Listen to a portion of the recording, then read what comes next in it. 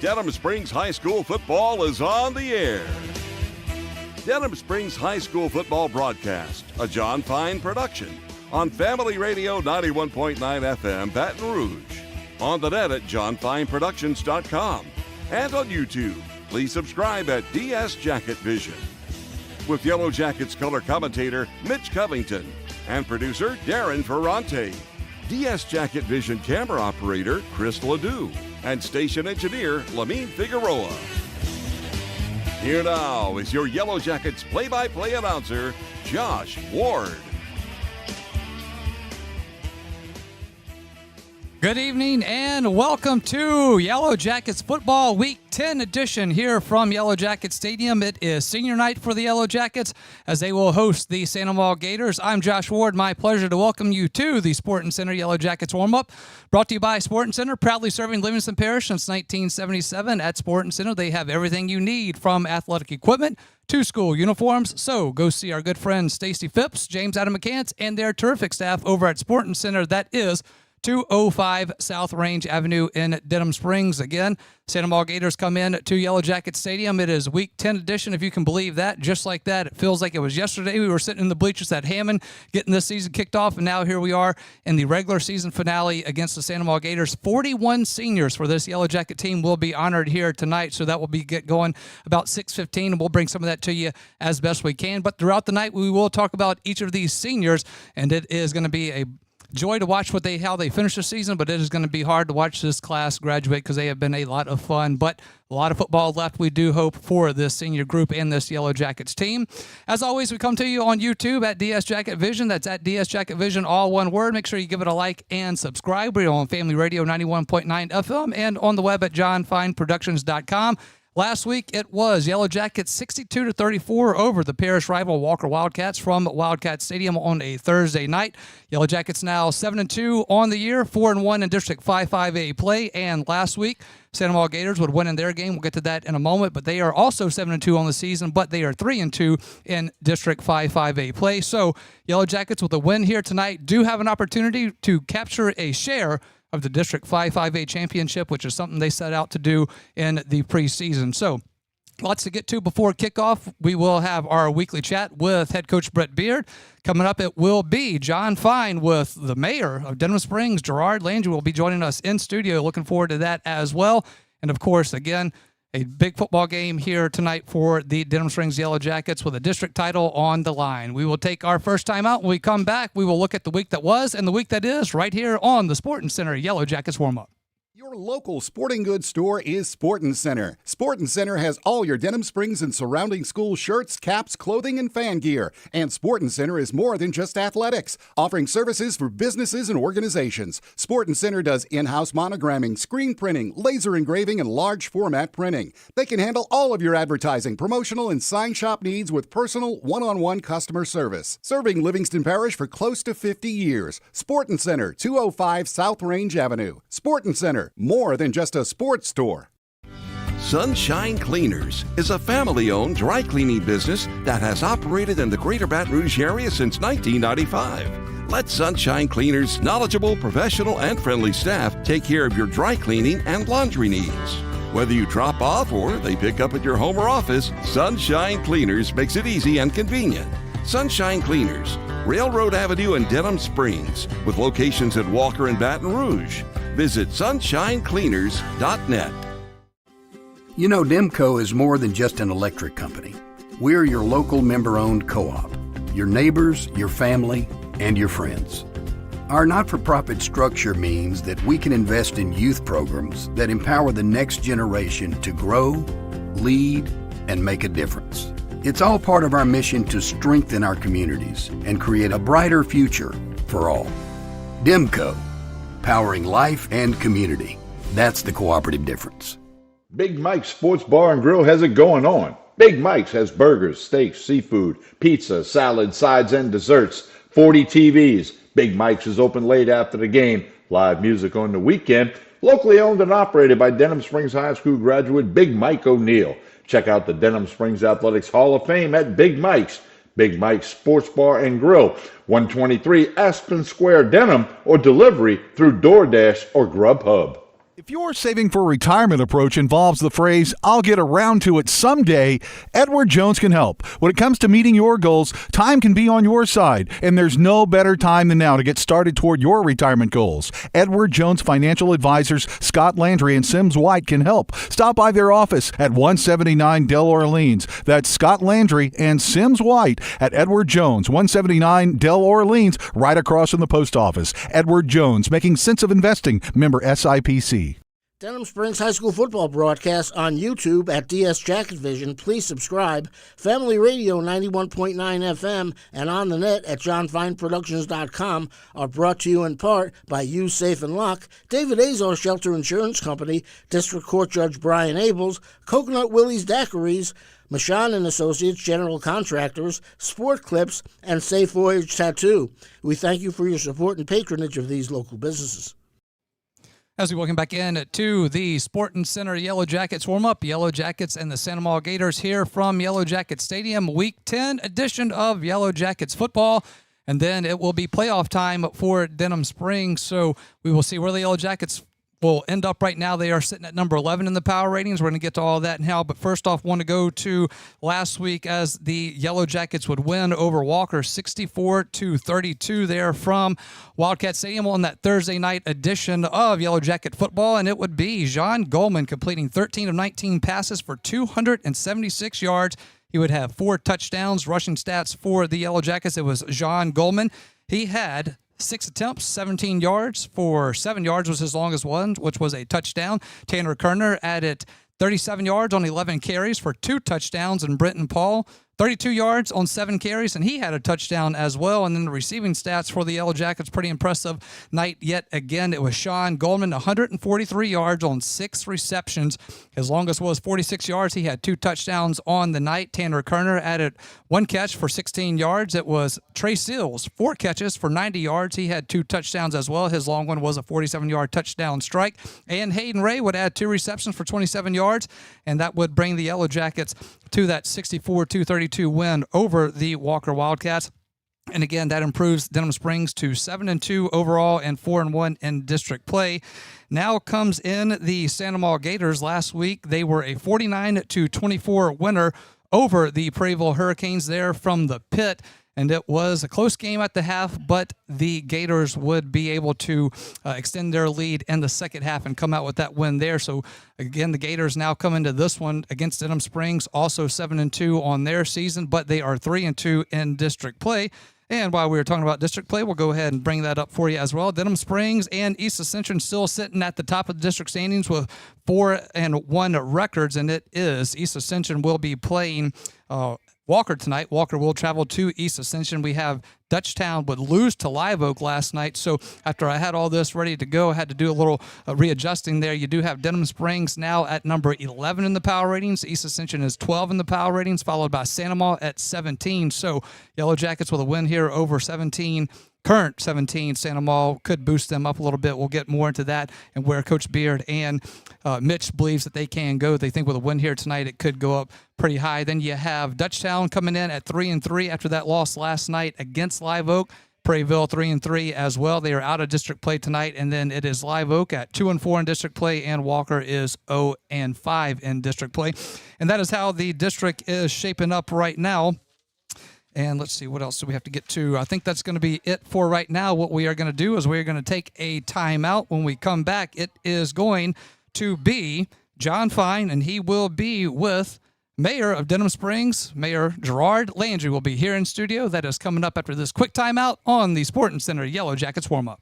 The tradition continues. The Whistle Stop has been serving Denham Springs for years, and they're still doing that, but are now locally owned by former Jackets Brandon and Courtney Rishu. The Whistle Stop has the same friendly staff, the great coffee and French cuisine, and wonderful service. And don't worry, Brandon owns the joint, but he won't be cooking up any of the delectable cuisine or brewing the coffee. He'll let the professionals handle that, as they have for years at the Whistle Stop, East Railroad Avenue in the heart of Denham Springs.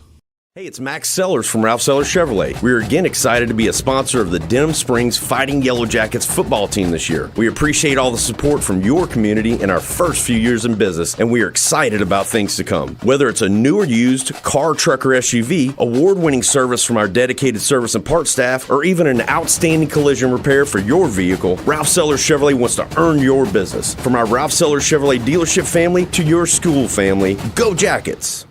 Bank Plus makes it easier to bank.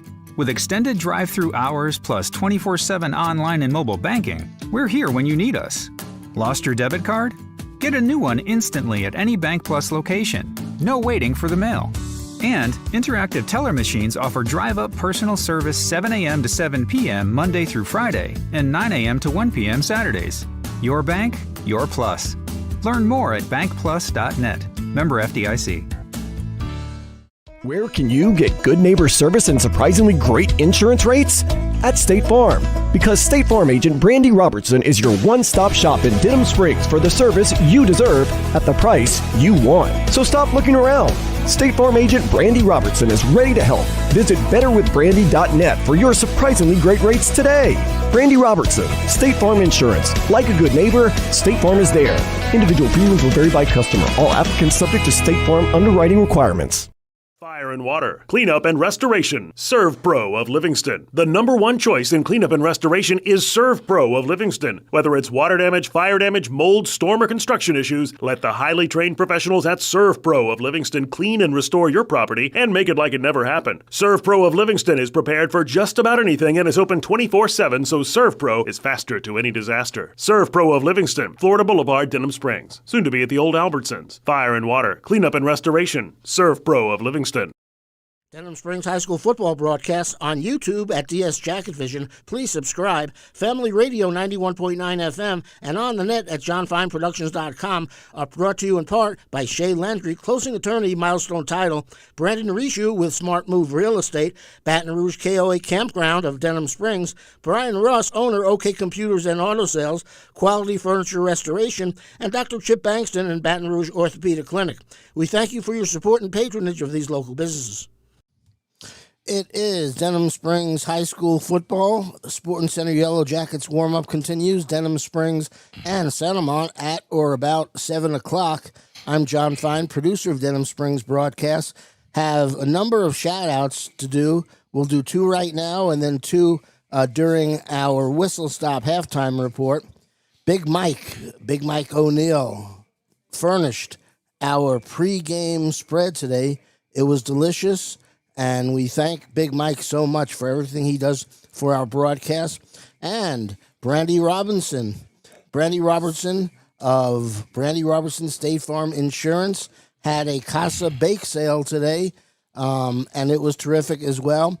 Darren and I had a chance to go out there and visit with some very, very nice people, including folks from our great sponsor, Serve Pro, along with another guest that we saw there, Raising Cane's, and we appreciate everyone who got involved in that tremendous, tremendous deal, and special thanks to Brandy for putting it all together. Right now, we are joined by the mayor of Denham Springs. He is Gerard Landry. The Honorable Gerard Landry. Gerard, thanks for coming on. Really appreciate it. Thanks for inviting me. It's sure thing. Great to be here. Great to have you. What does Denham Springs High School and Denham Springs High School athletics mean to the city of Denham Springs? Oh, my goodness. We have one of the finest facilities here in the state, probably multiple states around us, right? And this new facility with all the bleachers, everything is just so absolutely fantastic. And it's something to be proud of. Isn't that something? And you were telling me that you can't take credit for these new facilities. You wish you could, but it was a millage, a tax, if I'm not mistaken, that was passed that enabled this to be put together. Yeah, well, the district, which encompasses Denham Springs, is the one that generates the sales tax dollars, and the school board has allowed the local folks here to put together a fantastic facility. And I tout it when I talk to people from out of state. I've got some guys coming in week after next from Cleveland, and we talked about it just yesterday. And so they're excited to see it because they're going to be part of our community with the development that we have getting ready to come up. Boy, that's great. Anything you can share about who it is from Cleveland? No, I'm just going to call him Bubba for right now. Okay. So Bubba, All right. Bubba from Cleveland's coming in to see All us. right. So the Guardians or the Cavaliers or the Browns are not moving to Denham Springs. They are not, although he talked about all of them.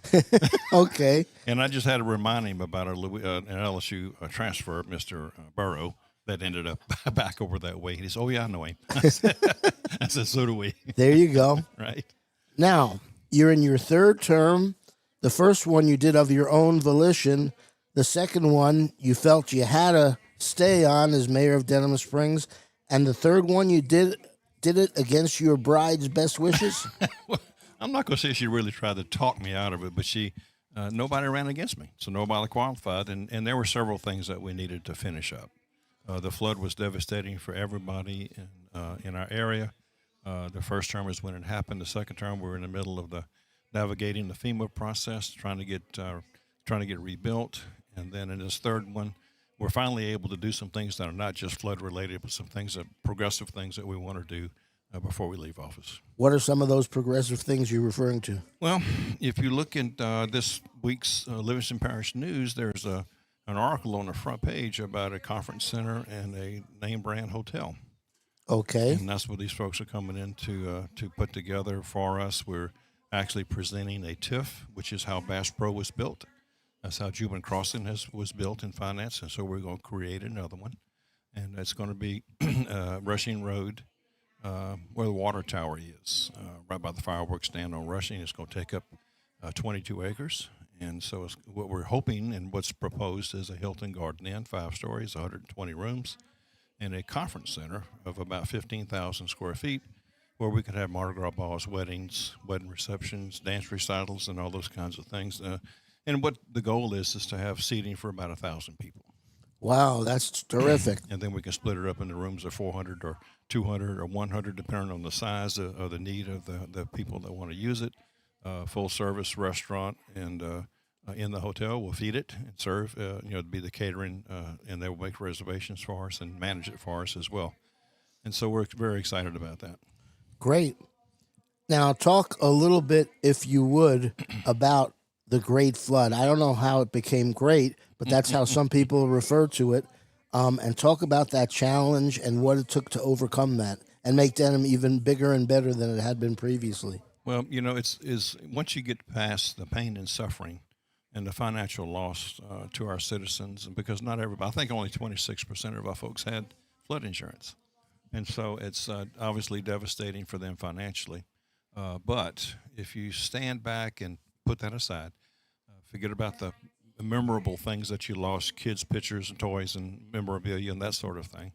The FEMA rebuild of Denham Springs has been a positive thing. Houses now are more up to code, electrical, plumbing-wise, and that sort of thing. So the housing values have increased.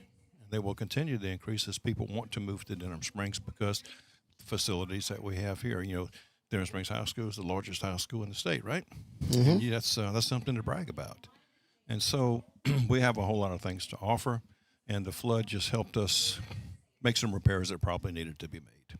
There you go. So that was the silver lining, if you will. Yes. Talk about what Bass Pro has meant to this area. Oh, my goodness. So Bass Pro was a $50 million TIF, and it was paid off 12 years early. For the uninitiated, what does TIF mean, please? Tax increment financing. Okay. So if you take let's just work on 100 acres, or let's work on this 20-acre piece of property that we're talking about on Rushing Road. There's very little money that's being generated in sales tax and or property tax, ad valorem tax, or whatever, right? So what you do is you put together the package, you form the TIF, and any tax dollars that are generated in this thing. So potentially today it's $100, nothing, right? But once the project is completed, what we hope to generate is $2,000 a day or a week or a month in sales tax and property tax. And so the professionals put together the TIF. They give you the estimate on what they think it could generate. And then you go to the bond commission in New York and you buy a bond that's going to the TIF will finance. Okay, so that's what dictates what we can do. So you were in New York? No, we're not going yet. Okay. And we have bond people that can do that for us that are professionals. I don't know if this crazy Cajun can go there and negotiate anything. Okay. Come on now. I can only relate to what our citizens need and want, and try to get that into the people that are professionals at it. There you go. And we are literally days away from having the TIF formed. It's going to be formed Monday night at the council meeting. These developers are going to come in the week after next. Now we've had some of them in here already, and they're ready to rock and roll. So, wow, that's really terrific. It really is, and it's good when you have an idea and you try to get the right folks together, the professionals, and do it the right way. Talk a little bit about Jubin Crossing and what that has to do, and that being a big factor in Denham Springs moving up. So Jubin is a TIF as well, and so we're just capitalizing on what Bass Pro did, and it's paid for, okay? And now Jubin is the same mechanism, and I think they're going to have another or second and maybe a third TIF to go ahead and expand it because of the population shift in Baton Rouge to here, and we'll do the same thing. So it's a very cost-effective way to do this thing, and it doesn't cost any more in tax dollars from our citizens, which is the most important thing. Talk a little bit about the trade-off and how you negotiate a couple of different contrasting thoughts as far as building in Denham Springs, whether it's new houses, whether it's buildings, whatever it is. Certainly, your ability to do that helps expand the economy and makes Denham Springs bigger and better. But the flip side is that a lot of people love Denham Springs for its small town vibe. So they're basically, if I'm analyzing this correctly, there are two different polar opposite points of view, and you have to be able to satisfy a number of constituencies. How do you do that? Well, there was a lady that just caught me down outside before I came in to interview with you, and her concern was about the traffic because she heard about the conference center, okay? And I told her the fix is already in because I've been working on the fix for 10 years. Okay. Okay. And then when the guy presented the 20 acres, is right in the middle of the fix. So it's going to be an ideal thing for us to navigate and try to encourage DOTD to work quicker. Fantastic. Now, when I asked if you're going to be running for a fourth term, you didn't say anything, but your bride had a quick response saying, no, this will be it. So any chance she could run for a fourth term? Not at this time. Okay. I will stay involved, I'm sure. If this project is not completely done by the end of next year, there'll be some other opportunities for me to maybe volunteer and be on the board of directors for the TIF, which is a necessary thing to do, and I'll be glad to do that. Like Jimmy Durbin did whenever I took over, he was still on the Bass Pro board. And so that's probably what I will do because, we need to have the guidance. We need to make sure that we follow what our people want us to do. Okay. Sounds good. Now, you actually have it on your watch. How much longer you have to be in office? 1 year, 1 month, and 21 days. Wow, but you have it down to the hour and minute as well. That's pretty impressive, huh? Well, I want to make sure I have enough time to complete my job. Okay. It's there not you that go. I'm not ready I'm ready to bail, but I want to make sure I have enough time to finish. Will you be supporting an heir apparent? Is there an heir apparent? There's some names floating around. You won't know who the actual candidates will be until July of next year. Okay. That's qualifying. I gotcha. And then you'll decide if you want to endorse anyone? Sure. Okay. Fantastic. Boy, remember when you first got elected? That was a lot of fun. You're appearing on the Drew Nettles Show, being our great sponsor. You even told us that because you only won by how many votes the first time? 111 votes. 111 votes. And you said that the viewership that we had on the Drew Nettles Show was largely instrumental in your getting that 111 vote majority. Well, so. I think you drum up 110 of them.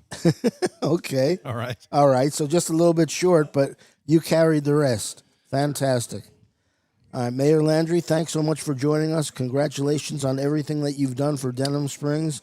And we're going to miss you when you retire, but we wish you only the very, very best. Thank you so much. I appreciate your help and support. Sure. Not bad for a former grocery man, huh? No, I'm Crazy Cajun that sold groceries for 45 years. There you go. And I still haven't decided what I'm going to do when I grow up, right? Okay. Are you going to grow up? I doubt it. All right. I knew there's something I liked about you. He is Mayor Gerard Landry. I'm John Fine. It is Denham Springs and Sanamont. It will be Josh along with Coach Brett Beard when we return after this pause on Sporting Center Yellow Jackets warm-up on Denham Springs football. For all your flooring and carpet needs, it's Floor Store Carpet One. At Floor Store Carpet One, they offer prompt, quality personal service. They'll take care of you right away. The Floor Store Carpet One has an extensive product line: wood, carpet, plastic laminate, ceramic tile, natural stone, countertops, and showers. The Floor Store Carpet One also carries luxury vinyl tile, which many customers rave about, serving the community since 1984. The Floor Store Carpet One, 1/2 mile from the Amant River Bridge on Florida in Denham Springs. If your saving for retirement approach involves the phrase, "I'll get around to it someday," Edward Jones can help. When it comes to meeting your goals, time can be on your side, and there's no better time than now to get started toward your retirement goals. Edward Jones Financial Advisors Scott Landry and Sims White can help. Stop by their office at 179 Del Orleans. That's Scott Landry and Sims White at Edward Jones, 179 Del Orleans, right across from the post office. Edward Jones, making sense of investing. Member SIPC. Like it was never there, Louisiana Tree Pro is your tree care specialist, expertly handling tree removal, tree trimming, stump grinding, and storm cleanup with 24-hour emergency tree removal. And Louisiana Tree Pro does it the right way with properly licensed and insured professionals who will get the job done quickly and safely with a quality result. Their goal at Louisiana Tree Pro is to leave your property better than they found it. That's why their motto is, like it was never there. Denham Springs owned and operated by Josh Howard. That's Louisiana Tree Pro. Personal injury? Boyer, Abear, and Angel. Auto accidents? Boyer, Abear, and Angel. Workers' compensation? Boyer, Abear, and Angel. One law firm can handle all of your legal needs, and you don't have to fight big city traffic to find them. Mark Boyer, Dominic Amato, Lucas Schenk, and Allison Costanza have a team of 12 attorneys ready to assist you. The lawyers at Boyer, Abear, and Angel have invaluable experience that allows them to provide expert legal counsel that's professional, prompt, and productive. Small town values, big city results. Boyer, Abear, and Angel. 4 decades, Smith Accounting is celebrating its 40th anniversary. With Randy Smith, along with Mickey McMorris and a terrific staff, Smith Accounting Services can handle all of your accounting needs. Personal taxes, computerized payroll services, corporate income taxes, business taxes, and bookkeeping. Smith Accounting Services, 227 East Railroad, Denham Springs. Celebrating 40 years of service, count on it at Smith Accounting Services. Denham Springs High School football broadcasts on YouTube at DS Jacket Vision. Please subscribe. Family Radio 91.9 FM and on the net at johnfineproductions.com are brought to you in part by Mr. Gaddy's Pizza, Dr. Brandon Wax with the Eye Center of Denham Springs, Cypress Pharmacy and Gift Shop, Burning Lotus Tattoo of Denham Springs, the Law Office of Ivy L. Graham, Family Specialist, and Hunt's Tire Pros and Car Care in Central. We thank you for your support and patronage of these local businesses. Warm up Yellow Jackets and the Amant Gators on senior night from Yellow Jacket Stadium with a share of the district title on the line for Denham Springs.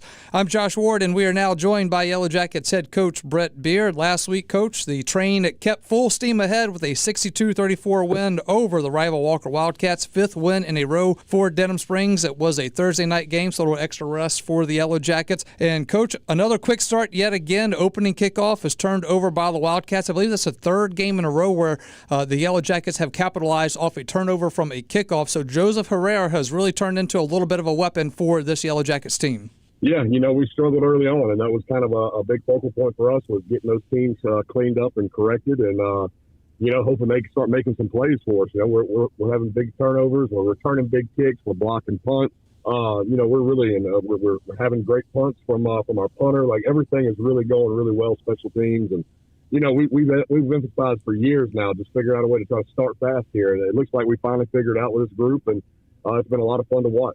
We've talked about special teams over the last few weeks, and each week they just continue to get a little bit better. But, a unique thing that Herrera does is he lays the ball flat down. I believe it's referred to as a watermelon type setup there. So what makes that so effective for him? Well, it still weirds me out that he does it, but he's a soccer guy. So, he felt more comfortable when we were trying to get this squib kick situation worked out and the confusion in onside kicks and squib kicks. He felt more comfortable when he set it on the side and kind of kicked it like a soccer ball. At this point, it's whatever gets the job done, and we're all hands on deck. And right now it's working, and he looks like he's doing a heck of a job for us. Absolutely. So it is 56 points for the Yellow Jackets at the half, and that is a new school record. And, thinking about this long history of Denham Springs, for that to be a record is pretty impressive in itself. And 56 points in one half is nothing to shy away from. But what's most impressive about that, the last 4 minutes of that second quarter, what you were able to do there and the amount of points you were able to put on the board in that amount of time, really impressive. Yeah, we get hot, man. This second quarter right now, we're eating some people up in the second quarter, and just getting dialed in and getting comfortable. And we've always kind of been one to press the issue at the end of a half and put a lot of pressure on them, especially if we're gonna, if we're gonna get the ball when we come back out and try to get 2 scores right there and just try to make things just really tough on their kids going into halftime. And when you got a group that's special like these kids that love football, that are playmakers, that love each other, it's a lot of fun to dial some things up and watch them go make plays. On top of that, it's just how you manage the time in those time crunch situations there towards the end of the half. I know we've always talked about it, but you're very in tune to the amount of time and what you want to do with those timeouts. And again, what you were able to do with that, especially in the last waning seconds of that second half, was pretty fun to watch as well.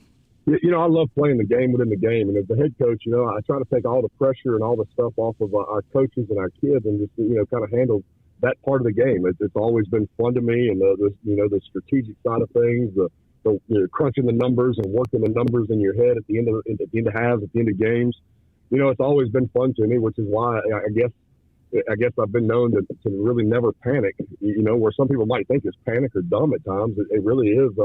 Everything is really thought out and planned out, and I just try to play the game within the game and have a lot of fun with it, and put our kids and coaches in spots to make things happen. Well, one thing I've learned over the years, and I've said on the broadcast, if you're not calling a timeout at a certain time that I think I would, then I know to just let it go and don't say anything, because you've got a reason, and it usually works out. So I don't question that at all. Coaches, we do look at. I can assure you, there's means to this chaos. Yes, absolutely. I know I do some dumb things, but sometimes you got to create chaos. Sometimes you got to create the momentum, and sometimes you got to make people on the other side uncomfortable while playing the game. So it's fun to do. Absolutely, Coach. Gulman to Gulman connection picked up from where it left off the previous week, and as twins and playing so long together that they have the same thinking and timing and all that, but here in the last few weeks it's been on a different level. Yeah, look, they're synced up differently than any of us being twins. And, they talk and they love football and talk football, even when they leave here at night when they're getting ready for bed.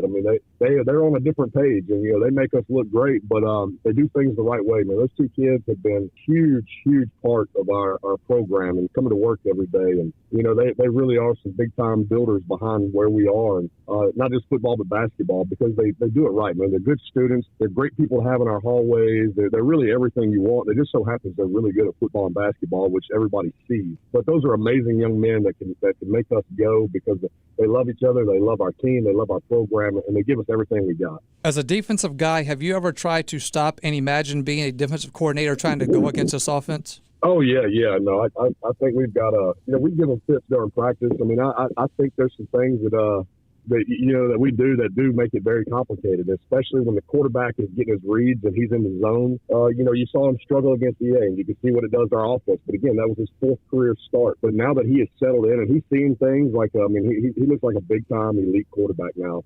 And he's settled in, and when he's seeing things and not guessing, it is hard to stop us, because he can beat you with both his arms and legs, and we got skill guys all over the place. And I kind of have an idea what I would throw at him, but it would be tough no matter what. It's got to be great for your defense to go against that in practice. It's got to make them that much better as well. Oh, definitely. Like you talk about a look, we still do good on good a couple times a day during the week to kind of get that fast pace, that simulated 5/8 pace, and to work against our offense. If you can play against our offense, you can play against anybody. And keeping with the defense side of the ball, they continue to build momentum each week, and it seems like each week there's a player or two on that defense that kind of steps up. I thought last week Bryson Smith had a really good game. He had the block punt. He had some a couple of times where he was flag playing some guys. He seemed to be all over the ball last week.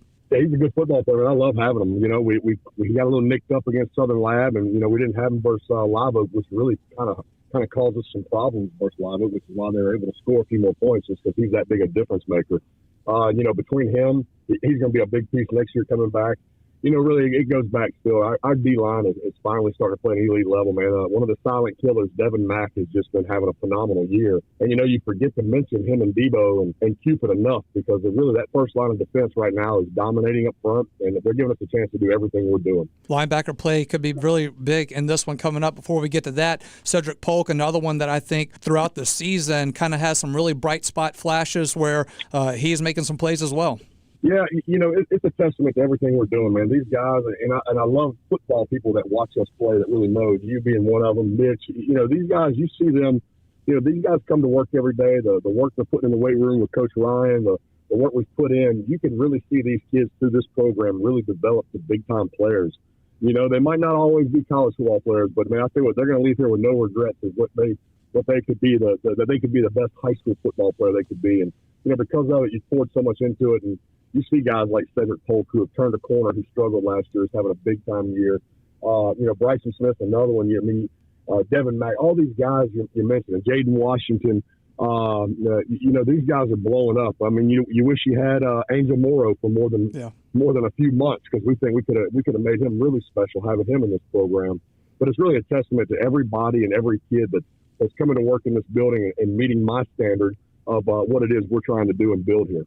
Each week I wait for the stat sheet like a kid waits on Christmas from offensive coordinator Ryan Fournier, because when I get it, it's just amazing each week. Is there any part of you that's having to keep this team grounded, or is the leadership of this team grounded within themselves? What is that like for your staff?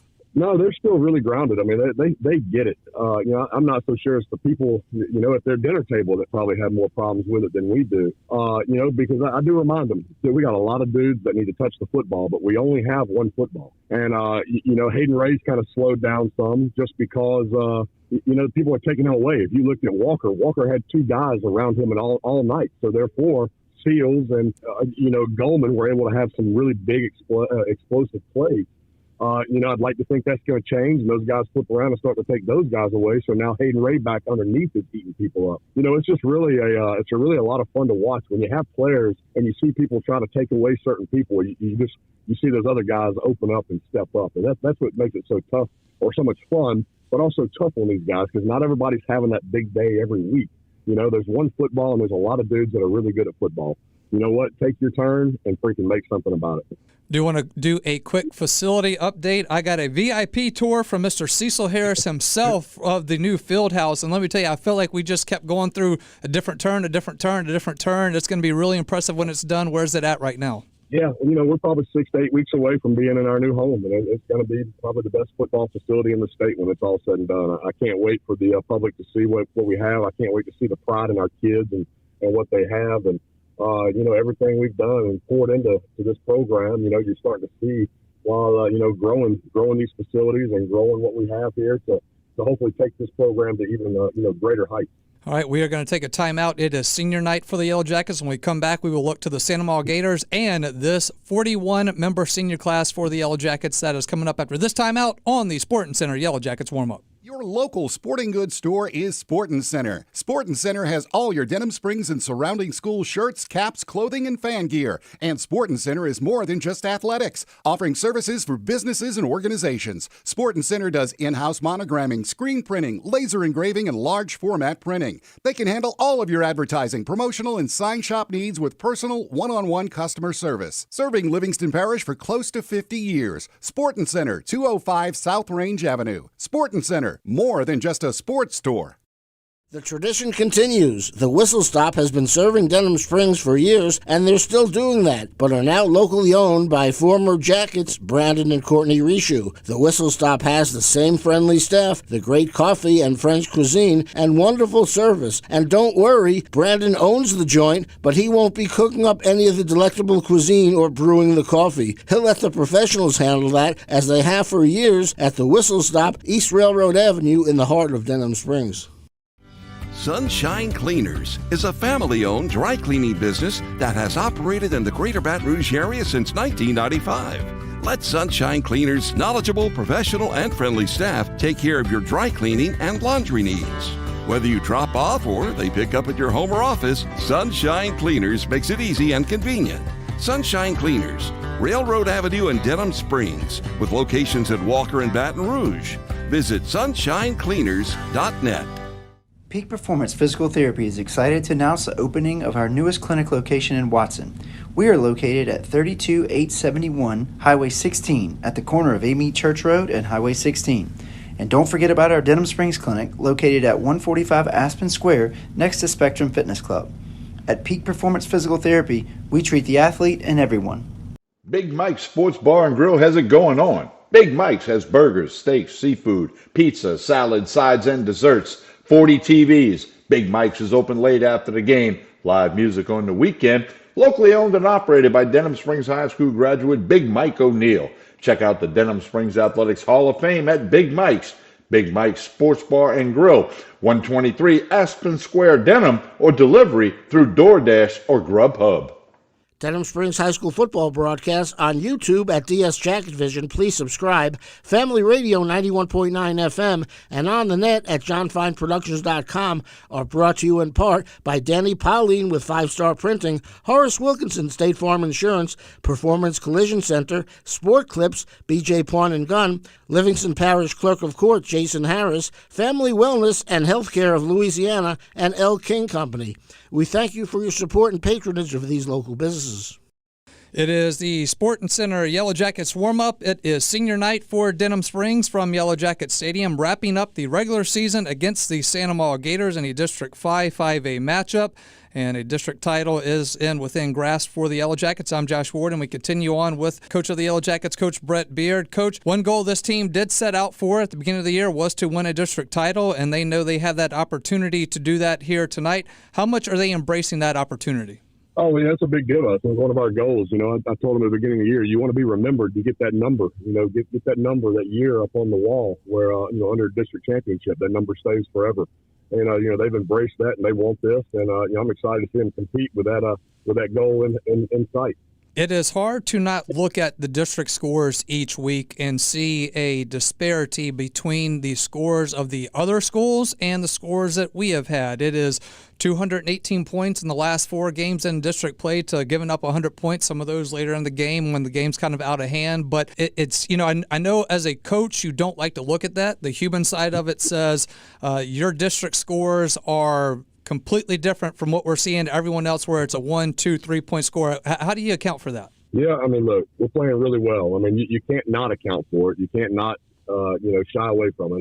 The kids more than anybody know what we're doing. They're a part of it and they're enjoying it. You just got to continue to figure out a way to, I guess the big thing coming into this week was consistency. Like, we're on a high right now and I love it. We don't want to go backwards. And the only way you don't go backwards is you stay consistent. You consistently work during the week of practice so you can play at a high level. And you don't go backwards. And that's really how we're attacking it. And I told them, too, like there's going to come a night during the playoffs to where offense, you're going to win us a football game 45-43. And then there's going to be one week where defense, you're going to win us a football game 10-7. Yeah. That's what I've seen it happen 100 times. I said, you just got to stay within yourself. Execute the game plan at our high level and our standard, and let it all work itself out and just enjoy the ride. Because that is one thing. We're going to enjoy this. One last thing on district, if it does come down to a co-district championship with East Ascension, how is it decided who will go to the LHSAA as the district representative? Yeah, they'll go because of head-to-head. We will have a share of it. Yep. By record-wise, we'll have a share of it, but dictating who has to be that champion, it would be EA because it would be head-to-head, even though, they beat us. They lost to Prairieville, who we beat the piss out of. Yeah. So that would definitely give us a share of the title, but we'll give them the title for LHSA. All right, so as we do look to the Gators now, they are led by senior quarterback Cooper Babin. Make no mistake about that. He really puts it on his shoulders. Seems to be a run first, pass second mostly, but when he does get out there and starts moving around, he's often able to find somebody open just because of how much space he creates. Yeah, very, very scary and elusive player, man. I tell you what, Friday night's going to be a lot of fun. You're talking about arguably 2 of the best quarterbacks in the state that are kind of dual threats that can do it all. Babin is the returning MVP of our district. He knows how to win. He knows how to compete. He's a warrior. Just like his dad. He and I played ball together. I know his makeup. I know what he can do. But I tell you what, I mean, I like the idea of having these two quarterbacks battle it out. You know, it's going to be a lot of fun to watch. The running back Hickerson was the only running back I saw them play last week against Prairieville, and when Babin gets into trouble, he kinds to be the safety net for him. How do you count for him on Friday night? Yeah, and he can run. You know, he's been a scary little player the last couple of years. A young guy that has given us fits through freshman and JV football because he can fly. You talk about two really good athletes. Now, again, if you look at what we've seen this year on our schedule, this is nothing new to us. You talk about the running quarterback with a running back that can run. It remind me a lot of Hammond. Those type games where you got to be prepared to be disciplined with your eyes and be disciplined and stay in coverage and trust your eyes and get your reads and be where you're supposed to be. Build the wall because it can come out the back door. It can be thrown out. There's a lot of things that they can do with their offense that you see with ours. There's a lot of similarities. So the little running back is scary. The quarterback is scary. The O-line is big and physical. It's going to be a war. Defensively for the Gators, they do have some bigs up front as well. It will take a good effort from your offensive line to hold that line and give Golan some time back in the pocket. Yeah, you got to win in the trenches. I mean, we still go back to, we're having fun with all these skill guys running around the field, throwing it and catching it and making big explosive plays, but it goes back to winning the trenches, and that's how you win those games, whether it be both on high scoring ends or both on low scoring ends. You got to win in the trenches. Our O-line continues to get better. We're trying to get healthy. We're trying to get us here a couple of weeks so we can get Fergie back and really be full strength as we make a little run right here. And they just got to continue to stay together, trust each other, and do their job. A lot of games have been where the other team has wanted to slow this down. It looks like this one may be one where St. Amant may be more comfortable if this does turn into a shootout. Yeah, I mean, if you look at their scores, they've been in them. So, I mean, it's definitely going to be worth the price of admission. I think it's going to be really entertaining, beautiful night. Ideally, we'd like to get to our 2 to 3 score lead and get back into playing our game. But if they want to get into a rat race, we'll get into it as well. And again, it's going to come down to defenses getting critical stops or critical turnovers. It is senior night for the Yellow Jackets. 41 seniors for this class will be honored before the game. You better start early with that many guys so we can get the kickoff at 7. But 6:15. Yeah, there you go, 6:15. We'll be ready for it. So with 41 seniors, obviously, Coach, every class is different. But, just from the outside looking in, this one seems to be a little bit different. I don't know if they're more tight-knit or there's just an air about them. But in your words, express this senior class. I'm going to tell you the most exciting thing about this senior class is they have really paid attention and learned from the classes before them. I've heard a lot of things that I didn't know about previous classes and previous players in certain classes that have blown me away. But I guess the biggest thing about this class is they're good young men. They are who they are here, and they are who they are when they leave here. And they definitely have embraced taking care of the DS and taking care of the purple and gold. And because of it, they're all in together. They made a pact to do things the right way throughout the football season. And with 41 seniors, they hold each other accountable. And they really want to do something nobody's ever done here. And, because of their mentality and their mindset towards this success and towards this program, you can see I think that has a lot to do with why we're playing the way we're playing. And, the biggest thing is, too, these kids here, they don't really know anything different. Even groups before us, they kind of, they knew that, they always talked to guys that knew the other regime or knew how other things were done, where this group is just, they are who they are. They're our program. They do what we need them to do. And they know our standard and embrace our standard. We know the guys that are on the field each and every Friday night making the plays and getting the highlights and all that. Who are some of these seniors on this team? And we talk about program guys that really are a backbone of a program who go in and do the work that doesn't always get the limelight. Who are some of those names that you can mention? You can't ask for many better than, I could really go through all 41 of them. I don't want to leave anybody out. And, I love every one of these kids. They all they are all a piece of this puzzle. But some guys, that you're familiar with, that more people, football people that are familiar with, that are just amazing guys in this locker room. You look at a Caden Allen. He's a freaking unbelievable player, but he's quiet. He's undersized. He just flies around and does what he does. He's gotten a ton better this year than he was last year. Jackson Sagan, another dude that, plays a real nasty brand of football, is more my kind of guy. He's the kind of guy that I would have migrated towards when I was in high school. And he's kind of the heart and soul and the nastiness of our defense. Guys like that are a lot of fun. Fergie, Christian Ferguson, number 58, he embodies everything. He gives us everything and has for 3 years. really a special dude to this program that you hate to see get nicked up, that we're just trying to figure out a way to get back. Britton Paul, we handled him. I blame myself on Britton Paul for last year. We handled him with kid gloves, thought he was going to be the dude. I think he overtrained away from here at times and wasn't up to where he is now, and he got a lot smarter this offseason, and we didn't do things. We moved him to linebacker in the spring to kind of teach him how to play the game and try to wake him up as a running back. And, we see that now, like, him understanding the whole game of football has made him an elite running back. I could go all over all 41 of them and what they bring to this program and how much I love and appreciate every one of them, because I know it's a lot. I know it's a lot on these parents, but it's worth every bit of it. Even Quentin Clay, he's had his ups and downs, but Clay was with us as a freshman, moved to Texas, and he was able to move back, to have a kid like that come back, one we really loved and had plans for, and went through a spring as a freshman and was going to play as a sophomore. And then, like I said, he moved to Texas and he was able to come back. I could go through everybody. Just an unbelievable group that I can't tell you how much I love and appreciate. It has nothing to do with the wins and losses. It has to do with kind of young men they are and how they handle themselves in the program and away from the program. We're going to go through each one throughout the broadcast as we go through, and we've got a little thing to say about each one of them. Kind of tasked Mitch to handle that, so we will honor each of them ourselves throughout the night, but they will have their moment before the game, and most importantly, to try to get after the game. And, Coach, before we let you out of here, power ratings, everyone will be paying very close attention this week as the bracket will officially come out Sunday. With the win over Walker, it actually dropped 4 spots down to number 12. That was a little surprising. I thought maybe if you dropped a little, it wouldn't be 4 spots, but with a win against Santa Maria, where do you think the Yellow Jackets can land? Well, believe it or not, we have a chance to jump up to 4. I think with a win, we could get to 4 to 6. There is a path for us to get to a bye. I don't know how I really feel about that as we're rolling. And, if we were really beat up, it might be a little different feeling. But there's a path for us to get to 4 to 6. All right, we will be looking for that very closely. Nonetheless, let's take care of the Santa Maria Gators, who have been a bit of a thorn in the side of the Yellow Jackets for the last few years. And for me personally, my old man is a Santa Maria Gator. My mom's a Yellow Jacket. I'm a Yellow Jacket. So this one means a little bit more to me, Coach. So going to need this one here. As always, congratulations to all these seniors. Finish out the regular season here, and we will see where we go in the playoffs. Coach, always appreciate the time. Best of luck, and go Jackets. We'll talk with you next week. Yep, man, thank you for everything as always. Mom, Dad, love y'all. All right, that was head coach of the Yellow Jackets, Coach Brett Beard. We're back after this timeout on the Sporting Center Yellow Jackets warm-up.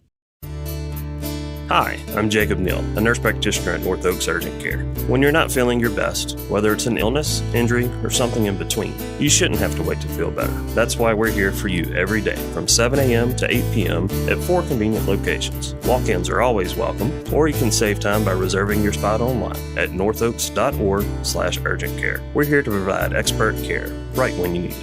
North Oaks Health System, improving lives every time, every touch. With Bank Plus, your account is always just a tap away. Bank anywhere, anytime with free Bank Plus mobile banking. Pay bills, transfer funds, and check your account day or night with the Bank Plus mobile app. Deposit checks with the snap of a photo. Keep tabs on your account with transaction alerts. Lost your debit card? Disable it instantly from your smartphone. Then, turn it back on when you find it. Your bank, your plus. Learn more at bankplus.net. Member FDIC.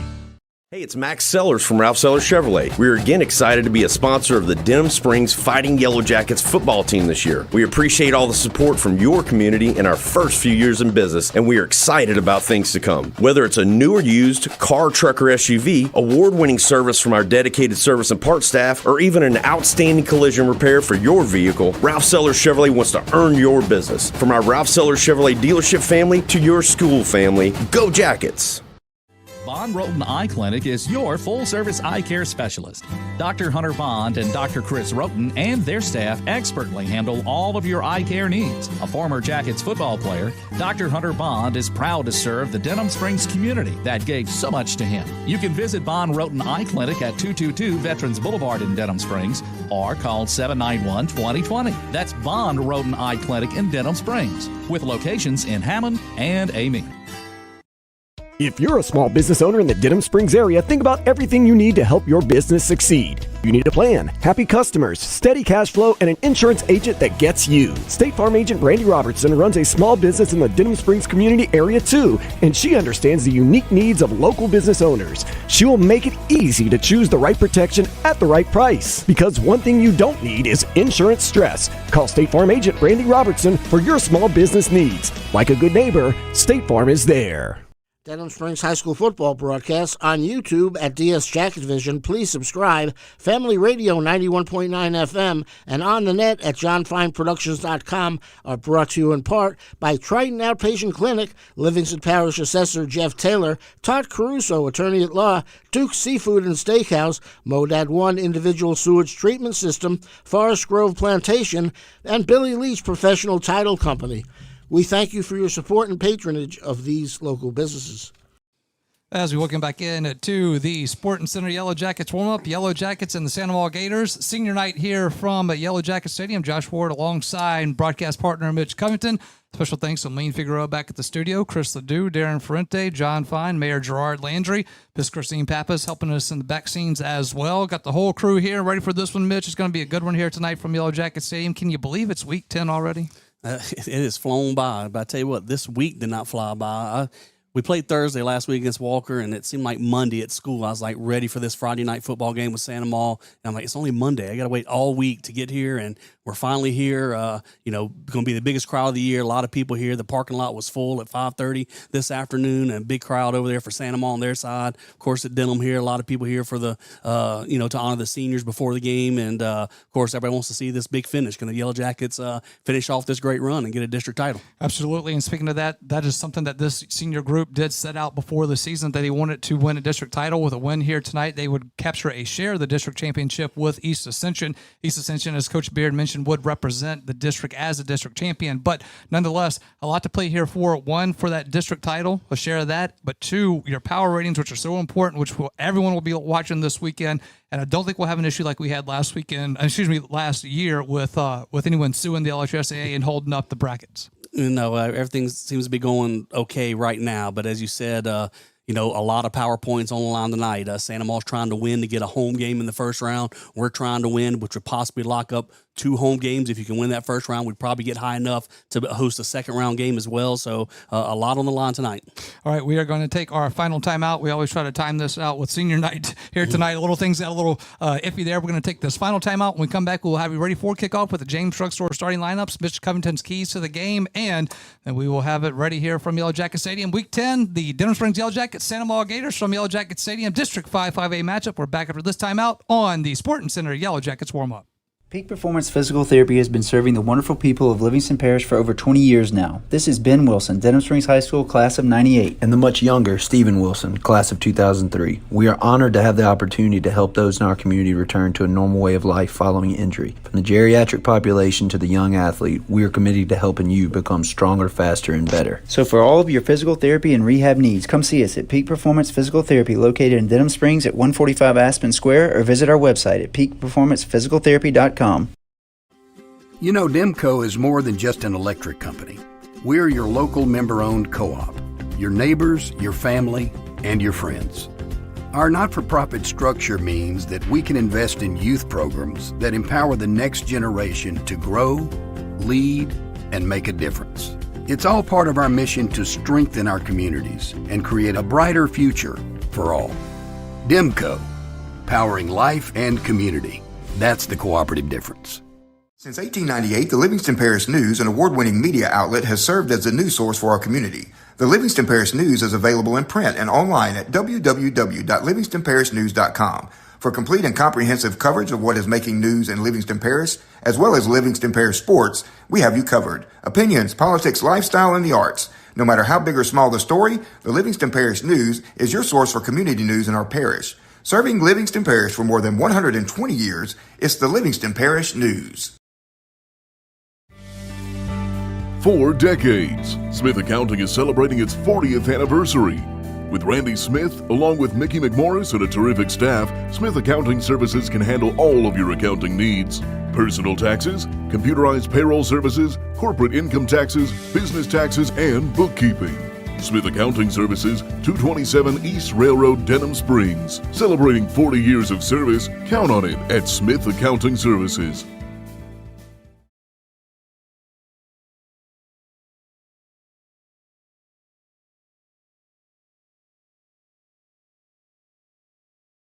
Fire and water, cleanup and restoration. Serve Pro of Livingston. The #1 choice in cleanup and restoration is Serve Pro of Livingston. Whether it's water damage, fire damage, mold, storm, or construction issues, let the highly trained professionals at Serve Pro of Livingston clean and restore your property and make it like it never happened. Serve Pro of Livingston is prepared for just about anything and is open 24/7, so Serve Pro is faster to any disaster. Serve Pro of Livingston, Florida Boulevard, Denham Springs. Soon to be at the old Albertsons. Fire and water, cleanup and restoration. Serve Pro of Livingston.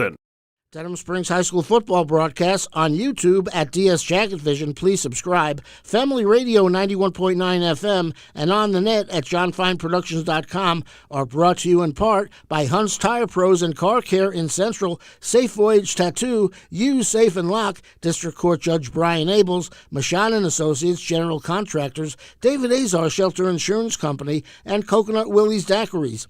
We thank you for your support and patronage of these local businesses. We welcome back in to the Sporting Center Yellow Jackets warm-up. It is Yellow Jackets and the Gators. We will go ahead and get our James Drugstore starting lineup for you. Brought to you by James Drugstore, locally owned and operated, serving Livingston Parish for almost 100 years, where old-fashioned service meets modern-day medicine. That is James Drugstore, Florida Boulevard in Denham Springs. Defensively for the Yellow Jackets, defensive ends Devin Mack and Devo Scott. Nose guard Devin Kupic. Linebackers Jackson Sagan, Cedric Polk, Caden Allen, and Bryson Smith. Defensive backfield for Denham Springs will be Jaden Washington, Trenton Matwire, Angel Morrow, and Quentin Clay. Offensively for the Yellow Jackets, left tackle Nate Black, left guard Max Arce, center Bryson McKay, right guard Caden Campbell, right tackle Angel Villa-Gomez, wide receivers Brenton Paul, Sean Goldman, and Trey Seals. In the backfield is Tanner Kerner and Hayden Ray. Quarterback is John Goldman. Ready to get underway here from Yellow Jacket Stadium will be Denham Springs to kick it off to the Amant Gators. We will get Mitch's keys to the game right after this, but that will do it for the Sporting Center Yellow Jackets warm-up, brought to you by Sporting Center, proudly serving Livingston Parish since 1977. At Sporting Center, they have everything you need from athletic equipment to school uniforms. Go see Stacy Phipps, James Adam McCants, and their terrific staff at Sporting Center, 205 South Range Avenue in Denham Springs. Kick from the 40 from Herrera, and we are underway. Going to be fielded around the 35-yard line for the Gators and going to be spun around about the 40-yard line. On the return is number 31 for the Gators. That is Cooper Tomplay. Yeah, Cooper Tomplay, one of the backup running backs there. He's the only one of the deep guys, but Santa Maul knows we've been squib kicking a lot, and they had him kind of set in a position to try and get there. Not bad coverage for the Jackets, but Santa Maul's going to be starting at about the 40. And tell you what, if you want to watch some offense, we expect to see a lot of offense tonight. I do not expect to see a 7-6 ball game in the fourth quarter tonight. Santa Maul's got a great offense. Denham's got a great offense. And it's the Gators with the ball first. It will be Cooper Babin. He will pass it quickly to his receiver, Jermichael Million, and it is incomplete on the far sideline. Mitch Covington's your keys to the game for the Yellow Jackets tonight. Well, as I mentioned, Santa Maul's got a great offense. I don't think we're going to get a shutout tonight defensively, but just get a few stops. Get a stop a quarter, force a couple of turnovers, get a few things here. The way the offense has been rolling, just try to get the ball back to them a few times. And then when you're on offense, let's just make Santa Maul stop us. Don't give them any freebies. Not a lot of drop passes. Let's not have any turnovers, force Santa Maul to stop us when we have the ball. It will be Babin out of the shotgun again, going to hand it off in the backfield to Hickerson. Hickerson will go forward and will pick up about 2 or 3 yards on the carry. Still moving the pile with him, Jordan Hickerson, who is kind of the workhorse out of the backfield there for the Gators. Yeah, it's going to be Hickerson. It's going to be Babin. They've got a great running game. We've been missing it, all night. Cooper Babin is the returning district MVP as the quarterback.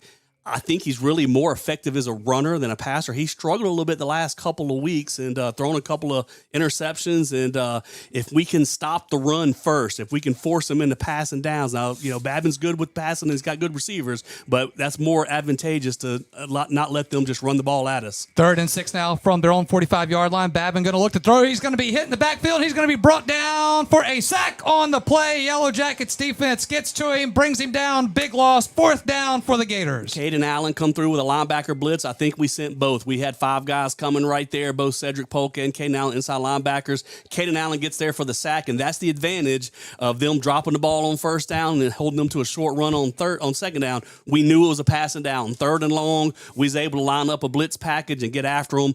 Don't leave them at 3rd and 2 where they can run it or they can pass it, and we got to play on our heels. That was a great defensive stand there to start the game for the Yellow Jacket defense. We'll send out the punter for the Gators. It is Tanner Kerner back to receive. Here's a snap. Punt is away. That is going to be out of bounds on the far sideline, about the Denham Springs 40-yard line. Be 1st and 10 for the Yellow Jackets after this quick timeout on Yellow Jackets football. Personal injury? Boyer, Abear, and Angel. Auto accidents? Boyer, Abear, and Angel. Workers' compensation? Boyer, Abear, and Angel. One law firm can handle all of your legal needs, and you don't have to fight big city traffic to find them. Mark Boyer, Dominic Amato, Lucas Schenk, and Allison Costanza have a team of 12 attorneys ready to assist you. The lawyers at Boyer, Abear, and Angel have invaluable experience that allows them to provide expert legal counsel that's professional, prompt, and productive. Small town values, big city results. Boyer, Abear, and Angel. Welcome back in to Yellow Jackets football. Yellow Jackets force the Gators to punt. It will be Denham Springs now, 1st and 10 from their own 40-yard line.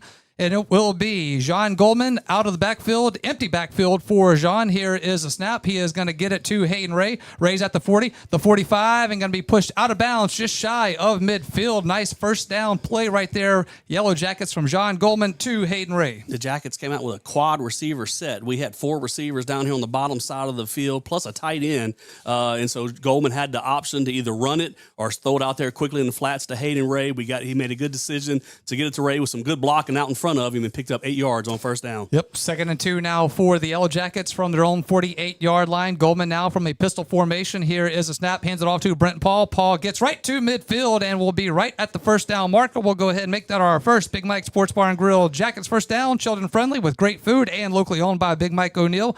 And it just so happened to feed the crew here tonight. I was going to say, shout out to Big Mike for helping with a sandwich tray and some desserts and had some good cookies and all of that. We appreciate Big Mike taking care of us up here in the press box tonight. Absolutely going to be 1st and 10 for the Yellow Jackets now just inside the Gator territory at the Gator 49-yard line. Here is Goldman, quarterback keeper, gets to the Gator 45, fights for more yardage, and will be brought down about the Santa Maula 44. And that looks to be one of the weaknesses of the Santa Maula defense, their run defense. They try to jam a lot of guys in there to stop you. They've got some decent-looking secondary guys, some cornerbacks, but just watching the other district opponents on film against them, they have given up some yards in the run game, and so they try to jam as many people up there as possible to try and stop that. And, of course, you do that, that opens up some passing on the back end. 2nd and 5 now for the Yellow Jackets, Gator 44-yard line. Here is a handoff in the backfield again to Brenton Paul, and he is going to be stood up for a loss on the play. Looks like they're going to put him back for a 1-yard loss back at the 45-yard line. Mitch, but it is senior night here, so off the bat, we're going down in numerical order. John Goldman, Matthew Duvall, and Sean Goldman. Talk about those seniors. Oh, well, of course, John and Sean, the twins, and they've had record-breaking season. Sean Goldman is your single-season receiver, touchdown receiving record. He's got 11 on the year already, and we still got a game to go here. John, of course, been running and passing, having a great game. Matthew Duvall is unfortunately hurting out for the year, but he had some key catches for us early on in the season. On 3rd down now for the Yellow Jackets, 3rd and 6 from the 45-yard line. Here is Goldman, rolls to the near sideline, is going to throw it on the run. It is going to be caught on the sideline, and it is going to be a catch at the Gator 35-yard line. Goldman to Goldman, as we called it right there. We'll go ahead and give ourselves a pat on the back, but we'll give it another Big Mike Sports Bar and Grill. Jackets first down. Check out the Denham Springs Sports Hall of Fame at Big Mike's. Quite a duo those guys have been. I tell you what, and after football season, stick around and watch them in basketball. They're going to make great plays on the court as well. But 3rd down, Sean ran a great route, ran the defender off, stopped, turned to the sideline. Jean put it right on the money for the first down. On 1st and 10 from the Gator 35-yard line, Goldman going to throw it, has Hayden Ray. Ray makes a move, gets to the 30. He's at the 25. He's at the 20. He's at the 15. Going to the 10-yard line. Hayden Ray all the way to the 10. Going to be 1st and goal for the Yellow Jackets, making another Big Mike Sports Bar and Grill Jackets first down. Book your Christmas party right now as space is filling up at Big Mike's. That is Big Mike's Sports Bar and Grill. Tell you what, Hayden Ray, he got the ball. He had some open space. I kind of had my hands in the air right there. I had a good feeling the first guy wasn't going to be able to bring him down, and he made him miss. Hayden Ray's been so good all year with the ball in open space. He's a big guy that can also run away from you. First and goal from the Santa Maula 10-yard line. Goldman going to get it into Brenton Paul. He's at the 5, and he will walk it in for a touchdown. Touchdown, Yellow Jackets. Tell you what, Brenton Paul did a great job. Sean Goldman got it out there to him, but let's give a lot of credit out in front. Sean Goldman, we talk about his receiving prowess, but he did a great job blocking in front of him and opened up plenty of room for Brenton Paul to catch it at about the 10-yard line and walk in almost untouched. He didn't get hit till he's right at the goal line. Great blocking by the receivers out in front. That was Sean Goldman. I also believe Trey Seals was on the side over there as well, doing a good job of stalk blocking. Jonathan Bravo will come on to attempt the extra point. Dylan Johnson is the holder. Here's the kick. Extra point is no good. Pushes it to the left again. That's his second one like that. No good. Extra point is no good. So it is Denham Springs 6, Santa Maula 0. Back after this, it is Yellow Jackets football. Your local sporting goods store is Sportin' Center. Sportin' Center has all your Denham Springs and surrounding school shirts, caps, clothing, and fan gear. And Sportin' Center is more than just athletics, offering services for businesses and organizations. Sportin' Center does in-house monogramming, screen printing, laser engraving, and large format printing. They can handle all of your advertising, promotional, and sign shop needs with personal, one-on-one customer service. Serving Livingston Parish for close to 50 years. Sportin' Center, 205 South Range Avenue. Sportin' Center, more than just a sports store. As we welcome back in to Yellow Jackets football, it will bring us to our first Bernie Robertson State Farm Insurance scoring drive for Auto, Home, and Life. It's Bernie Robertson State Farm Insurance. Team members include Amanda Cook, Justin Summerall, Janet Goins, Brittany Watkins, and Katie Switzer. Visit betterwithbrandy.net. We'll get that right after this kick. Here is a squib kick from Herrera. It is going to be picked up at the 30-yard line and getting to the 35 again as Tom play on the return. But Mitch, hit us with that Brandy Robertson State Farm Insurance scoring drive, please. The Jackets opened up with a 60-yard scoring drive. It took 2 minutes and 28 seconds. We finished up with a Sean Goldman to Brenton Paul 9-yard touchdown, and with 7:53 left on the clock, the Yellow Jackets lead 6-0. And let me make a correction. Mentioned Big Mike helping out with the sandwiches, but also that was Brandy Robertson State Farm with the desserts. That's right, correct. So the cookies and cupcakes came from State Farm, so we appreciate both Big Mike's. Actually, it came from Darren Ferrante, who got them from Brandy Robertson's event that she had there this morning. Here is 1st and 10 for the Gators. It'll be a handoff in the backfield to Hickerson, and Hickerson will get 5 yards and a little bit more as he gets across the 40, gets all the way up to his own 42-yard line. Line of scrimmage is the 35 to start this drive for the Gators. Now we want the defense to step up and get another stop. Santa Maula's not going to, give up and quit because of one touchdown. They're used to getting in shootouts. I mean, they played a 55-52 game with Live Oak. They played a 49-48 game with East Ascension. That right back at it, a good run on first down for them, and now they're at 2nd and 3.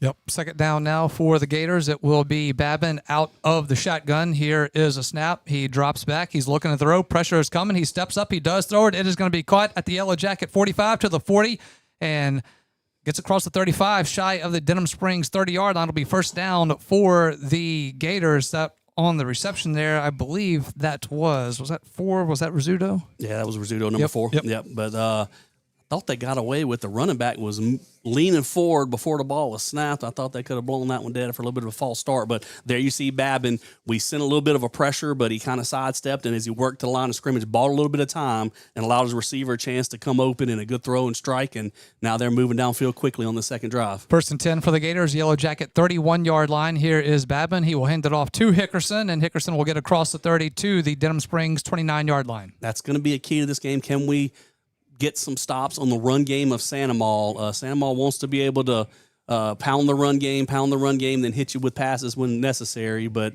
we've had a couple good stops on first down plays. All right, we've got a player down on the field with 6:21 left here in the first quarter. Denham Springs 6, Santa Maula 0. We're back after this on Yellow Jackets football. Denham Springs High School football broadcast on YouTube at DS Jacket Vision. Please subscribe. Family Radio 91.9 FM and on the net at johnfineproductions.com are brought to you in part by Livingston Parish Clerk of Court Jason Harris, Family Wellness and Healthcare of Louisiana, El King Company, Performance Collision Center, Denny Pauline with 5-Star Printing, Horace Wilkinson State Farm Insurance, Sport Clips, and Dr. Brandon Wax with the Eye Center of Denham Springs. We thank you so much for your support and patronage of these local businesses.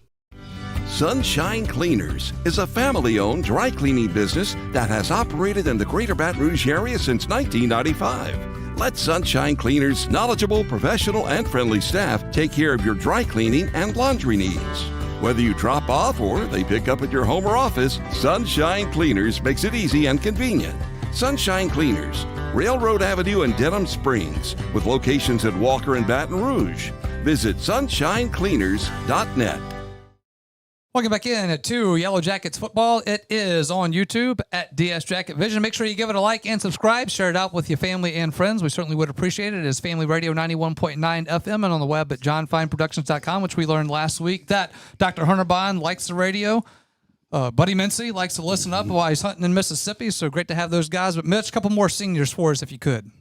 Just going down the list right there, Brenton Paul, of course. He just scored the first touchdown of the game and has done a great job at running back. Also, he splits out, catch some passes. Caden Allen, senior linebacker, a captain. We've already mentioned him with a sack already in this game. Angel Moreau, his first year, Angel Moreau with the Yellow Jackets, and he's been a big help coming in and starting at safety for the defense. From the 29-yard line of Denham Springs, 2nd and 8 for the Gators. It is Babin. Pressure is coming. Flag will come out. He throws it. It is going to be to Millian, and Millian will be brought down inside the 15-yard line, but a flag on the play. Looks like this could be holding against the Gators. That's going to be Devin Mack, man. Devin Mack and Debo Scott have been so good on the pass rush, those bookends for us, defensive ends, and that right there, Mack had beaten his guy, and they reached around and grabbed from out. Actually, that's probably the backup because the guy that was just hurt a while ago was the left tackle, number 66, left tackle Ethan LeBeau for Santa Maul, and that's the position we beat just now, his backup, and he reached around and grabbed and got a holding call. But you've seen them hit 2 crosses over the middle if they have time to let that develop.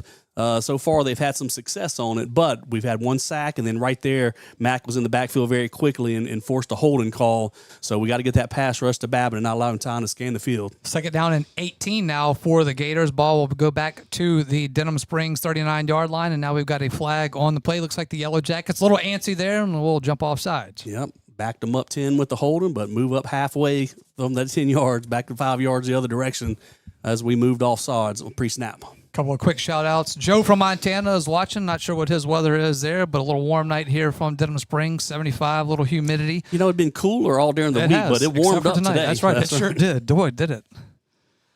2nd down and 13 now for the Gators. Here is Babin out of the shotgun, takes a long drop back. He's got pressure coming. He's going to be sacked back at the 40-yard line. Guess who it is? Devin Mack with the sack. Devin Mack right there, and I don't have the official stats, but he's got to be somewhere around 8 or 9 for the year. Both he and Debo had 6 sacks, but that was 2 games ago, and they both got a couple last week at Walker, or at least 1 each maybe, and there's Mack with another one. And as I mentioned, if you give Babin time, he's going to find some receivers downfield. They've got some capable receivers, and they're able to do it. But that pass rush, if we get to him like that and get him moving, and then, of course, run him down for a sack, man, you put Santa Maul in third in really long situation, and that helps your defense out greatly. Makes it 3rd down and 19 now for the Gators, all the way back to the 40-yard line.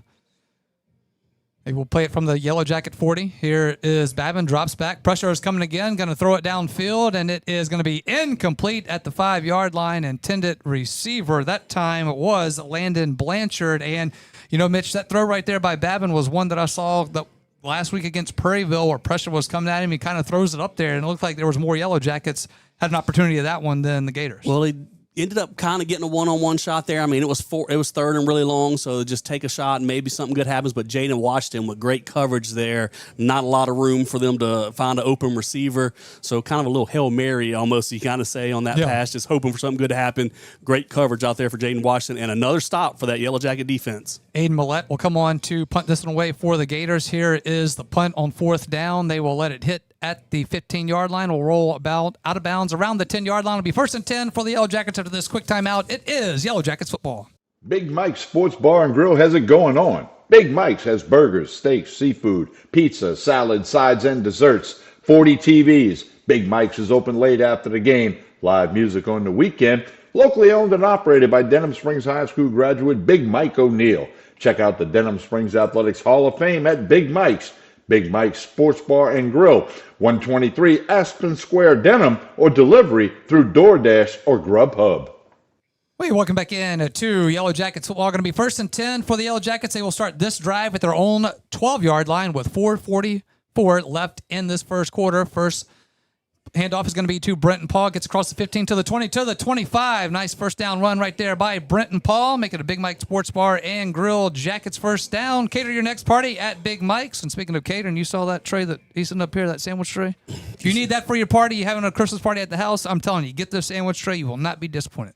Tell you what, this is Santa Maul really needs to get a stop right here. Our defense has come out and put up 2. We scored on the first drive. They pinned us back deep in our own territory, but if we can come out and get points on the board on this drive. Here's another handoff in the backfield to Brenton Paul. He's at the 40-yard line across midfield. He's at the 40. He's at the Santa Maul 30, the 20, the 10, the 5, and in for the touchdown. Touchdown, Brenton Paul. Touchdown, Yellow Jackets. And as I said, if we can get points on this drive, and there goes Brenton Paul, and that's just what makes this offense so exciting to watch. We have options all over the field. Last drive, we spread it out, throwing to Hayden Ray on the corner, throwing to Brenton Paul wide by the sideline, Sean Goldman out by the sideline. This drive, 2 runs up the middle with the defense spread out. Brenton Paul takes both of them, one for about 12, 13 yards. That one the rest of the way, about a 75-yard touchdown.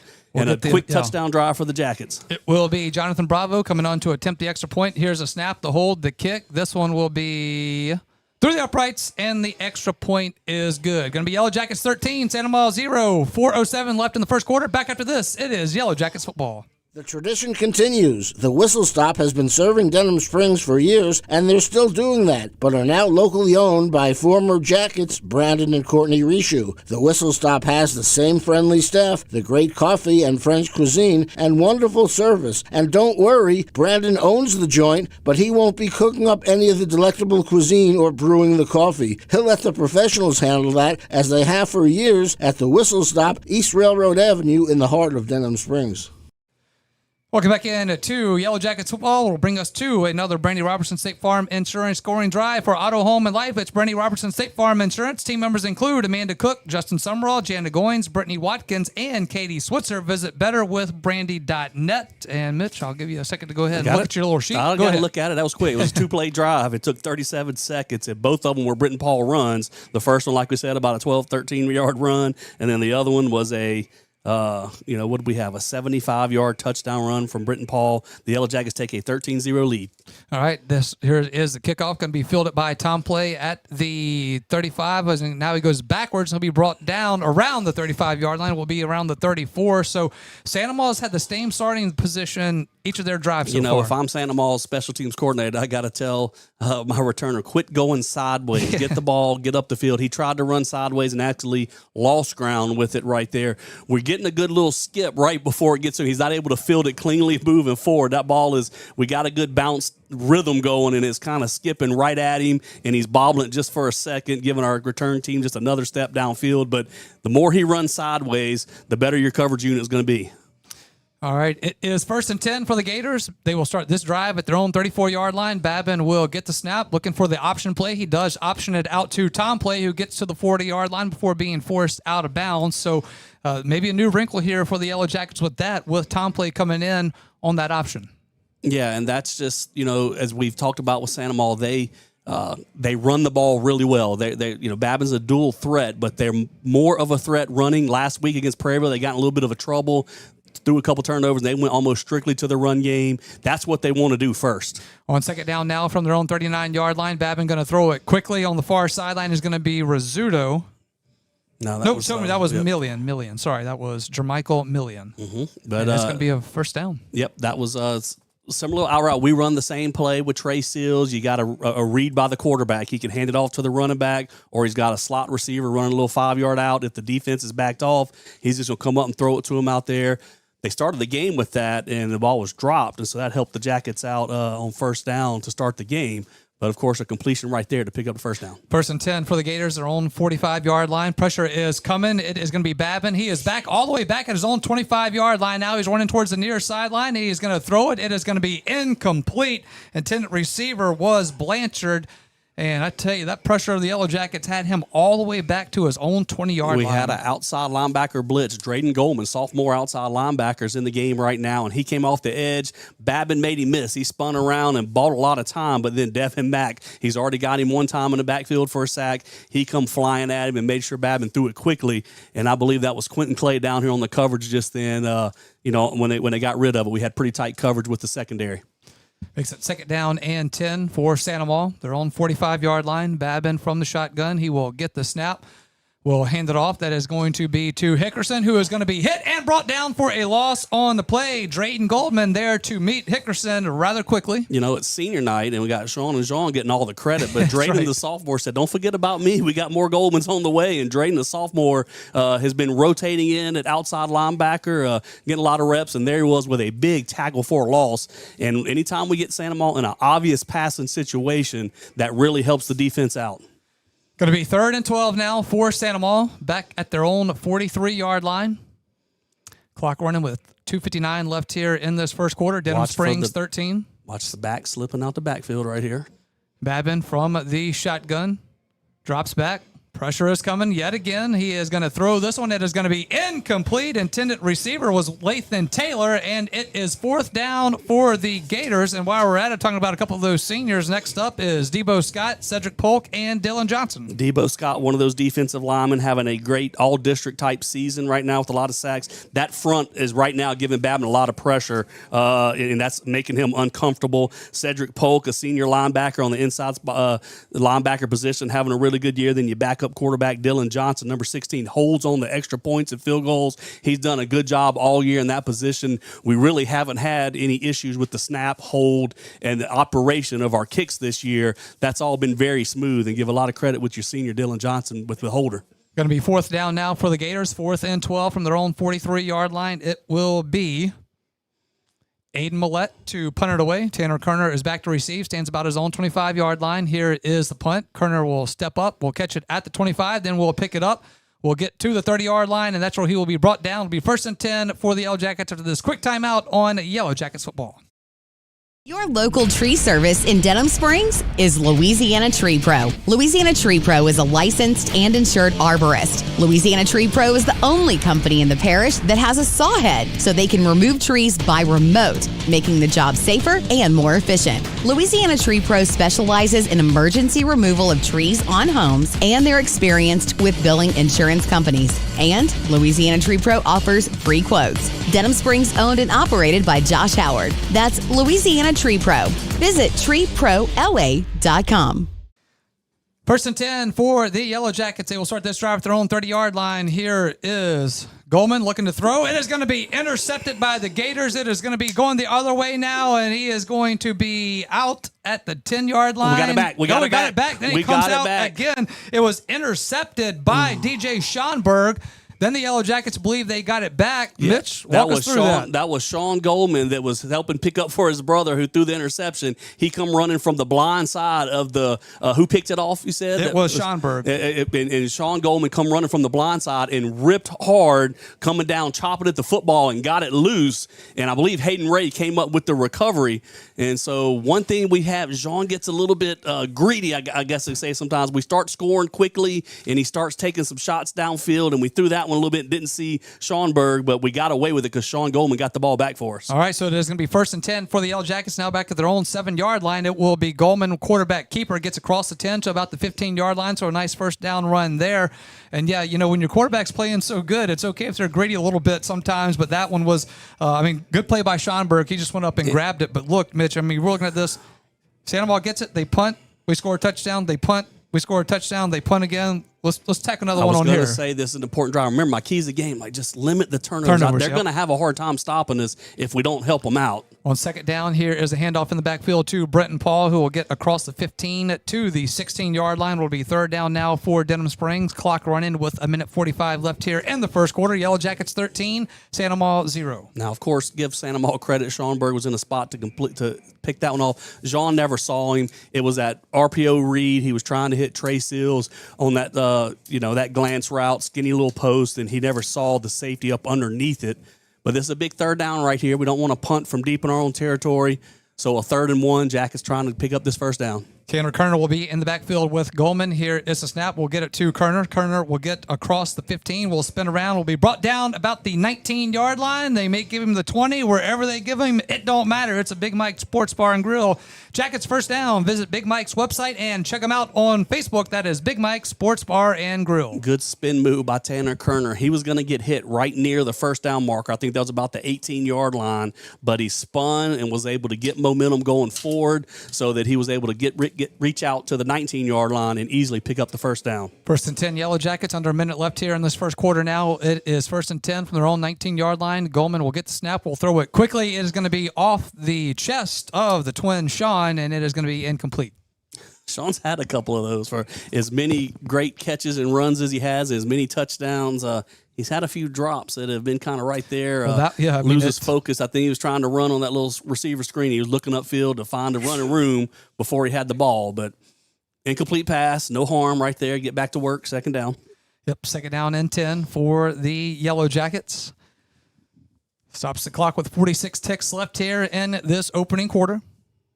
It will be Goldman, empty backfield. He's got 3 receivers to the far side, 2 to the near. Here is a snap. Going to keep it himself. He's looking for a little bit of room. Gets to the 25-yard line where he will smartly slide down to make it third down. And, I was concerned that you have it this late in the season of him making some of those runs. You don't want him to get popped. No, but I think that may be part of what Coach Fournier wants to do tonight, spread out Sandoval as much as we can. I told you, they've been a little bit light on the run defense, and if we can spread them out, that gives us numbers on the inside, and Jean, we know, is a good runner, and that was a good play right there, a good 7-yard run to get to third and short. Yep, 3rd and 3 from their own 26-yard line. Goldman will get the snap, drops back, looks to throw, throws this one downfield to be incomplete. And we're going to get bailed out again. I believe that's going to be roughing the passer. And so Sandoval's got to be kicking themselves. They got the interception, and then Sean Goldman with the great play to strip the ball loose on the return. And then now they had a stop. They finally got a stop and was going to bring the punt unit out, but it's going to be roughing the passer. They trying hard to get to the quarterback and disrupt something, but that was just going to be a little bit too much effort, a little bit after the play. That was Jeremy Watley, the junior defensive tackle. And so, boy, Sandoval really needs to stop right here. They don't want to fall down by 20, but the Jackets keep moving the chains. Well, that makes it another Big Mike Sports Bar and Grill Jackets first down with live music on the weekends, trivia monthly, and line dancing on Wednesday nights. That is at Big Mike Sports Bar and Grill. First and 10 Yellow Jackets, their own 41-yard line.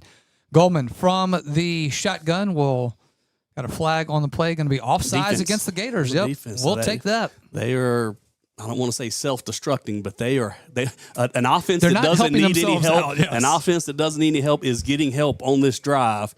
And now the Jackets going to be playing 1st and 5. 5 seconds left to go in the quarter. I don't know if the clock's going to start here before this play. If it does, I'll probably get us to the. I don't think it will though, huh? Because it will stop before. Nope. So wait on the whistle on the snap. So. Going to be one more play. Yep. 1st and 5 now for the Yellow Jackets. Their own 46-yard line. Here is Goldman. We'll hand it off to Brent Paul. Gets across midfield. It'll be a first down for the Yellow Jackets. But that will do it for first quarter action here from Yellow Jacket Stadium on senior night. Denham Springs 13, Sandoval 0. Back after this, Yellow Jackets football. Denham Springs High School football broadcasts on YouTube at DS Jacket Vision. Please subscribe. Family Radio 91.9 FM and on the net at johnfineproductions.com are brought to you in part by Brandon Rishu with Smart Move Real Estate, Baton Rouge KOA Campground in Denham Springs, the law office of IVL Graham Family Specialists, Brian Ross, owner, OK Computers and Auto Sales, Dr. Chip Bankston and Baton Rouge Orthopedic Clinic, and Pony Up Restoration is now open at the Old Dave's Hardware. We thank you for your support and patronage of these local businesses. Hey, it's Max Sellers from Ralph Sellers Chevrolet. We are again excited to be a sponsor of the Denham Springs Fighting Yellow Jackets football team this year. We appreciate all the support from your community in our first few years in business, and we are excited about things to come. Whether it's a new or used car, truck, or SUV, award-winning service from our dedicated service and parts staff, or even an outstanding collision repair for your vehicle, Ralph Sellers Chevrolet wants to earn your business. From our Ralph Sellers Chevrolet dealership family to your school family, go Jackets! And we bring you back in to Yellow Jackets football. First quarter in the books for the Yellow Jackets and the Gators here on senior night from Yellow Jacket Stadium. Mitch, so let's go ahead and hit a couple more seniors. Let's go with Quentin Clay and Jackson Sagan, a couple of defensive guys for Denham Springs. Boy, Quentin Clay, another guy Coach Beard talked about before the game. He played for me at Denham Junior, was here as a freshman, moved away for a year, but we got him back here at Denham. He had gone to Texas, but he came back. He's had 4 interceptions in district play, doing a great job, and we'll talk about a couple more here in a minute. It will be Goldman out of the shotgun on 1st and 10 now. He will hand it off to Brenton Paul, and it will be another flag on the play. We'll see what that one is about, but it was from the Gator 46-yard line. But, all right, Mitch, hit us with Jackson Sagan. Yeah, Jackson Sagan, starting outside linebacker, done a good job. He was on special teams a lot last year, and here he is this year starting at that outside linebacker position. Had several tackles for loss. Ooh, a face mask. Yep. I thought that was going to be a holding where it was thrown, but more help for the Jackets on this drive. And then next guy, Carlos Gonzalez, a senior linebacker. He's on a lot of the special teams. We'll see him down there on kickoff coverage, trying to help the Jackets out as well. Yep. All right, so that's a few more seniors here. We're going to highlight them all. We've got 41 of them, so as the game goes on, we're just going to hit them. But let's see, we got Big Mike Sports Bar and Grill Jackets first down on the other play, and now it is a face mask against the Gators. And you talk about just completely aiding this offense right now for Denham Springs with penalties. That's 35 yards in penalties, not to just mention on this drive, the interception that we caused the fumble on the return to get the football back. From the Gator 31-yard line, it is going to be Brenton Paul out of the backfield. Busted play a little bit. Jean reached out. Jean kept it himself. Jean reached out to hand it to Brenton Paul, or at least read, and then there was nobody there. And because Brenton Paul had moved to the right, and Jean was looking to the left, so Jean just ran the ball where the hole was, and that was a good 4 or 5 yard play on first down. And so Jackets keep marching, trying to get the ball almost in the red zone right now. Like I said, a lot of help with Santa Maula on this drive with some penalties, 35 yards worth. Denham Springs 13, Santa Maula 0, just underway, second quarter action here from Yellow Jacket Stadium. It is Goldman from the shotgun. Will hand it off to Paul. Paul will get to the 25-yard line, and he will get to the Gator 24. I think they're going to give him forward progress there, but it will be third down now for the Yellow Jackets. That looked to be what we tried to do the play before. It looked like Jean turned the wrong way on the earlier play, because this time he turned to the right, and that's where Brenton Paul was. If maybe Coach Fournier said, hey, we messed that last one up, let's just try it again. Hey, got to give a quick shout out to our historian, Robert Graves. Goldman touchdown pass to Paul was a new touchdown passing in the regular season record with 28 for John Goldman. How about that? Not to mention his touchdowns rushing. His total touchdowns is way up there. Here is a quick throw. It will be to Hayden Ray. Makes the first guy almost miss. Gets inside the 25-yard line. Gets to the Gator 22. It looks like he's going to be about a yard short of the first down. So, Mitch, decision time. What do you do here? They're going to go for it. They're going to go for it right here. I don't have to look up to see. They're going to lead the offense out there, but give some credit right there on the tackle. Number 5 for Santa Maula. Who is that? Yeah, that's Schonberg. Yeah, he's Schonberg the one that had the again. interception, too. So, Well, okay. that guy. Yep. But Hayden Ray doesn't go down a lot by the first guy, and he did a good job in open field of getting him to the ground. 4th and 2 for the Yellow Jackets now from the 25-yard line. Goldman going to keep it himself, gets hit, spins around, and trying to get to the first down marker, and I think he may be short, huh, Mitch? Yeah, we didn't quite get there. Nope. So. It will be a turnover on downs. It'll be 1st and 10 for the Gators with 10:02 left in the first half. We're back after this. It's Yellow Jackets football. If your saving for retirement approach involves the phrase, I'll get around to it someday, Edward Jones can help. When it comes to meeting your goals, time can be on your side, and there's no better time than now to get started toward your retirement goals. Edward Jones Financial Advisors Scott Landry and Sims White can help. Stop by their office at 179 Del Orleans. That's Scott Landry and Sims White at Edward Jones, 179 Del Orleans, right across from the post office. Edward Jones, making sense of investing, member SIPC. It is going to be 1st and 10 for the Gators. It is going to be on the catch there, Jermichael Millian. Sorry, we were coming back from the commercial there, and we get our notes together and missed that one. I tell you what, I hope it doesn't turn out being a big play, but give Santa Maula a lot of credit right there after, the Jackets had moved down the field. Santa Maula made a big stop on the third down tackle by Schonberg and then made a 4th and short and come up with a stop. We had a chance to go up 20 right there and really get some separation, but a good defensive stop. And so now Santa Maula wants to put a good drive together and try and cut the lead in half and stay in the ball game. Yep, 2nd and short now from their own 33-yard line for the Gators. Babin is going to fake the handoff, keeps it himself, and he is going to be hit and brought down for a loss on the play. Just what we needed right there. Devin Mack on the carry. I believe it was Debo tackle, Scott that time. and Debo Scott, too. I think. Yeah, they were both on it. They both met at the quarterback, right? I saw right. number 9 look like got there first. I think Debo did get there first, yes. Devin's been getting a lot of the action in the first quarter. Debo showing up for the second. I'd say those two have done a great job at the defensive end spots, and it's no coincidence this defense has really improved with the improvement of their play this back half of the season. Going to be 3rd and 2 now from their own 32-yard line. Babin will pick the handoff, has pressure coming again. He is running to the near sideline. He will get out of the pocket. He is going to be pushed out of bounds around his own 40-yard line. A nice first down by Babin, picking that up as he was scrambling with pressure coming. And he had to do that on his own. We had a good blitz coming at him right there. We did a good job picking up the running back out the backfield. I believe Sagan picked him up top. It looked like that's where Babin wanted to go, but then he wasn't open, and the brush was getting to him, and Babin took off and ran for the first. It will be 1st and 10 from their own 44-yard line now for Sandoval. Cooper Babin from the shotgun has Hickerson lined up to his left. 2 receivers to either side. Here's the snap. Babin drops, steps up, will fire it. It is going to be incomplete. Intended receiver was Rizzuto at the Denham Springs 45-yard line. That time, the Sandoval offensive line gave him a little bit of time to search the field, and when he's had time, he's found some receivers really over the middle of the field is where they've kind of gotten some guys.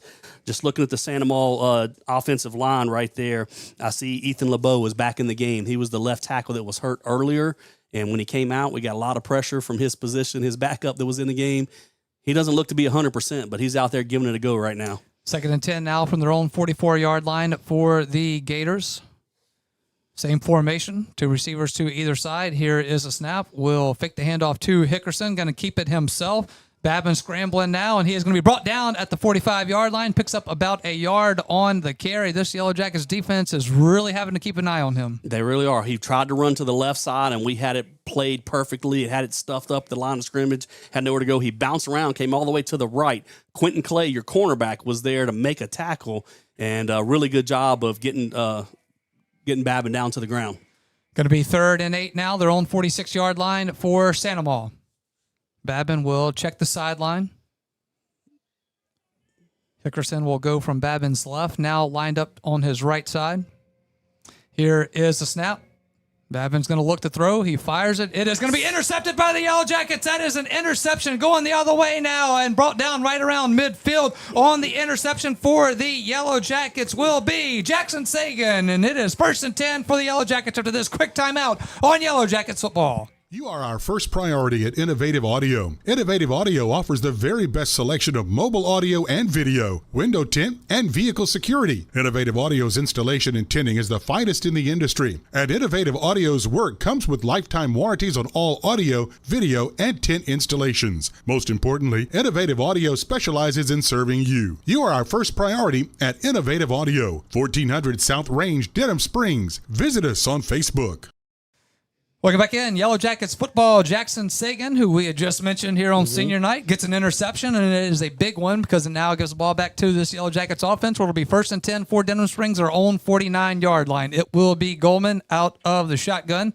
Picks the handoff, looks to throw it real quick, and it is going to be caught by Sean at the Sandoval 35-yard line, and they are going to say it is a catch, and it is a first down for Denham Springs, making a Big Mike Sports Bar and Grill. Jackets first down. Big Mike's delivers through Grubhub or DoorDash. That is Big Mike Sports Bar and Grill. Sean drops the earlier screen pass right in his chest, and that time with a defender hanging all over him with a super catch and a lot of traffic right there with good coverage. Great job with a great catch by Sean Goldman. 1st and 10 now for Denham Springs. It is from the 34-yard line of the Sandoval Gators. Goldman from the shotgun will fake the handoff, will throw it, and it is going to be incomplete. He was looking for Sean again, and that one popped up a little bit and was dangerously floating, but falls to the turf. Will be 2nd down now for the Yellow Jackets. Just want to give a little description. After the interception, Jackson Sagan comes to the sideline, step back behind the Yellow Jacket bench, and I'm pointing to mom and dad in the crowd. That was a great moment watching him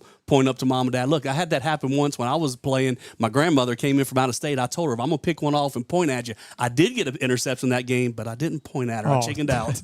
Here's a quick throw to Tanner Kerner. Kerner at the 30-yard line will be pushed out of bounds shy of the Sandoval 25-yard line. Will be 3rd and short now for the Yellow Jackets. Real quick, let's hit Jacob Dill and Lucas Gillen on senior night, Mitch. Yeah, Jacob Dill was a starter for the Yellow Jackets in the Jamboree, and then unfortunately was lost for the season with an injury in the Jamboree. So he hasn't been able to help his team out on the field, but he's there on the sideline and with his team all throughout the week and there with the guys. But it hit bad luck for him to miss out this season.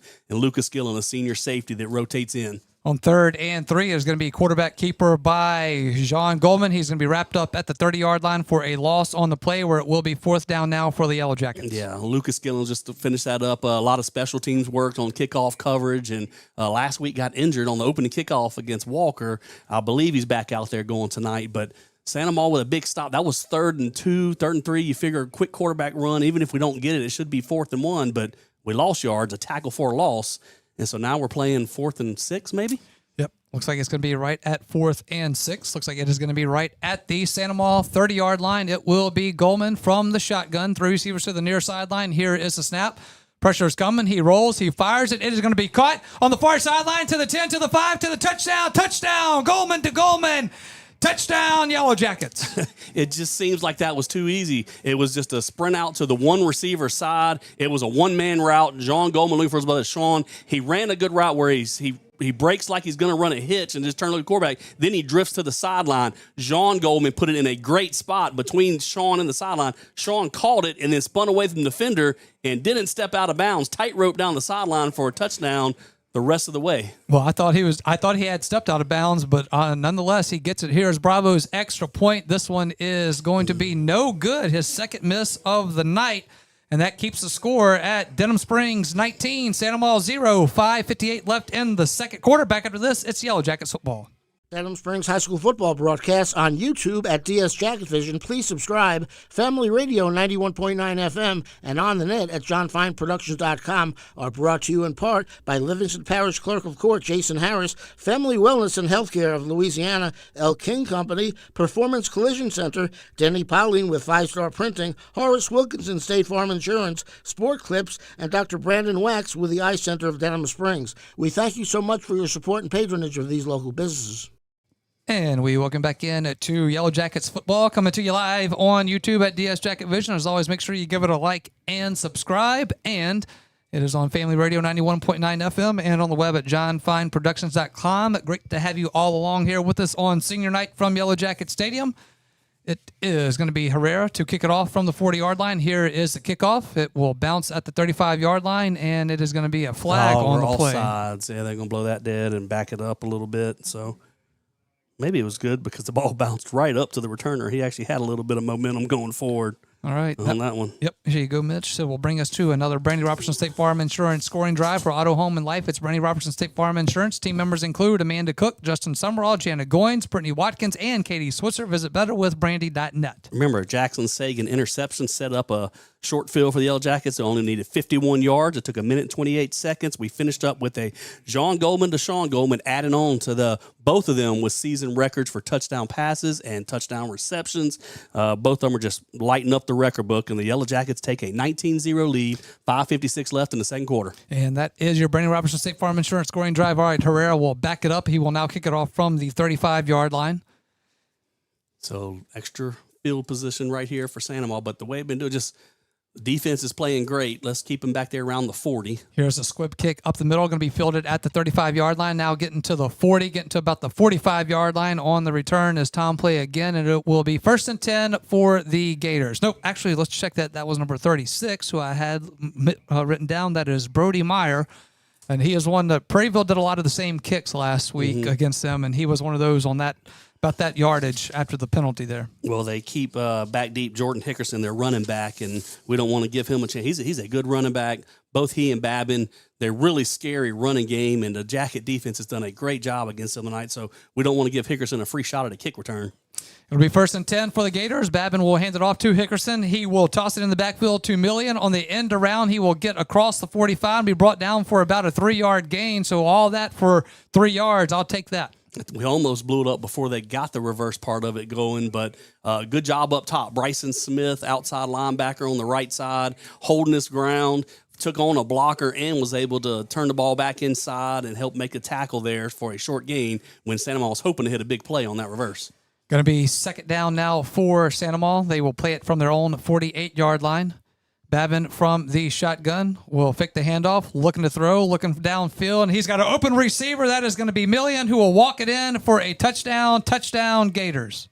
Just a simple little go route right there. Was able to get by the defense. Babin did a good job of throwing it out in front. good route right there, and Santa Maula chopping back in that lead. So we said before they aren't going to go away just because we get a lead, but felt a lot more comfortable at 19-0 than at 13-0. So a little bit of room to work with right there. Defense has done a great job, but they got us on that one. 55-yard strike. Extra point will be attempted by Paxton LeBlanc. Here is the kick, and the extra point is through the uprights, and the extra point is good. 5:04 left here in this first half. Denham Springs 19, Santa Maula 7. Back after this, it's Yellow Jackets football. For all your flooring and carpet needs, it's Floor Store Carpet One. At Floor Store Carpet One, they offer prompt, quality personal service. They'll take care of you right away. The Floor Store Carpet One has an extensive product line: wood, carpet, plastic laminate, ceramic tile, natural stone, countertops, and showers. The Floor Store Carpet One also carries luxury vinyl tile, which many customers rave about, serving the community since 1984. The Floor Store Carpet One, 1/2 mile from the Amant River Bridge on Florida in Denham Springs. Welcome back in to Yellow Jackets football. It is a 55-yard touchdown pass from Cooper Babin to Jermichael Millian. Extra point by Paxton LeBlanc is good by the Gators, and that puts us at Denham Springs leading over Santa Maula 19-7 with 5:04 left here in this first half. Coming up for the Whistle Stop halftime report, it'll be John Fine, and a new head baseball coach of the Yellow Jackets, Greg Costello, will be here in studio. Stick around for that coming up at the half. All right, big drive right here for the Jacket offense. Santa Maula's answered with a score. We want to try and get back after it and get some more points. Here is the kick. It is going to be end over end. It will hit at the 15-yard line, picked up by Tanner Kerner. He's at the 20-yard line. Now he's at the 25, the 30, 35. He's at the 40, coming to the near sideline at the 50, makes the kicker miss. He's into Gator territory at the 40, be brought down around the Santa Maula 35-yard line. It'll be first down for the Yellow Jackets. That's how you return it right there. Tanner Kerner. That's a great answer and a great job by the kick return unit. Guys blocking out in front and setting up room. Tanner's had a couple of big returns this year, and you look out there and there's a yellow flag on the field. No flags on that one. Great job of blocking up front. Tanner Kerner did a good job breaking a tackle right at the last moment. Someone dove, which really held him up for maybe stopping a touchdown, but he kept his balance, kept his speed going. The Jackets coming out with a little trick formation here. All right, it will be Goldman, empty backfield, bunch to the near sideline. Here is the pass. Is going to be incomplete. Intended receiver was Sean Goldman, as it was a heavy formation to the near sideline on the Yellow Jacket sideline. I mean, describe that, Mitch. It's a swinging gate look, really. A lot of offensive linemen on the left. That was an RPO. Sean Goldman had an option to run it or throw it to his brother. Tell you what, that's about the third time he hasn't seen DJ Schoenberg leaking up underneath those little slant routes, and we got lucky they didn't pick that one off. He's having trouble seeing Schoenberg underneath. Here is Goldman going to keep it himself now on 2nd down and 10. Finds a little room as he gets across the 30-yard line and be tackled shy of the 25, but a nice run right there by John Goldman. And, this Gator defense is starting to get find a little space. And as you said, got to be careful here. Want to get a score. Yeah, they've had a couple of good stops on 3rd and short, and they stopped us once on 4th down. I think in the passing game, Trey Seals might be the matchup we want to maybe go to for something a little bit more down the field. But like I said, Schoenberg has been floating around to safety. He's been underneath those little slant routes. From the Santa Maula 28-yard line, it is 3rd and 2 for Denham Springs. It is Goldman from the shotgun, will hand it off, and the ball is going to be carried by Brenton Paul. He's going to be tackled at the 30-yard line. It'll be 4th down now for the Yellow Jackets. I kind of mentioned that earlier at Santa Maula. They don't hold up well one-on-one in the run game, but they'll just blitz a lot of backers. And that time they brought both inside backers and had 6 guys up in front and got pressure in the backfield. And when they think it's a run play and they get a lot of guys up at the line of scrimmage trying to force something in the backfield, they've had success a couple times doing that. 4th and 4 for the Yellow Jackets from the Santa Maula 30-yard line. Clock running with 3.5 left here in the half. Goldman from the shotgun, 3 receivers out to the far side. Here is a snap. Pressure is coming. He is going to escape it. Now he is still running all the way back to the Santa Maula 40-yard line. Now he's going to throw it downfield, and it is going to be incomplete. And it will be a turnover on downs. It will be first down for the Gators after this quick timeout on Yellow Jackets football. Bank Plus, together with Zelle, makes it easy to send money straight from your smartphone to friends, family, the yard guy, babysitters, or millions of others with access to Zelle. So yeah, pretty much anyone. And of course, they can all send you money too. Settle that dinner tab with Zelle. It's free, fast, and secure. And right in the Bank Plus mobile app. Your bank, your plus. Learn more at bankplus.net. Member FDIC. Zelle is available to United States bank account holders only. Terms and conditions apply. First and 10 for the Gators, their own 30-yard line after the turnover on downs by Denham Springs. It will be Babin from the shotgun. Here is a snap. Fakes the handoff to Hickerson. Drops back, looks to throw. He will do it. He will have his receiver. That is going to be Millian again, who gets across the across midfield into Yellow Jacket territory. A nice first down throw right there. Babin to Millian. They found a little connection here tonight. Millian starting to get open across the field right there. Just ran the go route a while ago, and that was a nice little dig route almost, a little 10 and across the middle. Going to be first and 10 for the Gators. Yellow Jacket 46-yard line. Babin from the shotgun will fake the handoff again. Will throw it. It is going to be caught again by Millian. Millian will get to the 37-yard line. We'll see where they mark him down. But, again, Jermichael Millian is the target right now for Cooper Babin. Yeah, just going back to when we're on offense, a couple times we've had third and short, and Santa Maria brings a lot of pressure on third and short, and they've hit us for tackle for losses and bring up a fourth down. And then Jeremy Watley, inside tackle, was just unblocked. He came right through almost the A-gap, unblocked, and John Goldman was scrambling from the get-go on that last play. And then now Santa Maria's hit a couple pass completions, and they're on the move. Going second and short now from the Yellow Jacket 38-yard line. Here is a handoff to Hickerson. Hickerson will be stood up, but not before he picks up enough yards for a first down, getting to the Denham Springs 35-yard line. All right, need the defense to make a stand here. Santa Maria with a little bit of momentum, scored on the last drive. Now they've picked up a couple of first downs, but they still are 35 yards, 36 yards away from the end zone, so a chance to stiffen up and make a stop. On first and 10 from the Yellow Jacket 36-yard line, it is Babin out of the shotgun. Clock running with under 2 minutes left here in the half. Here is Babin. Drops back. I'm going to look to throw again, and it is going to be over the head of Millian, and it will be incomplete.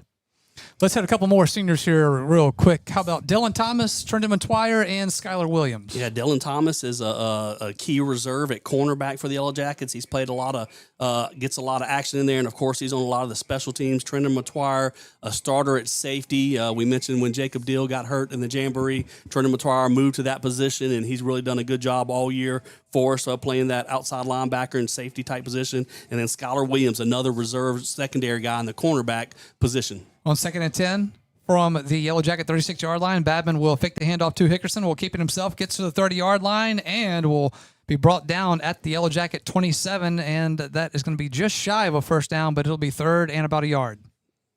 And then a minute and a half left, but Santa Maria has all the timeout, so I don't think the clock is going to be a big issue. They're going to try and just keep working it down the field little by little right here. Third and short for the Gators. Here is a handoff to Hickerson. Stutter steps, gets to the 20-yard line. He's at the 15. He's at the 10. Makes another guy move, and we brought down at the 5-yard line. It'll be first and goal for the Gators. Yep, I said little by little, but they found a crease right there and was able to pop off a big run. And I believe Coach Beard's going to call a timeout right here. Yep, we do have a timeout called on the field. Yep, it'll be a minute 13 left here in the half. Denham Springs 19, Santa Maria 7. Back after this, it is Yellow Jackets football. Like it was never there, Louisiana Tree Pro is your tree care specialist, expertly handling tree removal, tree trimming, stump grinding, and storm cleanup with 24-hour emergency tree removal. And Louisiana Tree Pro does it the right way with properly licensed and insured professionals who will get the job done quickly and safely with a quality result. Their goal at Louisiana Tree Pro is to leave your property better than they found it. That's why their motto is, like it was never there. Denham Springs owned and operated by Josh Howard. That's Louisiana Tree Pro. Welcome back in to Yellow Jackets football. Denham Springs takes their first time out of the half. They have 2 remaining. Santa Maria with all 3 of theirs. 19-7, Yellow Jackets with the lead, and it is going to be first and goal from the 6-yard line for the Santa Maria Gators. Babin will be out of the shotgun. Hickerson is in the backfield with him. 2 receivers to either side. Sends a man in motion. That is Millian. Now 3 receivers to the far side. Come on, guys. And looks like we got a flag on the play. Looks like it's going to be offsides against Denham Springs, so we had the distance to the goal. I mean, you're still having a chance to try and hold them out the end zone and force a field goal attempt, but you just moved them up half the distance. Yep, so from the 6-yard line to the 3-yard line where it will be first and goal after the penalty against the Yellow Jackets. Coming up for the Whistle Stop Halftime Report, again, it will be John Fine and new head baseball coach of the Yellow Jackets, Craig Costello. Stick around for that coming up at the half. First and goal for Santa Maria, Denham Springs 3-yard line. Here's a handoff to Hickerson, bounces to the outside. He is going to find his way into the end zone, but they are going to say he broke the plane. Touchdown for the Gators as the ball came out as he went down, but touchdown was already good, and Gators strike. Yep, big score right there for Santa Maria. Jackets went up 19-0, and now they've put 13 in a row on the board. Really big stop after the big kickoff return by Tanner. Like I said, we got down on a 3rd and short and a tackle for a loss, and then a missed assignment on the pass protection led to a 4th down stop. Paxton will come on to attempt the extra point. Here is a snap, the hold, the kick. Extra point is through the uprights, and the extra point is good. Denham Springs 19, Santa Maria 14. It is a minute 5 left here in the half. We're back after this. It is Yellow Jackets football. You already know that State Farm agent Brandy Robertson offers great service, but what you probably didn't know is that State Farm also has surprisingly great rates on auto insurance. In fact, customers call them jaw-dropping, and the surprise isn't reserved for just some. State Farm agent Brandy Robertson has surprisingly great rates for everyone in Denham Springs. Visit betterwithbrandy.net for your surprisingly great rates today. Just be sitting down when you do. Brandy Robertson, State Farm Insurance. Like a good neighbor, State Farm is there. Individual premiums will vary by customer. All applicants subject to State Farm underwriting requirements. Welcome back into Yellow Jackets football. We've got a close one now here from Yellow Jacket Stadium. It is Denham Springs 19, Santa Maria 14. And we'll get a couple more seniors. Who you got this time, Mitch? We got Enzo Landry, the running back right there. Remember, he's played a lot of running back over the last couple years and kick returner for the Yellow Jackets. And Bradley Jordan is a senior linebacker that's gotten some action here in some of the games, like against Woodlawn and some spots there. He played for me at Denham Springs Junior High. Another guy played for me at Denham Springs Junior High, Jamal Coleman, a senior defensive back. Here is the kickoff from the Yellow Jackets, to the Yellow Jackets. It will get through the legs of Tanner Kerner, who will finally pick it up at the 5-yard line, and he is going to be brought down around the 5-yard line. Little missed up right there by the Yellow Jackets on that one. Yeah, I'll tell you what, I don't think now you can try and you got to be careful the ball with the football. You get to start second Yeah. half. You're starting this drive at your own 7. You got to get a first down. Santa Maria's probably going to possibly use their timeouts if we run it and don't get a whole lot of yards on first down. But definitely didn't plan on starting this drive at our own 7. All right, it will be, from the 7-yard line, where the Yellow Jackets will start this one with 59 seconds left in the half. Got to get a first down right here. So need to, or maybe even if you just get about a 6-7 yard run, Santa Maria will go ahead and let the clock run out for you. I don't think you're going to push it real aggressively. I like our offense, but we got a long way to go. It will be Goldman out of the shotgun on 1st and 10 from his own 7-yard line. Here is a snap. We'll hand it off in the backfield. That is going to be to Brenton Paul. Goes off the right side. And will be brought down for about a yard gain. And Santa Maria did call a timeout here. So, boy, I tell you what, that kickoff, they would have no way been calling timeouts if we had the ball out around the 30, 40-yard line. But backed up with your own 7, they're going to try and get the ball back and score again before half. Gators will take their first time out of the half. We'll take a quick with them as well. We're back after this. It is Yellow Jackets football. Did you know that you no longer need a doctor's order to attend physical therapy in the state of Louisiana? This is Ben Wilson from Peak Performance Physical Therapy, reminding you that if you have an injury, nagging pain, or if you want to simply improve your overall health and well-being, come see us at Peak Performance. Gladly serving the fine people of Livingston Parish for over 20 years, now with 3 locations including Denham Springs, Watson, and Maurepas. At Peak Performance Physical Therapy, we treat the athlete and everyone. Welcome back in, Yellow Jackets football. 2 timeouts left for Santa Maria, 2 timeouts left for Denham Springs. It is a 19-14 lead for the Yellow Jackets, but the Gators trying to look for an opportunity to force the Yellow Jackets to punt and get a short field. This is a key spot in the game because we started at our own 7. Santa Maria is now the aggressor, and they're using their timeouts to try and get the ball back. It's really indicative we get a first down on this drive. On 2nd down and 9 from their own 8-yard line, Goldman will get it from the shotgun, going to run it up the middle as he will keep it himself, trying to find some space, and he's going to be brought down shy of the 10-yard line. So it'll be the 9 or the 10-yard line, and we've got a timeout called by the Gators. So that will be their second of the half. Remind everybody that we do come to you live on YouTube at DS Jacket Vision. Make sure you give it a like and subscribe. We're on Family Radio 91.9 FM and on the web at johnfineproductions.com. Great to have you all along here with us. And Mitch, we've got a tight one here. Yellow Jackets, as mentioned, we do get the ball to start the second half, but Santa Maria is looking at this as an opportunity with us pinned deep to get the ball back. They'll have one timeout left when they do, but now, field position here. Santa Maria has plans on us getting the ball back after half with a deficit. They want to get a stop and try and get a short field and get points on the board before half is over. We're facing a 3rd and 6 or 3rd and 7 almost.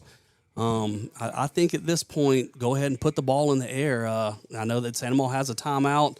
If we run it, I'm not sure we're going to get the 7 yards needed. They've done a good job of stopping the run here on this drive. Maybe let Jean try and find one of his receivers out there and make a play and pick up this first down. All right, we'll see what they do here as they come back out onto the field. It is 1 timeout left for Santa Maria, 2 for Denham Springs. 44 ticks left here in this half. 3rd and 7 from their own 10-yard line now for Denham Springs. Here is a snap. Fakes the handoff to Kerner. Pressure is coming. Goldman will escape it. He will throw it. It is going to be incomplete. Intended receiver was Trey Seals. And it is 4th down for the Yellow Jackets. Stops the clock with 37 seconds left. Luke Wilson will be punting this one from the shadows of the end zone. Yep, and all of a sudden our pass protection is struggling right now because, once again, they were in the backfield very quickly on DeJean Goldman, and he scrambled around, actually bought time and had an open receiver, Trey Seals, coming across the middle of the field. He just missed him right there.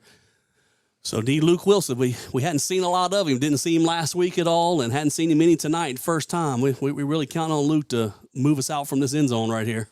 It will be Aiden Millette and Rizzuto back to receive this punt. Luke Wilson will get the punt away. It will hit around midfield. It will be fielded by Millette. Millette will get to the 45-yard line, to the 40, stays on his feet, and be pushed out of bounds around the Yellow Jacket 35-yard line. Will be 1st and 10 for the Gators. 24 seconds left back after this quick timeout. It is Yellow Jackets football. Denham Springs High School football broadcasts on YouTube at DS Jacket Vision. Please subscribe. Family Radio 91.9 FM and on the net at johnfineproductions.com are brought to you in part by Forest Grove Plantation, Liberty Auto Sales, Shea Landry Closing Attorney, Milestone Title, Triton Outpatient Clinic, Livingston Parish Assessor Jeff Taylor, Modad 1 Individual Sewage Treatment System, and Duke Seafood and Steakhouse. We thank you for your support and patronage of these local businesses.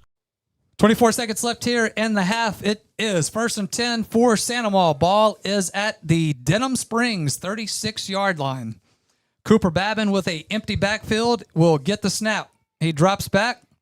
He will step up, has pressure coming. He will escape it now, and he will run out of bounds at the Denham Springs 30-yard line. Caden Allen was spying right there. We had a 3-man rush. Caden Allen in the middle kind of waiting on Babin to see if he'd break the pocket, and he did. But Babin was just faster than Caden was able to get some yards and get to the sideline. And they have a field goal kicker that probably can make it up to about 40 yards. They need about 7-8 more yards to try a field goal attempt here.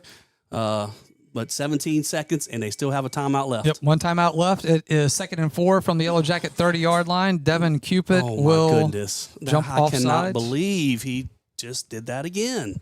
I know this is second? Just giving them free yards, and they weren't in field goal range. Now, does that give them enough for a first down? Yeah, it's going to be enough for a first down. Yeah, it will be. Starting to figure it out. Okay, yep, there you go. But they're just getting free yards without even taking any time off the clock, and got to be better than that. Got to be better than that. Going to be 1st and 10 for the Gators now. It will be at the Denham Springs 25-yard line. Babin from the shotgun will look to the sideline. He has Hickerson in the backfield with him. 3 receivers to the far sideline, 1 to the near. We call a timeout here, trying to make sure our defense is set. All right, so we will take our second timeout of the half, 1 remaining with 17 seconds left here in the half. We are back after this quick timeout. It's Yellow Jackets football. Bond Roten Eye Clinic is your full-service eye care specialist. Dr. Hunter Bond and Dr. Chris Roten and their staff expertly handle all of your eye care needs. A former Jackets football player, Dr. Hunter Bond is proud to serve the Denham Springs community that gave so much to him. You can visit Bond Roten Eye Clinic at 222 Veterans Boulevard in Denham Springs or call 791-2020. That's Bond Roten Eye Clinic in Denham Springs with locations in Hammond and Amite. All right, bring it back in. It is Yellow Jackets football. It is Denham Springs 19, Santa Maria 14. Gators trying to punch one in here to end the half. Again, it will be the Yellow Jackets who get the ball to start the second half. Let me give a little shout out here real quick. Chris McKnight, another senior, a lot of special teams plays for him. Remember, he recovered the opening kickoff on a fumble last week and set the score up for the Jackets early on. Preston Carmichael, senior tight end, gets a lot of action, helped leading the way, open up running holes for that Yellow Jacket offense. Going to be 1st and 10 now for the Gators. Ball from the Yellow Jacket 25-yard line. Babin will get the snap. He is going to look to throw, taking a shot towards the end zone, and it is going to be incomplete. Intended receiver was Blanchard. Stops the clock with 10 seconds left. Really good coverage, Quentin Clay. A little bit of a double move out here. Tried a little stop and go. Quentin Clay had him covered the whole way. Not any room for Babin to fit the ball in. So a great job in coverage there by Quentin Clay.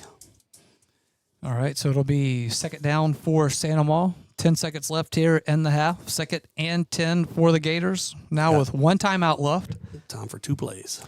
From the Yellow Jacket 25-yard line, Babin will get the snap. He has pressure coming. He is going to step up. He is going to throw it. It is going to be incomplete at the 20-yard line, and with 5 seconds left, it is 3rd down now for Santa Maria. The great neutralizer tonight has been the pass rush, and we did a really good job right there. Jeremiah Ardoin is in the game at the moment.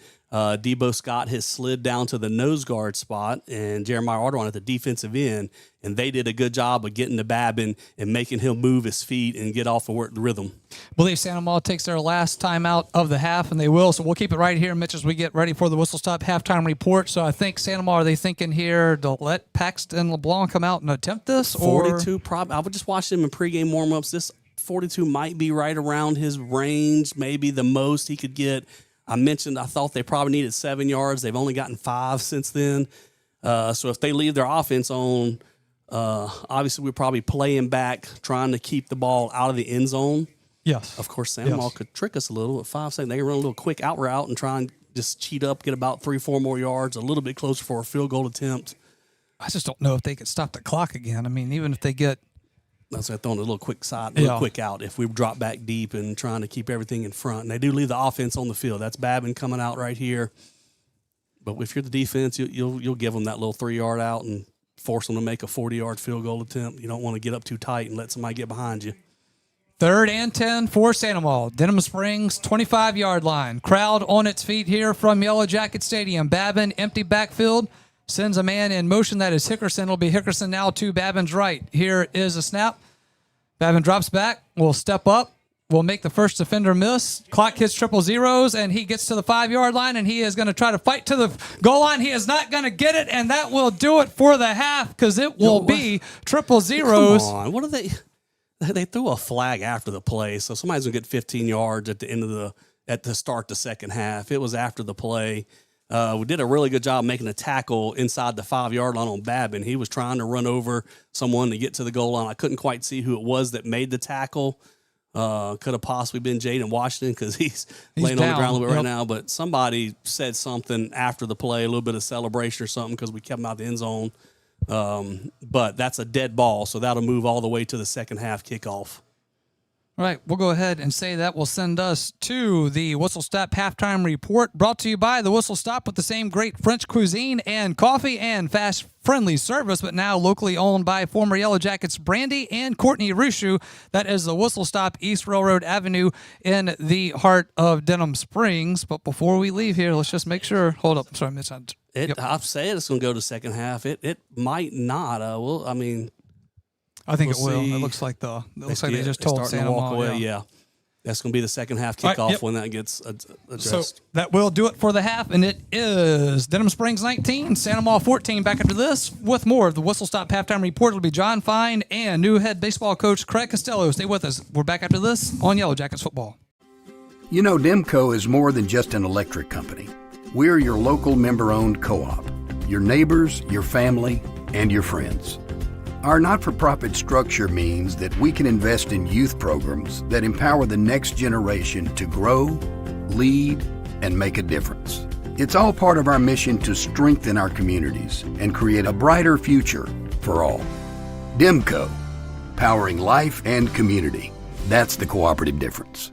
Your local sporting goods store is Sportin' Center. Sportin' Center has all your Denham Springs and surrounding school shirts, caps, clothing, and fan gear. And Sportin' Center is more than just athletics, offering services for businesses and organizations. Sportin' Center does in-house monogramming, screen printing, laser engraving, and large format printing. They can handle all of your advertising, promotional, and sign shop needs with personal, one-on-one customer service. Serving Livingston Parish for close to 50 years. Sportin' Center, 205 South Range Avenue. Sportin' Center, more than just a sports store. Denham Springs High School football broadcast on YouTube at DS Jacket Vision. Please subscribe. Family Radio 91.9 FM and on the net at johnfineproductions.com are brought to you in part by You Safe and Lock, David Azar Shelter Insurance Company, District Court Judge Brian Abels, Coconut Willie's Daiquiris, Michon and Associates General Contractors, Sport Clips, and Safe Voyage Tattoo. We thank you for your support and patronage of these local businesses. The tradition continues. The Whistle Stop has been serving Denham Springs for years, and they're still doing that, but are now locally owned by former Jackets Brandon and Courtney Rishu. The Whistle Stop has the same friendly staff, the great coffee and French cuisine, and wonderful service. And don't worry, Brandon owns the joint, but he won't be cooking up any of the delectable cuisine or brewing the coffee. He'll let the professionals handle that, as they have for years at the Whistle Stop, East Railroad Avenue in the heart of Denham Springs. Big Mike's Sports Bar and Grill has it going on. Big Mike's has burgers, steaks, seafood, pizza, salad, sides, and desserts. 40 TVs. Big Mike's is open late after the game. Live music on the weekend. Locally owned and operated by Denham Springs High School graduate Big Mike O'Neill. Check out the Denham Springs Athletics Hall of Fame at Big Mike's. Big Mike's Sports Bar and Grill, 123 Aspen Square, Denham, or delivery through DoorDash or Grubhub. Hi, I'm Jacob Neal, a nurse practitioner at North Oaks Urgent Care. When you're not feeling your best, whether it's an illness, injury, or something in between, you shouldn't have to wait to feel better. That's why we're here for you every day from 7 a.m. to 8 p.m. at 4 convenient locations. Walk-ins are always welcome, or you can save time by reserving your spot online at northoaks.org/urgent care. We're here to provide expert care right when you need it. North Oaks Health System, improving lives every time, every touch.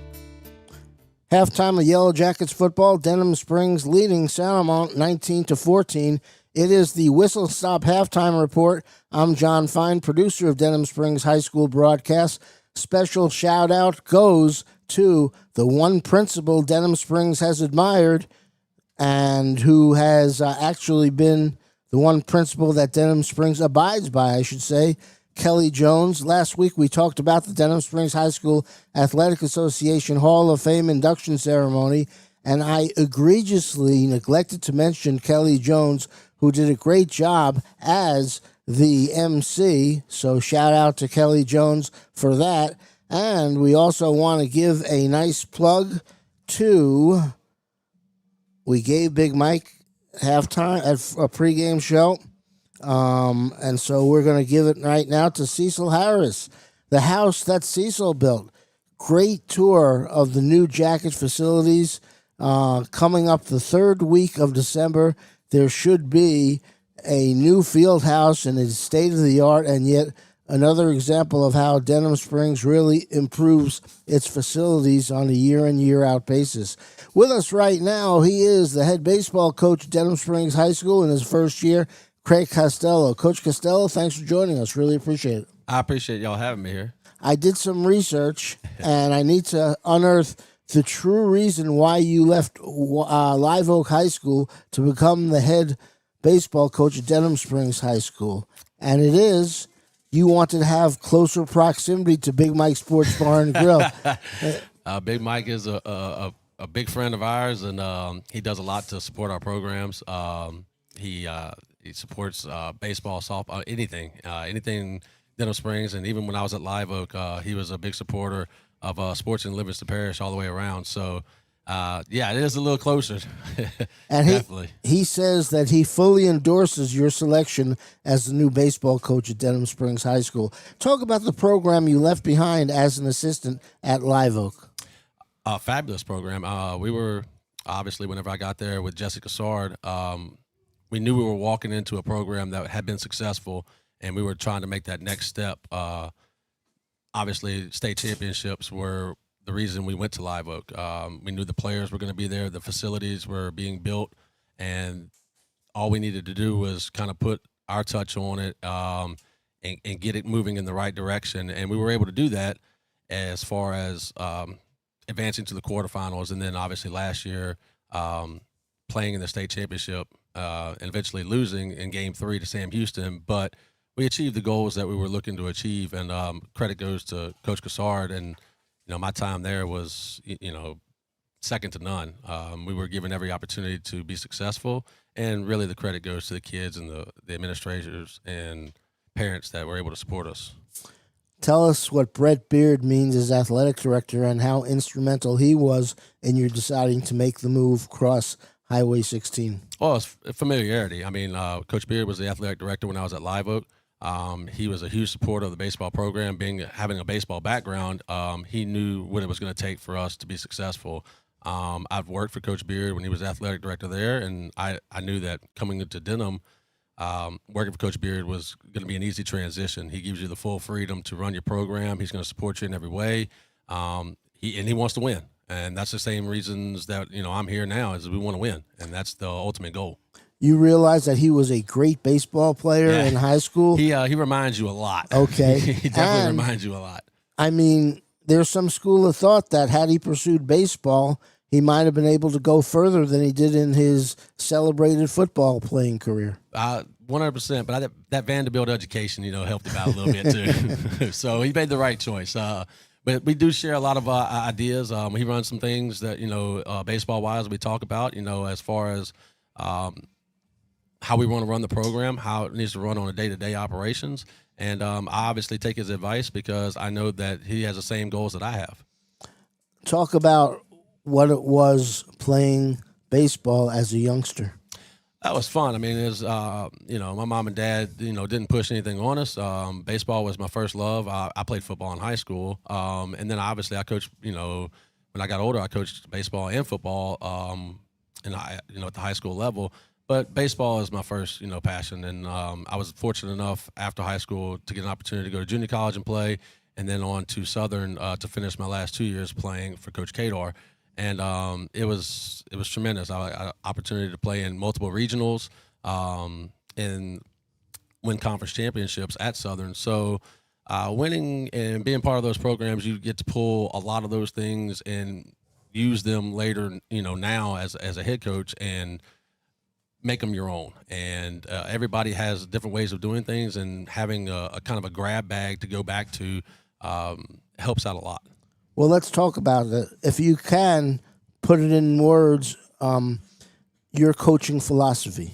Oh, it's aggressive. It's Coach Cassard. I keep on plugging Coach Cassard, but we worked together for so long, and multiple stops between Zachary and Live Oak, and we still talk on a almost a daily basis. And it's an aggressive style. It's we're gonna have to win on the mound. That's the first thing. If you don't win on the mound, you can't win the game. Obviously, we need to be really good fundamentally, but as far as everything else goes from an offensive standpoint, we're very aggressive, and that's the philosophies that we've been working on this fall, and understanding that can't just sit back and wait to hit the 3-run homer. We've got to be more aggressive on the bases. We've got to be able to use a small ball game to move runners, and then obviously situationally hit to score runs. But most important, we've got to win on the mound. Have you seen a better World Series than we just experienced? Oh, it's tough. I mean, that's about as good as it gets right there. All right, talk a little bit about a starting lineup. Have you established it yet? Your rotation, anything along those lines? We are in the middle of inter squads and practices, and right now we are the furthest thing away from establishing a starting lineup. We have a lot of competition. It's a big junior class. We have some sophomores who are fighting for some playing time. Obviously, we have seniors who came back from a playoff team last year that had some innings already established. But we are in the middle of trying to determine, who's going to give us the best chance on a day in and day out basis to compete in the level that we want to compete at, which is a very tough district. We already know the schedule is not easy, but we know that we have the group of guys to do it. Right now, it's just figuring out which guys fall into what place. Another good reason we feel happy about you being in Denham Springs, being closer to Big Mike's, it means that you can help keep an eye on Josh Ward. He tends to frequent every now and then. So we get to catch up and we get to talk a little football. We get to talk a little Denham Springs, a little LSU, a little Saints. So we keep in touch on what's going on around the athletic world around here. Coach, thanks for joining us. Best of luck to you and the Jackets in your first year as Denham Springs baseball coach. I appreciate it, and thank y'all for having me. He is Craig Costello, the baseball coach at Denham Springs High School. Halftime Yellow Jackets football. Jackets up 19-14 over Santa Monica. It is the Whistle Stop halftime report. I'm John Fine, Josh, and Mitch when we return after this pause on Denham Springs football.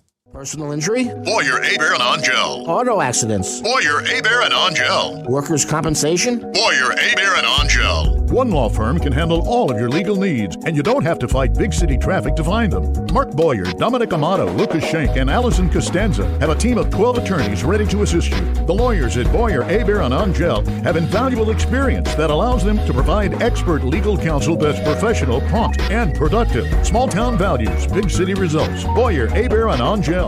Denham Springs High School football broadcasts on YouTube at DS Jacket Vision. Please subscribe. Family Radio 91.9 FM and on the net at johnfineproductions.com are brought to you in part by Shay Landry, closing attorney, milestone title, Brandon Rishu with Smart Move Real Estate, Baton Rouge KOA Campground of Denham Springs, Brian Ross, owner, OK Computers and Auto Sales, Quality Furniture Restoration, and Dr. Chip Bankston and Baton Rouge Orthopedic Clinic.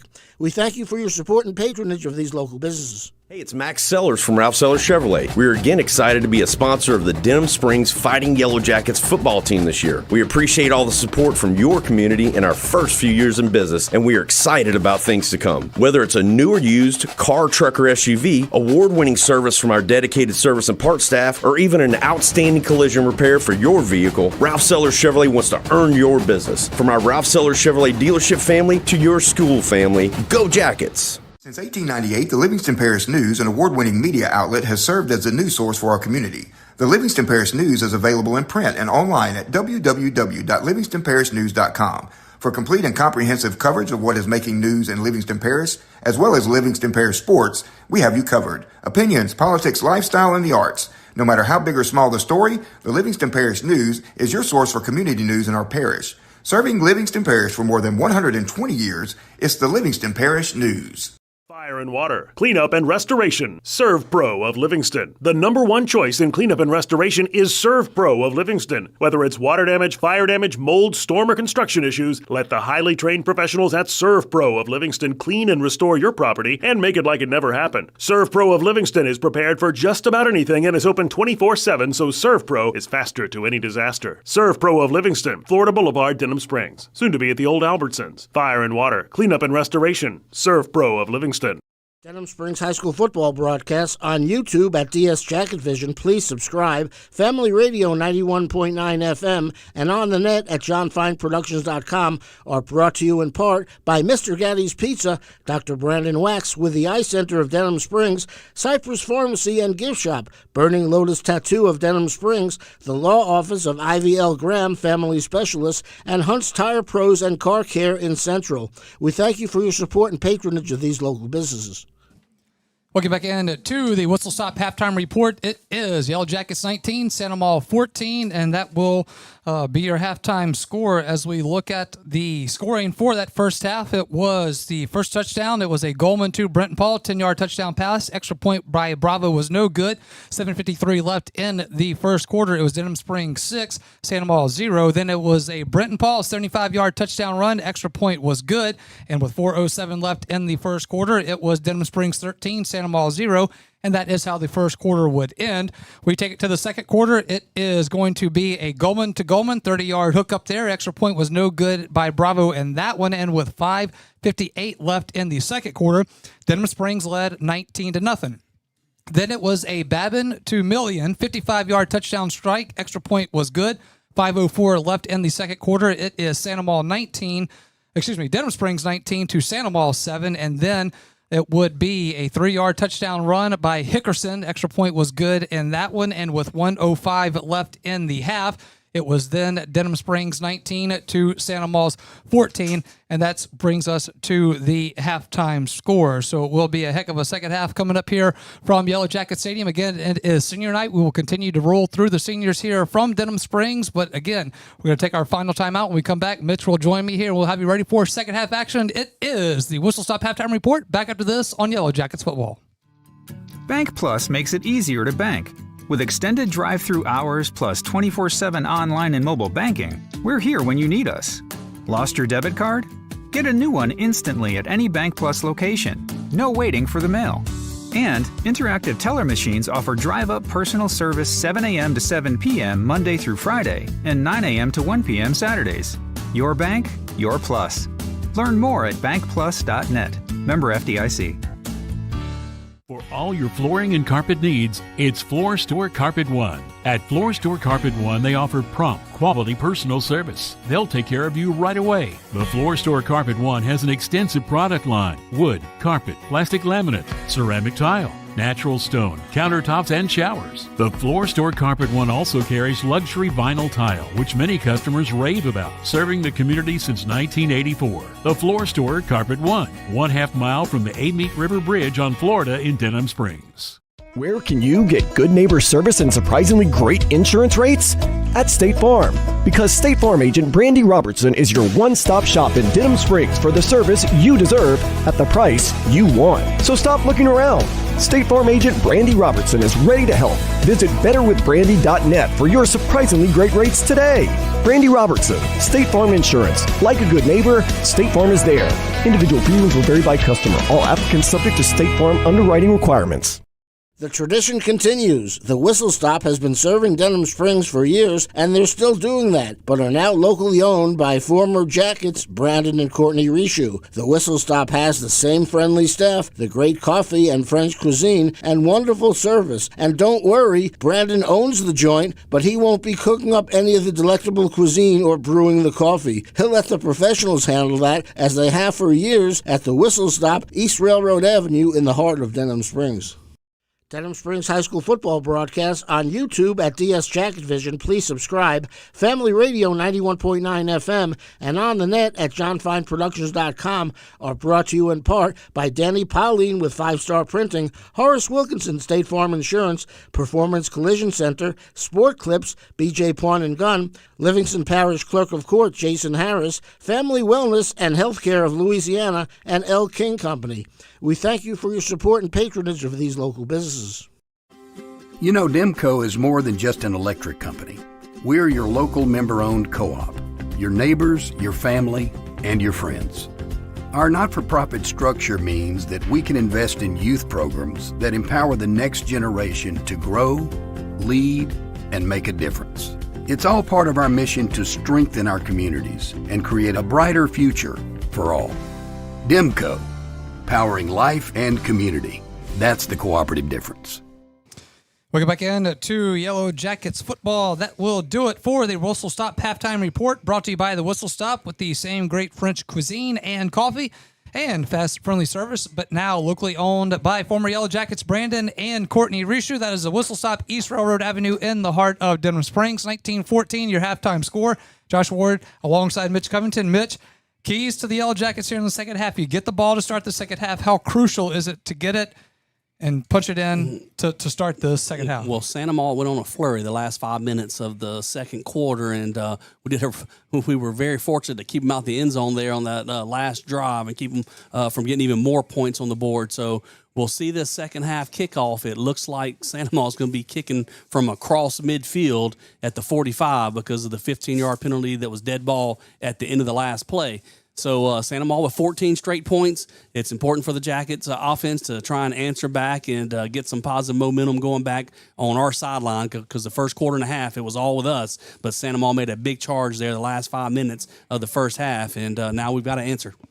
Sure do. So it will be Yellow Jackets to get the ball to start this second half. And as you mentioned there, after the penalties are assessed, it will be a... And one would think you'd have to watch for onside kicks right here. They've got not a whole lot to lose. If they onside kick it, we're going to start with the ball around the 30-yard line. Well, yep. You hope that they just go ahead and Kick it in his Paxton's zone. got a pretty exactly. We can take Kick the as ball. hard as you can. All right, so Paxton LeBlanc will have it teed up at the Yellow Jacket 45-yard line, so it will be a penalty against the Yellow Jackets. And here is the kick, and they do try to go for the onside kick, We didn't and get I it. We believe did that not Santa get Maul it. got it. My goodness, we knew it. We saw that it was going to come, and Santa Maul is able to recover it, and they will have it to start And the it's second set up half. by the ridiculous penalty at the end of the first half. You just can't keep giving other teams chances to beat you. You start a drive at the 7-yard line, and they're able to use all their timeouts to try and score before the half. And then you go ahead and give them a 15-yard penalty at the end of the half when you barely kept them out the end zone. And so, hey, let's give them a free chance at an onside kick here. So not only do they get the ball, but they start at the 32-yard line. So the defense, which played really well for the first quarter and a half, now has to step up and, be key players for us right here and make a big stand.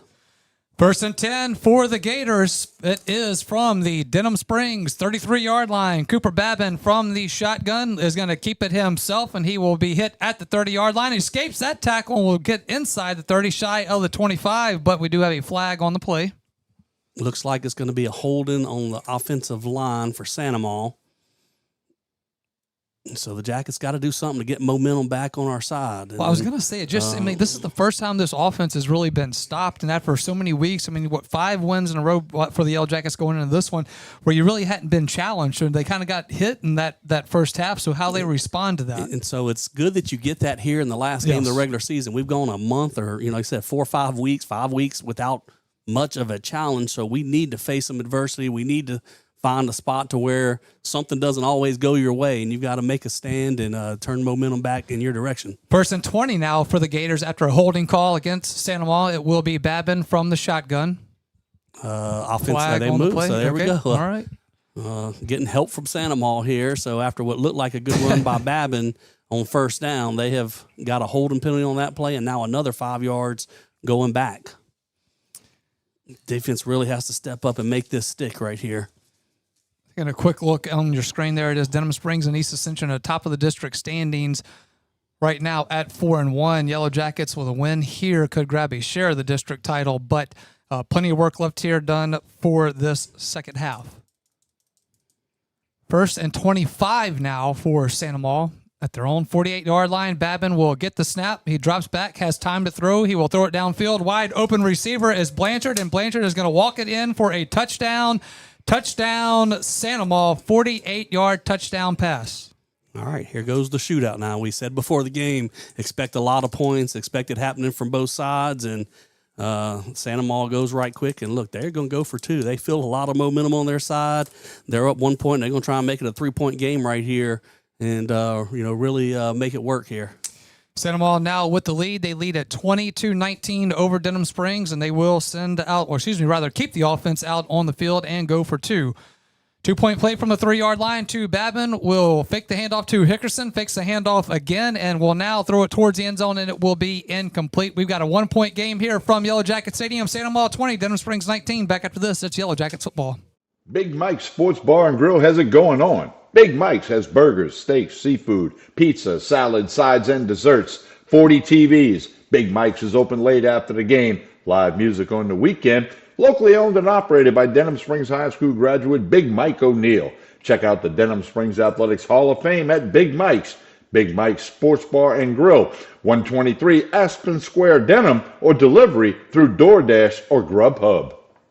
And we welcome back in to Yellow Jackets football. We come to you live on YouTube at DS Jacket Vision. Make sure you give it a like and subscribe. Keeps you up to date with all things that we are doing here at DS Jacket Vision. It is on Family Radio 91.9 FM and on the web at johnfineproductions.com. Great to have you along here with us for what we thought could be a shootout. Looks like it could be on its way to that because now offenses are going to start going back and forth and taking shots down the field, but it will be Paxton LeBlanc to kick it off to the Yellow Jackets. Here is the kick. Britton Paul will pick it up at the 15-yard line to the 20-yard line. Trying to find some space and get to the 25-yard line. Will be 1st and 10 for the Yellow Jackets. Not the way you wanted to start the second half, Mitch, but Yellow Jackets now get the offense out onto the field, see if they can get something going, stymied a little bit in that second quarter against the Gators. The back half of the second quarter, yep. So we got the 19-0 lead. Now Santa Ma's had 20 in a row, so plenty of time left in the game. You still got, we're looking at over 23 minutes left in the game. So plenty of time here. Let's just get back on track. Take it as if it's a tie game. That 1 point right now early on shouldn't be a big difference. It will be Goldman out of the shotgun on 1st and 10 from his own 25-yard line. Goldman will wait for the snap. He will get it, fakes the handoff, looking to throw, looking for Sean, and has Sean across the 40-yard line and shy of the 45, but it is a nice catch, Goldman to Goldman, and it is a first down for the Yellow Jackets. We get a Big Mike Sports Bar and Grill Jackets first down. Big Mike's is children-friendly with great food and locally owned by Big Mike O'Neill. That little glance route, we normally throw it in there tight on the line, but if you recall, DJ Schoenberg's gotten his hands on a couple of them. That time, Sean, on that route, just floated it up high where it was definitely over the safety that would have been sitting in that hole, and Sean was able to run up underneath it for a big gain. Makes it 1st and 10. Yellow Jackets, their own 44-yard line. Goldman will get the snap. We'll hand it off to Paul. Paul trying to find some space. Stiff arms one guy, gets to midfield before he goes out of bounds. Nice run right there by Brenton Paul with the stiff arm to pick up some positive yards. Very good run, bounced out. The play wasn't designed to go to the edge, but it was kind of stacked up on the inside. Nice and spot. Brenton Paul bounced outside around the edge and outran the cornerback. Used a little stiff arm, like you said, to pick up the extra yards and a good 9-yard run on first down. Yep, it will be 2nd and 1 from the 48-yard line of Santa Ma now for Denham Springs. Goldman will send Brenton Paul into motion. We'll get it. We'll get Paul into the flat at the 45-yard line, and around the 40-yard line of Santa Ma, Brenton Paul will go out of bounds. It'll be a first down for the Yellow Jackets, making another Big Mike Sports Bar and Grill Jackets first down. Check out the Denham Springs Sports Hall of Fame at Big Mike's. And that's a read by the quarterback, John Goldman. He can take it and run up behind the lineman, but he's watching those linebackers. If anybody ran out wide or that safety up on Brenton Paul, he would run it. But nobody really drifted wide with Brenton Paul, so he goes in and throws it out there and let him have some room to run. Yellow Jackets trailing by 1. 10 minutes left here in the third quarter. Goldman from a pistol formation will send Paul into motion. Same play to the other side now. Paul to the 35-yard line will be tackled around the Santa Ma 32, maybe the 33. We'll see where the spot is, but same play, opposite side of the field that time. And that was Andy Miette, your senior outside linebacker, that barely got there to stop Brenton Paul. If he wasn't going to get there, Brenton Paul was about to turn the corner and maybe have a really big play, but still a nice 5-yard gain there, but good hustle by Andy Miette to stop that from being a huge play for the Jackets. 2nd down and 5. Line of scrimmage is now the Santa Ma 33-yard line. Goldman will wait for the snap. Trey Seals is in motion. Here is a snap. Gives it to Paul. Paul to the 30-yard line. Will be tackled around the first down marker right at the 28. We'll wait for the spot. It'll be 3rd and about half a yard. Yep. Third and short. We've had some issues here in the second quarter, right about this spot in the field, too. So, like a quick hitting play. Some of our slower development plays, Santa Ma's been getting in the backfield on these short yardage gains. So, I expect this one to be a little quick hitting play. It will be Goldman from the shotgun on 3rd and short. 3rd and about a half yard, as mentioned. Goldman will get it. Tanner Kerner leads the way. He gets the first down and more as he will be tackled around the 22-yard line of Santa Ma, where it'll be a Big Mike Sports Bar and Grill Jackets first down. Book your Christmas party at Big Mike's. Space is filling up. Give them a call today. That is Big Mike Sports Bar and Grill. As I mentioned, quick hitting. Like Sean Goldman didn't catch it, get a read to the running back, and a little bit slower development. He called it and was getting up there quick on that quarterback ISO, and a good job by the offensive line there to open up the necessary yards needed. 1st and 10 for Denham Springs. Santa Ma 22-yard line. Goldman, pistol formation with Kerner in the backfield. Sends Trey Seals into motion again. We'll have to describe that to you if you're just listening and not watching. Goldman will fake it. Now he will look to throw. Throws it towards the end zone, and it is going to be caught by Goldman off the fingertips, and then he brings it in. Touchdown, Yellow Jackets. That ball was tipped, and he had to readjust and catch it as he was going to the ground and scoop it up before it got to the end zone, before it hit the ground right there. So great answer by the Yellow Jacket offense. John Goldman, who looked like Hayden Ray was the primary receiver. Hayden Ray was covered there for a moment, so he just looked down the field deeper and found his brother Sean across the middle of the field for a touchdown. Jonathan Bravo will come on to attempt the extra point. Here's the snap, the hold, the kick is through the uprights, and the extra point is good. It is Denham Springs 26, Santa Maula 20, and we're back after this. It is Yellow Jackets football. Personal injury? Boyer, Aber, and Angel. Auto accidents? Boyer, Aber, and Angel. Workers' compensation? Boyer, Aber, and Angel. One law firm can handle all of your legal needs, and you don't have to fight big city traffic to find them. Mark Boyer, Dominic Amato, Lucas Schenk, and Allison Costanza have a team of 12 attorneys ready to assist you. The lawyers at Boyer, Aber, and Angel have invaluable experience that allows them to provide expert legal counsel that's professional, prompt, and productive. Small town values, big city results. Boyer, Aber, and Angel. We welcome back in to Yellow Jackets football. Denham Springs now with the lead, 26-20. After this kickoff, we will have the Brandy Robertson State Farm Insurance scoring drive. So, second half doesn't start off quite the way you want for Denham Springs. Santa Maula is able to get a quick strike, but Yellow Jackets put a nice drive together there and cap it off with a touchdown, another Goldman-to-Goldman connection. And it will be Herrera to kick it off from the 40-yard line. Here is the kick. End over end, goes over to the 20-yard line, and they will pick it up at the 15. Why did he not let it go out of bounds? Doesn't matter. We'll take that. But it brings us to a Brandy Robertson State Farm Insurance scoring drive for Auto, Home, and Life. It's Brandy Robertson State Farm Insurance. Team members include Amanda Cook, Justin Summerall, Jana Goins, Brittany Watkins, and Katie Switzer. Visit betterwithbrandy.net. That was a 2-minute, 24-second drive. The Yellow Jackets went 75 yards, finished it up with a 22-yard touchdown pass. John Goldman to Sean Goldman. And with 8:34 left in the third quarter, the Yellow Jackets take a 26-20 lead.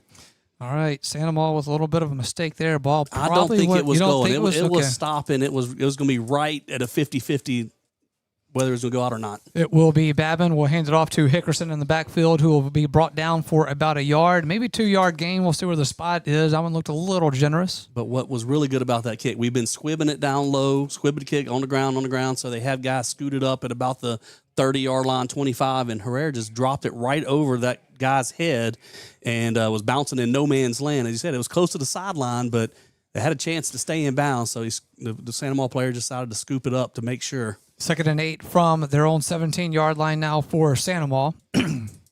Excuse me. Babin from the shotgun. We'll wait for the snap. 4 receiver set. Here is a snap. Fakes the handoff. We'll throw it now on the far sideline. Breaks a tackle and picks up the first down and more. Going out of bounds is Lathan Taylor. First down for the Gators. Mitch, real quick, let's hit a couple more seniors. And let's start with Camden Colvin and Caden Schutz and Devin Mack. Yeah, Camden Colvin is a senior defensive back here, reserve player for the Jackets. Caden Schutz is a backup defensive lineman that gets in the game and rotates occasionally in there at that nose guard position. Devin Mack, your senior defensive end, having an all-district type season. We've called his name out tonight with already a couple tackles for losses and a key player for those Jackets. On 1st and 10 from their own 28-yard line, Babin will fake the handoff, throws it towards the middle of the field. It is going to be caught by Millian, and Millian will get to about midfield. It'll be first down for the Gators. That play is just really working for them. It's the slot receivers are just going to work on us right now. It's not the outside guys. Our corners are doing a good job in coverage, but they're getting the slot receivers working over the middle of the field and either on a go route on the touchdown earlier, maybe a little stutter was involved in that go on that touchdown, but that right there is just a simple crossing route, and they're getting a lot of open room there for Millen. 1st and 10, right at midfield for Santa Maula. Here's a handoff to Hickerson. Hickerson will find a little space, gets to the Yellow Jacket 40-yard line, will be brought down inside the 40, got a flag on the play. Maybe a receiver was holding, so might catch a little bit of a break right there at the end, with a receiver blocking downfield. Stops the clock with 7:13 left here in the third quarter. Yellow Jackets now with a 26-20 lead over the Santa Maula Gators. Now it is going to back up from the spot, which really is going to put it about 1st and 11. Looked like it was 9 yards downfield, maybe where the flag was dropped. But the Jacket defense, which did a great job on the first 3 drives of the night, maybe 4 drives of the night perhaps, and had Santa Maula shut out until about the 5-minute mark of the second half. But Santa Maula has scored 2 quick touchdowns. They were trying to score right before half and pretty much just ran out of time. And on their first drive of the second half, scored a touchdown. So their offense is moving now. They've found some rhythm, found some holes in what they wanted to do, and now they're back to that balance where they're running and passing in a balanced scenario. First and 15, back at their own 47-yard line now. It will be Cooper Babin. He is going to throw it as he was on the move. He will go out of bounds. Intended receiver was Blanchard on the near sideline. Okay, I got some questions on that play. If they're saying incomplete pass, so that's like a forward pass. Yep. Well, if that was a forward pass, they had linemen about 5-6 yards downfield. That's an eligible lineman. I think it was a backwards pass, which means it should be marked where it went out of bounds, which really would only been about a yard or two I was difference. about to say it's pretty close there. It was yeah. pretty close. But if that was forward pass, I thought they had linemen downfield there. From their own 47-yard line now on 2nd and 13, it will be Babin from the shotgun. Has pressure coming. He is going to throw it middle of the field. It is going to be to Million again. Million to the Yellow Jacket 40-yard line. He's at the 30 and will go out of bounds inside the 30. I mean, We don't have an answer for that. Exactly. We don't have an answer for the crossing route from the slot receivers. Our guys just can't stay with them. I mean, you get them at 2nd and, what was it, 2nd and 13, yep. and they only have to throw the ball 4 yards downfield on that one. That wasn't deep. A lot of the others have been deeper down the field, about 15 yards by the time it's caught in the air, but that right there is just a simple, shallow crossing route that we couldn't keep up with. First and 10 from the Yellow Jacket 28-yard line. It is going to be Hickerson out of the backfield. He is going to be stood up and brought down for no gain. So the run game not very effective here for the, well, I say that, but then Hickerson will get one off the edge and pick up just enough yards to kind of get you on your heels a little bit. Yep, and so really would be nice to try and pick up another turnover at this spot or something, a big tackle for a loss here on 2nd down to put them in a 3rd and long situation. As long as they're ahead of the chains and they're still the threat of the run, they've been able to keep us on our heels here the last few drives. 2nd down and 10 from the Yellow Jacket 28-yard line for Sandoval. Here is Babin, fakes the handoff. He's going to look to throw, throwing it right towards the middle of the field, and it is going to be caught. This time it is going to be to Rizzuto, and Rizzuto is in for the touchdown Gators. I mean, this is just giving me flashbacks to the Central game. It's slot receivers are dominating us, and we are not able to stay with them. And it's just like that. He was open by about 5, easily open. Yeah, I mean, each receiver on that, I mean, it's the same play, just over and over again, just different guy that time. It's been a couple different defenders also. It's not always the same defender out there getting picked on. LeBlanc will come on to attempt the extra point. It is going to be blocked, and it is no good. The block by the Yellow Jackets keeps it at 26 apiece here with 5:55 left in the 3rd quarter, and we're back after this timeout. It is Yellow Jackets football. Denham Springs High School football broadcast on YouTube at DS Jacket Vision. Please subscribe. Family Radio 91.9 FM and on the net at johnfineproductions.com are brought to you in part by Triton Outpatient Clinic, Livingston Parish Assessor Jeff Taylor, Todd Caruso, Attorney at Law, Duke's Seafood and Steakhouse, Modad 1 Individual Sewage Treatment System, Forest Grove Plantation, and Billy Leach Professional Title Company. We thank you for your support and patronage of these local businesses. We welcome back in to Yellow Jackets football. Sporting Center has all your Denham Springs and surrounding school shirts, caps, clothing, and fan gear. And Sporting Center is more than just... Welcome back in Yellow Jackets football. It'll be Sandoval to kick it off to Denham Springs. Paxton LeBlanc will squib kick it. Picked up by the Yellow Jackets. That is Brenton Paul at the 20. Gets to the 25, now at the 30. 35-yard line to the 40. Going to be tackled just shy of the 45, but a nice return right there by Brenton Paul, and it'll be 1st and 10 for the Yellow Jackets. Tell you what, that was Devin Mack. We had just called his name a couple times about a senior making some, having a big season for us earlier. We mentioned that. Well, he come through the inside of the Sandoval protection and blocked that extra point, and been a few missed extra points in this game. It should be 28-28, but we missed a couple kicking. Sandoval went for 2 and didn't get it. Now we blocked one. So 26 all, tie game with a quarter and a half left to play. Going to be 1st and 10 for the Yellow Jackets. They will start this drive at the 44-yard line. They will start at their own 44. Here is Goldman waiting for the snap. Here is the snap. We'll hand it off to Brenton Paul. Paul gets to midfield, stays on his feet at the Gator 40-yard line, leaps over a couple of defenders, and it is a late flag coming in on this one.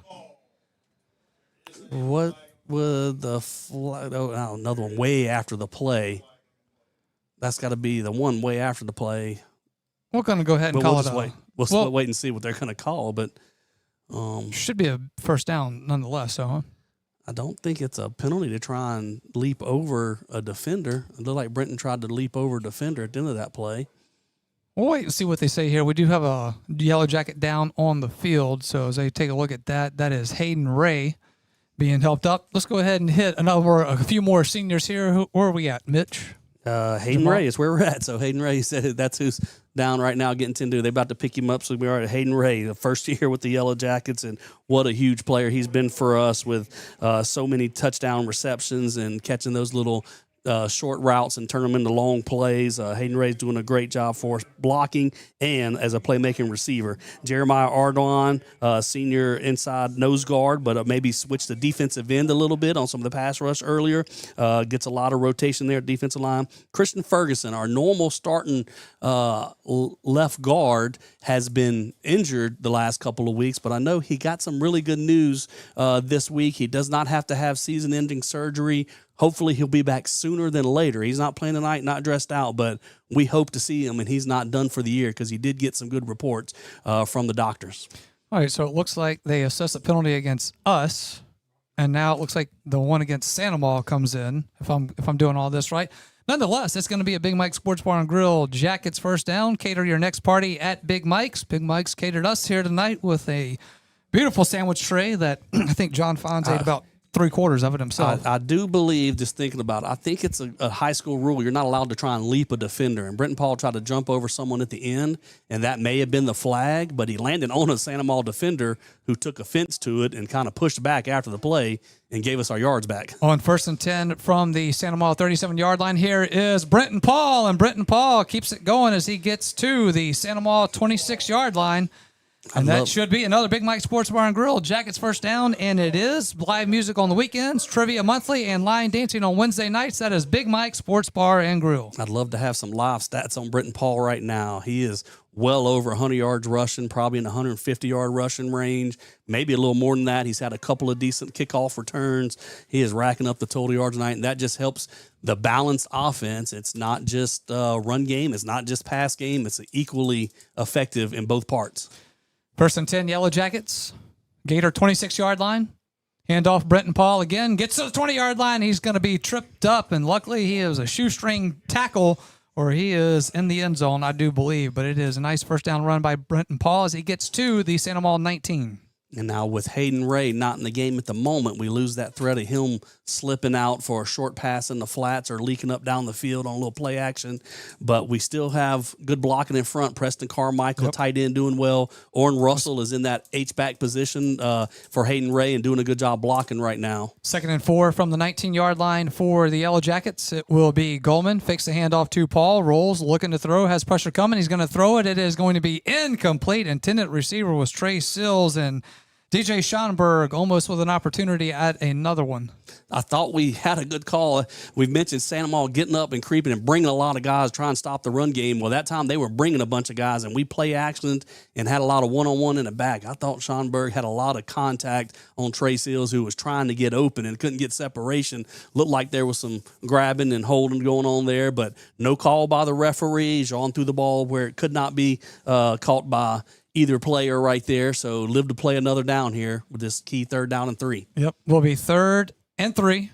Santa Maula 19-yard line at Goldman from the shotgun. It is Brenton Paul in the backfield. We'll let Paul try to lead the way as Goldman's going to try to find some space, and he's going to be brought down at the 20-yard line. Will be 4th down now for the Yellow Jackets. And that's just where it hurts to not have Hayden Ray. I think we could slip him out and try and throw it to him in the flats, and he most of the time is going to be able to get 3-4 yards there if needed. So now it was just a all-run threat on that one looking like, and Santa Maula, once again, on a 3rd and short, not only stops us for no gain, but maybe a loss of a yard. So Jackets are going to go forward on 4th and 4. Really big play in the game right here. 4th and 4. It is at the Santa Maula 20-yard line for Denham Springs. Clock rolling with 3:25 left here in the 3rd quarter, tied up at 26 apiece. Goldman from the shotgun will roll to his right, will throw it, hits Brenton Paul. Paul at the 15, he's at the 10-yard line, will go out of bounds right about the Santa Maula 10, making a Big Mike Sports Bar and Grill Jackets first down. Book your Christmas party at Big Mike's. Call him now. Space is filling up. That is Big Mike's Sports Bar and Grill. Good call by Coach Fournier right there. We slipped Brenton Paul out of the backfield. It took him a moment to get around some rushers from Sandoval to leak out in the flats, but once he got out there, he was uncovered. Jean dumped it to him, was able to get the catch and the run for the first down. It is 1st and goal for Denham Springs. Ball is at the Sandoval 10-yard line now. It is going to be a direct snap to John, and John will go out of bounds at the Sandoval 5-yard line. It'll be 2nd and goal, 5 yards to go for the touchdown. All right, so 2nd and goal inside the 5. 4-yard line right here. Probably, more than likely, 4-down territory. But I don't want it to come to a 4th down. Let's get it here before then. 2nd and goal. It will be just inside the 5-yard line at the 4. Goldman will get it. Gives it to Paul. Paul is going to get it in for a touchdown. Touchdown, Brenton Paul. 4 yards. Touchdown, Yellow Jackets. Yellow Jackets with the lead. Brenton Paul showing that great vision that he has. Gets a handoff on the left side of the offensive line, but sees a crease across the center on the right side, and then gets there and running hard, running through tackles into the end zone, putting the Jackets up 6, awaiting this extra point right here by Jonathan Bravo. All right, so it will be Jonathan Bravo to attempt the extra point. He does have 2 misses on the night. Let's not make this the 3rd. Dylan Johnson is the holder. Here's a snap, the hold, the kick is up, extra point is through the uprights, and the extra point is good. Denham Springs 33, Sandoval 26. Back after this, Yellow Jackets football. Your local sporting goods store is Sportin' Center. Sportin' Center has all your Denham Springs and surrounding school shirts, caps, clothing, and fan gear. And Sportin' Center is more than just athletics, offering services for businesses and organizations. Sportin' Center does in-house monogramming, screen printing, laser engraving, and large format printing. They can handle all of your advertising, promotional, and sign shop needs with personal, one-on-one customer service. Serving Livingston Parish for close to 50 years. Sportin' Center, 205 South Range Avenue. Sportin' Center, more than just a sports store. Welcome back in to Yellow Jackets football. It is Denham Springs 33, Sandoval 26. After this kickoff, we will get you your Brandy Robertson State Farm Insurance scoring drive. Harrell will kick it off from the 40-yard line. And, you know, Mitch, just tonight, he doesn't have the ball turned sideways. Here is the kickoff from the 40-yard line. Squib kick will be fielded at the 30-yard line by the Gators. Getting to the 35, going to be tackled shy of the 40. It'll be 1st down for the Gators, but it's time for the Brandy Robertson State Farm Insurance scoring drive for auto, home, and life. It's Brandy Robertson State Farm Insurance. Team members include Amanda Cook, Justin Summerall, Jana Goins, Brittany Watkins, and Katie Switzer. Visit betterwithbrandy.net. That was a 56-yard scoring drive. Took 3 minutes and 1 second off the clock. Finished up with a Brenton Paul 4-yard run. Brenton Paul got most of the yards on that drive. Did a really good job in the run game right there. And we finished up. The Yellow Jackets are up 33-26 with 2 minutes 41 seconds left in the 3rd quarter. Send them off from their own 39-yard line. It will be Babin. We'll hand it off to Hickerson, who will be wrapped up in the backfield, brought down for a 2-yard loss on the play. There we go. That was Devin Mack, right, in the backfield right there. He's having a heck of a game on the defensive side. A sack early on, a blocked extra point, a tackle for a loss here. 33-26. Yellow Jackets with the lead. It is 2nd and 12 for the Gators from their own 37-yard line. I can see right now we got a little bit of double coverage going on right now against Millen, and with good measure. Yes. He never got set. Here is Babin. Pressure is coming. He's going to be sacked back at his own 20-yard line. Yellow Jackets with a big play right there. Let's give some credit. Cedric Polk shooting the gap and a late flag. Come on. I think that's on Sandoval. Okay. I don't know if that was on us. He was looking the late flag. What? I don't think any of our guys to see. Oh, come on. Yep, it is against us. We've had a few of those. Got to clean that up. You've got them all the way back to their own 20-yard line. 3rd and a mile. Yes, and now it's going to be 3rd and 14. It was almost as if that was an incomplete pass. But Debo Scott was back there with Cedric Polk, and both of them helping to make that sack. I don't know. I didn't see what was said, but I mean, the refs, come on, that's... how many are they going to throw after the play against the Jackets? And maybe the Jackets just need to get back to the huddle after the plays and quit giving them extra yards. On 3rd and 14 from their own 35-yard line, Babin is going to look to throw. He has time. It is going to be middle of the field. It's going to be incomplete. Intended receiver was Million, and it is 4th down now for the Gators. Trenton Matuire there with coverage, and I think we had a little bit of pressure on Babin. It looked like he was throwing that one off his back foot. So a great defensive stand by the Yellow Jacket defense right there. Really good job after we've gotten a couple touchdowns here to take the lead here in the second half and got a good 3 and out. Let's see if we can do a good job on this punt return. We'll send out the punt team for the Gators. It is Kerner back to receive. Some good pressure right there. There's going to be a short punt. Hits at the 50-yard line. Takes a good roll for the Yellow Jackets. It'll be 1st and 10 inside Santa Maria territory after this quick timeout on Yellow Jackets football. Sunshine Cleaners is a family-owned dry cleaning business that has operated in the greater Baton Rouge area since 1995. Let Sunshine Cleaners' knowledgeable, professional, and friendly staff take care of your dry cleaning and laundry needs. Whether you drop off or they pick up at your home or office, Sunshine Cleaners makes it easy and convenient.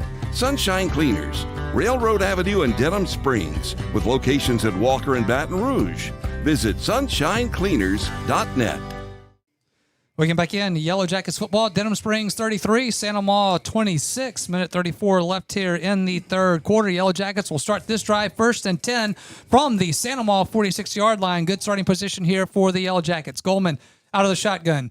Gives it to Brenton Paul. Paul will try to fight his way towards the Gator 40. Looks like they're going to mark him down at about the Gator 43. Santa Maria has had a couple of poor snaps on the punt. One of them skipped back to the punter. He caught it off the turf. That one, I think, threw his timing off a little bit too. So the timing was off on the punter. Quentin Clay was coming but pulled up because he didn't have a good angle. And I just messed up Santa Maria's punter, and he got a bad punt off, and it hit and went backwards. So the Yellow Jackets with great field position here and really would love to put a 3rd touchdown in a row. We got 2 in a row right now and would love to get a 2-score lead at the moment. Second down for Denham Springs from the 43-yard line of Santa Maria. It is Goldman out of the shotgun. Will get the snap. We'll hand it off to Brenton Paul, and Paul is going to try to fight for some positive yards and pick up about 1, maybe 2. Tell you what, we've got 2 starters right now on the sidelines. Yes, not good. Hayden Ray's trying to work himself loose a little bit.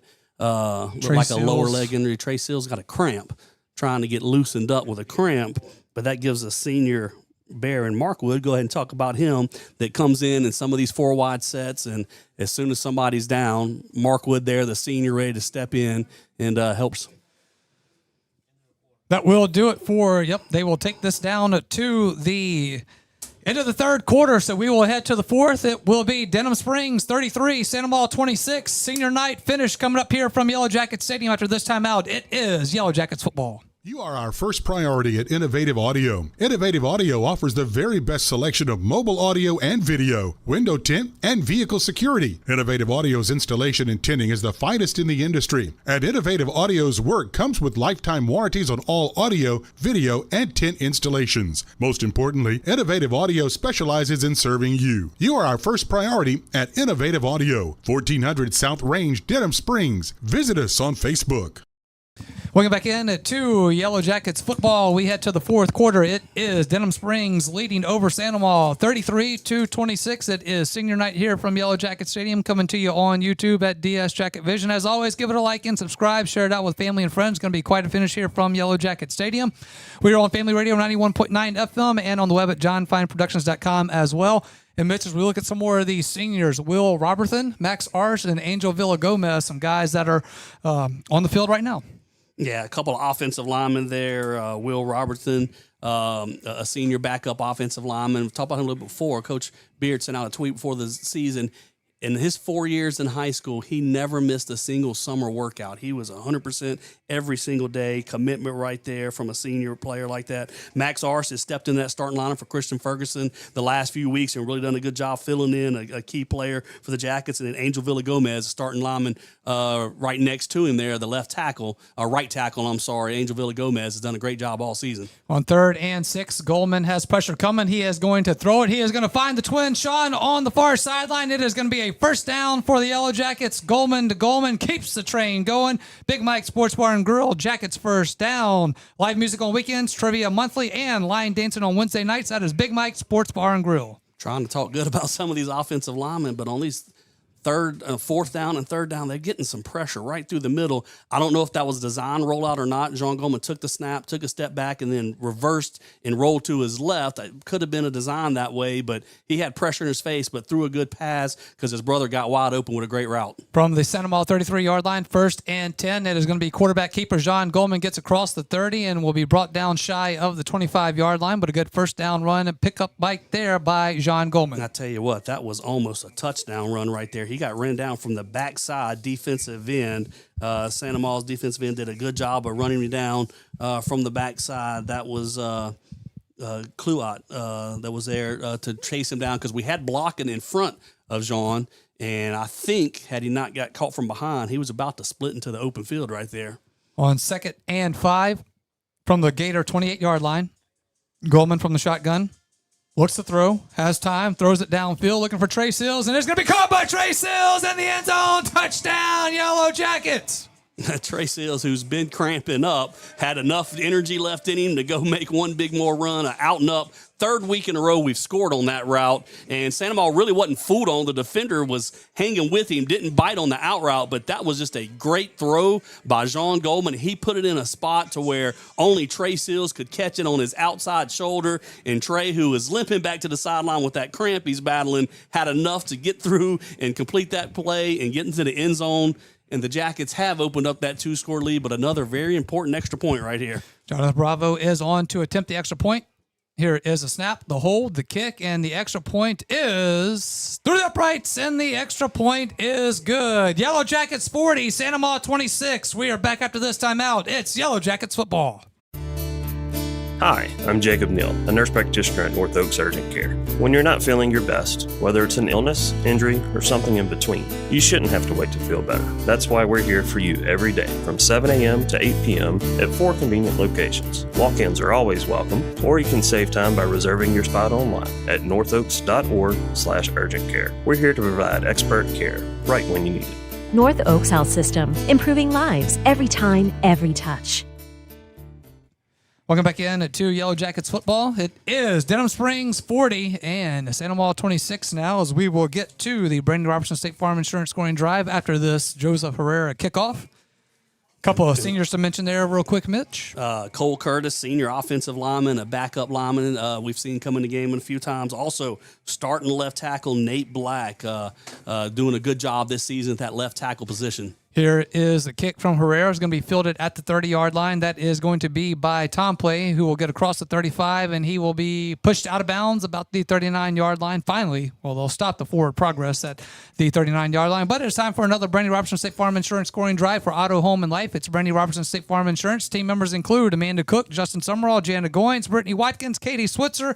Visit betterwithbrandy.net. That was a 46-yard scoring drive, took 2 minutes and 24 seconds off the clock, finished up with a John Goldman to Trey Seals 28-yard touchdown pass with 11 minutes and 10 seconds left in the fourth quarter. Yellow Jackets lead 40-26. And it is 1st and 10 for Santa Maria. They will start this drive at their own 39. Come on, defense. Another big stop right here. With 11:01 left in the fourth, here is Babin. Fakes the handoff to Hickerson. Pressure is coming. He escapes the first one. Now will roll, throws on the run, going to be incomplete. Intended receiver was Landon Blanchard on the far side. Really good play right there by Yellow Jackets defense, but what makes Cooper Babin so dangerous is how he's able to make that first guy miss. He dances back there. And I tell you what's happened, though, when he's able to have a clean pocket, they've kind of eaten us up with the receivers getting downfield and getting open, but we have really disrupted them with pressure several times, and that was one of those plays right there. We got pressure in his face, made him move out of the pocket and try to find a receiver on a little scramble drill. 2nd and 10. Babin will work it from the shotgun. 4-receiver set with 2 to either side. Here is snap. Fakes the handoff again. Looks to the middle of the field. It is going to be caught across midfield into Yellow Jacket territory. On the reception for the Gators, that is going to be Million again. Million, yeah.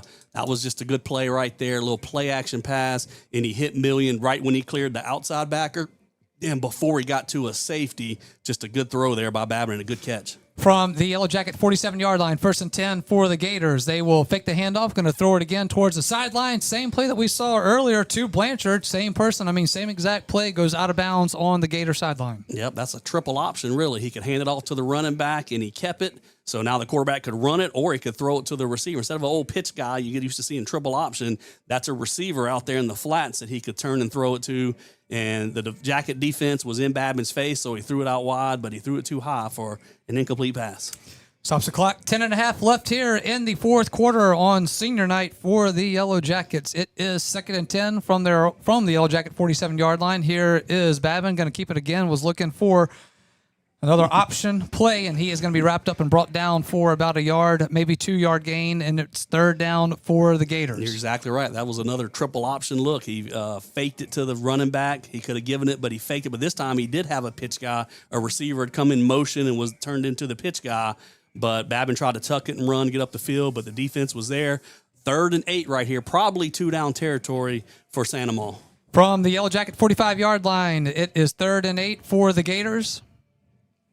Babin will check the sideline. Yep. Let's get the slot receivers. Get some help on them. Babin will wait for the snap. Gets it. Will fake the handoff. Going to keep it himself, and he is going to be brought down for a loss on the play. It is going to be 4th and long for the Gators. Babin unable to escape that pressure. Debo Scott right there in his face, and that was definitely a play on 3rd and 8 to try and let's run the ball. Maybe we get 6 yards, 7 yards. Maybe we catch Denham dropping back in pass coverage because they knew they were going for it on 4th down anyway. But Debo was there to make the tackle for a loss, so make this 4th down even harder. 4th and 9 for the Gators from the 46-yard line of Denham Springs. Cooper Babin will be out of the shotgun. 4 receiver set, 2 to the near, 2 to the far.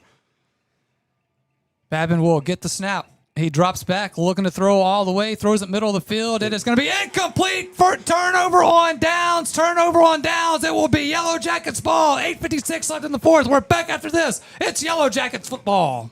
Denham Springs High School football broadcasts on YouTube at DS Jacket Vision. Please subscribe. Family Radio 91.9 FM and on the net at johnfineproductions.com are brought to you in part by Hunt's Tire Pros and Car Care in Central, Safe Voyage Tattoo, Use Safe and Lock, District Court Judge Brian Abels, Mashan and Associates General Contractors, David Azar Shelter Insurance Company, and Coconut Willie's Daiquiris. We thank you for your support and patronage of these local businesses.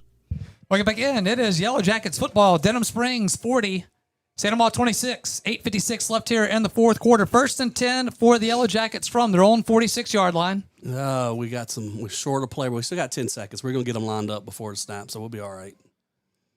Play clock down to 5 seconds. Goldman, empty backfield, will get the snap. Keeps it himself, gets to midfield, stays on his feet. He's off to the races, gets off one defender. He's at the Santa Maria 20, 15, 10, 5, and in for the touchdown. John Goldman, quarterback keeper. Yellow Jackets busted open. I'll tell you what, that was a lot of individual effort by John Goldman. We had some good blocking up front to get a small hole for him, but he made one defender miss in the hole, which would have been about a 4-yard play. And then once he broke it, he stiffed arm, I think, an outside linebacker from the backside of Santa Maria right in the face, just a stiff arm in the face, and knocked the defender back and was able to get the separation to sprint the rest of the way for the touchdown. 54-yard keeper John Goldman extends the lead now for the Yellow Jackets. Bravo's extra point will be through the uprights, and the extra point is good. Yellow Jackets 47, Santa Maria 26. Just 8:45 left in the fourth quarter. Back after this, Yellow Jackets football. With Bank Plus, your account is always just a tap away. Bank anywhere, anytime with free Bank Plus mobile banking. Pay bills, transfer funds, and check your account day or night with the Bank Plus mobile app. Deposit checks with the snap of a photo. Keep tabs on your account with transaction alerts. Lost your debit card? Disable it instantly from your smartphone. Then, turn it back on when you find it. Your bank, your plus. Learn more at bankplus.net. Member FDIC. Welcome back in to Yellow Jackets football. It is Denham Springs 47, Santa Maria 26. 8:45 left here in the fourth quarter. We will get the Brandon Robertson State Farm Insurance scoring drive after this Joseph Herrera kickoff from the 40-yard line. Just cover it up right here. Here is a kick, going to be a squib kick. It will be fielded at the 35-yard line and met immediately by a host of Yellow Jackets. It is going to be for no return, but let's get this Brandy Robertson State Farm Insurance scoring drive knocked out for Auto, Home, and Life. It is Brandy Robertson State Farm Insurance. Team members include Amanda Cook, Justin Summerall, Jana Goins, Brittany Watkins, and Katie Switzer. Visit betterwithbrandy.net. That was a 54-yard scoring drive. It was one play. We didn't get a whole lot of time off the clock, but we'd take the 7 points, no doubt. And that was a Jean Goldman 54-yard touchdown run. 8:45 left in the ball game. The Yellow Jackets take a 47-26 lead over the Santa Maria Gators. All right, so it will be 1st and 10 for the Gators. Now they will start this drive at their own 35-yard line. It will be Babin from the shotgun. For the third time today, we're going to jump off sides defensively, so I'll tell you what, I'm going to give a shout-out here a little bit blind because I didn't see it, but I know we got great listeners at home. I know Brad John, former Denham Springs High School quarterback and defensive coordinator for Denham Springs Junior High Yellow Jackets, said Orrin Russell in their game for Hayden Ray right now made a key block for Jean Goldman on that touchdown run. 1st and 5 for the Gators now to the penalty against the Yellow Jackets. It'll be a handoff to Hickerson. Hickerson will be stood up at the line of scrimmage and brought down for no gain. Cedric Polk is just all over the place right now, huh? Cedric is there. Caden Allen is there. You're starting to see the Yellow Jacket defense play with a lot more fire. Remember, Santa Maria made their run in the middle of the game, but we've made a couple of key stops since then.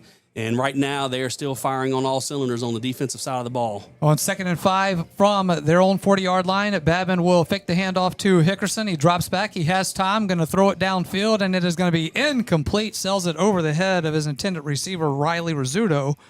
3rd down now for the Gators. Quentin Clay with great coverage. I'm just telling you, like, the soft spots right now aren't the cornerbacks. It's been the inside guys, and they had a good little stutter route going. Saw him score a touchdown against Live Oak on that with an inside receiver, run at a linebacker, stutter like you're turning the quarterback, then take off.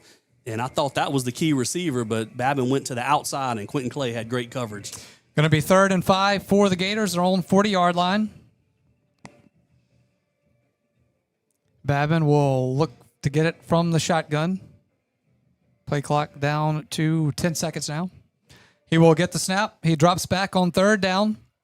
Dances around, going to have to keep it himself now. He steps up. Cedric Polk gets it again. We'll bring him down for a loss on the play. Going to be 4th down for the Gators. You've called it. Cedric Polk has woken up in this 4th quarter. He's a senior. He wants that district title, and he's fighting for it. Give Coach Prescott, defensive coordinator, a lot of credit. We talked about those inside slot receivers have been hurting us well. The adjustment here in this 4th quarter, we've put some safeties over the top and are almost double-teaming the slot receivers and just manning up on the outside guys, and that's keeping everybody covered. Our outside corners are doing a good job, and the double coverage with the safeties and outside backers are helping cover up those slot receivers for Santa Maria. 4th down and 6 for the Gators from their own 39-yard line. Empty backfield for Babin, who will have to step up. Pressure is coming. Throws it on the run. It is going to be incomplete at the Yellow Jacket 40-yard line. Turnover on downs.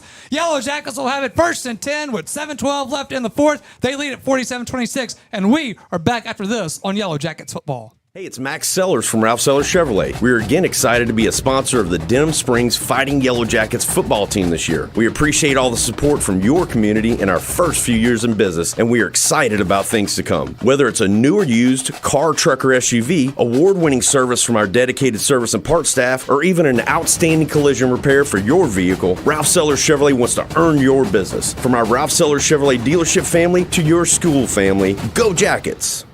We'll get back in. Yellow Jackets football. It is 1st and 10 for the Yellow Jackets. After the turnover on downs by the Gators, it'll be 1st and 10 from the Santa Maria 39-yard line for Denham Springs.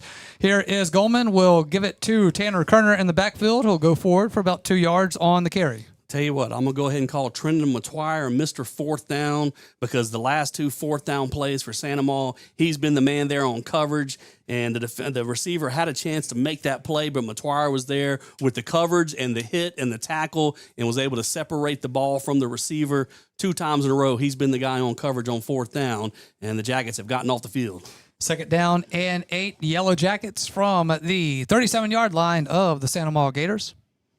I know we got a few more seniors to get to, Mitch. A couple more. It did take the whole game to get through them, huh? 41-member senior class here for the Yellow Jackets. Goldman will get the snap. Quarterback keeper to the 35-yard line, spins around and gets hit at the 30-yard line. Will be about a yard shy of the first down. So I don't like the quarterback taking hits right now. Well, we're trying to put this game away, and the cornerback isn't going to make the hits because he's missed Jean twice in a row. Remember, we had the touchdown on. Jean's got to come out because his helmet popped off. Do we have on this 3rd and short? We got a direct snap to TK, to Tanner Kerner, or to Britton Paul. Just direct snap it right to him. Because it's 3rd and 1 yard right here. Now, if we call a timeout. We can call a timeout and get him back in the game. We might as well let the play clock run down, call a timeout, and then we can get him back in the game. It will be Dylan Johnson in at quarterback. He's out of the shotgun. Tanner Kerner is lined up to his right. Johnson will get the snap, gives it to Kerner. Kerner makes a move, gets inside the 30, stays on his feet, will be tackled shy of the 25-yard line, but he gets enough to move the sticks, make it a Big Mike Sports Bar and Grill. Jackets first down. Visit Big Mike's website and check them out on Facebook. That's Big Mike Sports Bar and Grill. Good run by Tanner Kerner. Not a whole lot of room there, but a good run there by Kerner, running over on that left side. Max Arce was blocking over there, helping to open up the running lane. All right, we're getting a little huddle here as this game's getting a little chippy, but let's go ahead and round out these last few seniors, Mitch. While we're doing that, we also got senior wide receiver Briss Moss, been a reserve player for the Yellow Jackets. Jonathan Bravo, number 88, a 3-year kicker. We can't ever forget that game winner at the buzzer against East Ascension that he made last year. And, of course, he's been the kicker for 3 seasons here for the Yellow Jackets. Jahalura Patterson is a defensive lineman, a senior backup defensive lineman for us. And then our starting nose guard, Devin Cupid, who in the gold jersey found a jersey that actually covers all of his uniform. 1st and 10 for the Yellow Jackets. Goldman going to throw it into the flat to Kerner. Kerner at the 25, the 20, the 15, the 10, the 5, and he is in for the touchdown. They're going to call a holding on that one. They're going to call holding on the receiver. We've been so good at that all game long, blocking downfield. That's the first time they've called holding. Don't know if it was or not, but we've been doing well all game long, and that's the first one, so can't complain too much about that. Just those receivers giving great effort, but just swing pass out there to Tanner Kerner on the outside. That was Sean Goldman blocking on the edge. Looked like they called the holding on him, but that's not going to be put us in a bad spot because, it was 10 yards downfield, so it's going to be 1st and 10 still. But, yeah, old Devin Cupid, it's been noticed by YouTube viewers that his shirt does not normally cover all of his midsection. But this gold jersey, they got one that fits him. So gold jerseys the rest of the way. That's what I'm hearing, Mitch. All right, going to be 1st and 15 now? Is it back to 1st and 10 after the... Nonetheless, here is Goldman. He will keep it himself. All right. First down, they have that so it looks like that was 1st and 10. Because, the holding was 10 yards downfield. But I tell you what, looking at the sidelines here and got a couple of banged up guys. Hayden Ray, of course, is one we're going to watch. He hadn't gone back in the game since he's been injured and his pads are off. He's not going back in. Looking at another player right now in sideline in a sling. He's got his pads on. That's not one of the guys that have been hurt. Not sure who that is at the moment, but that's not what we want to see the week before the playoffs. But we hope to hear some good news from some of those guys. Trey Seals, I know, is a cramp. He's going to be back for sure.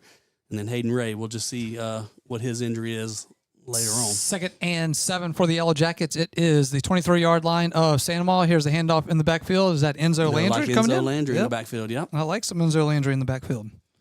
Enzo Landry, and then also Will Robertson coming in right now at on that offensive line. Looks like he's lining up at left guard right here. 47-26, Yellow Jackets with the lead here on senior night. Mitch, I think we got them all. We did. That was a lot of them to get to. we did get them all. So Yellow Jackets. But a lot of these guys deserve to be talked about, man. Oh, absolutely. What a season they have had. What a great run for this senior class. 3 minutes and 40 seconds away from a district championship and possibly 2 home playoff games because I believe they're going to shoot high enough up to be around 6 or 7 by the time it's all said and done. Entered the night at 11 on 3rd down. Here's a handoff to Enzo Landry. He's at the 10-yard line. It's going to be 1st down for the Yellow Jackets. Enzo Landry, some fresh legs in for the Yellow Jackets. Moves the sticks, make it a Big Mike Sports Bar and Grill. Jackets first down. Visit happy hour is 3 to 7 weekdays and all day on Sunday. That is Big Mike's Sports Bar and Grill. how many weeks in a row have we gotten at least 50? Oh, shoot. That's at least 2 weeks in a row. Mitch, the stat that I did do, Yellow So Jackets, 2 losses this season, Mhm. scored less than 30 points.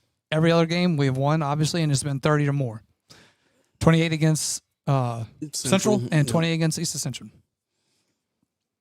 This will be win number 6 in a row for the Yellow Jackets. Goldman, out of a pistol formation on 1st and goal from the 9-yard line, will give it to Enzo Landry. He's at the 5, and he is going to be in for the touchdown. Touchdown, Yellow Jackets. Enzo Landry with the cherry on top.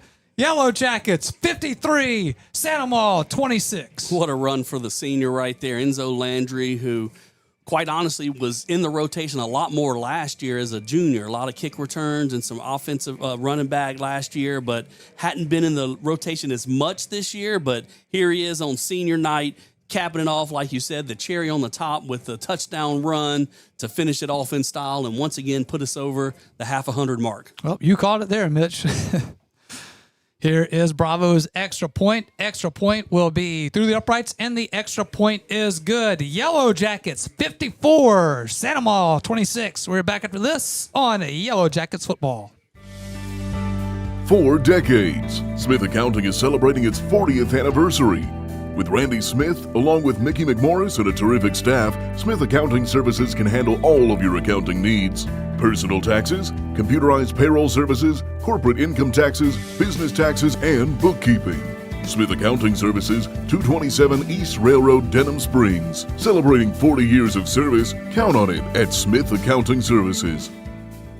Welcome back in Yellow Jackets football. It is Denham Springs 54, Santa Maria 26. Mitch, I just realized what just happened here, okay? Usually in the second quarter is when we're putting games away. Yeah. Second quarter and fourth quarter just flipped this game. It would just flip to the second quarter. We let Santa Maria back into. I said we didn't let them. Santa Maria came back in the game. Oh no, I mean give them credit. And then in the third quarter, took the lead for a brief moment. Squib kick up the middle, fielded at the 35-yard line. Now to the 40, to the 45 is Tom Play on the return. But it is time for another Brandy Robertson State Farm Insurance scoring drive for Auto, Home, and Life. It's Brandy Robertson State Farm Insurance. Team members include Amanda Cook, Justin Summerall, Jana Goins, Brittany Watkins, and Katie Switzer. Visit betterwithbrandy.net. That was a 4-minute and 32-second drive. The Yellow Jackets went 39 yards, capped it off with a 9-yard Enzo Landry touchdown run. And with 2 minutes and 40 seconds left, the Denham Springs Yellow Jackets are now up 54-26 over the Santa Maria Gators and are getting ready to have a share of the district title. East Ascension did take care of business against Walker, so we will be co-champs with East Ascension. Gators on 1st and 10 from their own 45-yard line. It will be a quick throw from Babin. He will get it to Taylor, and Taylor will be pushed out of bounds right around midfield.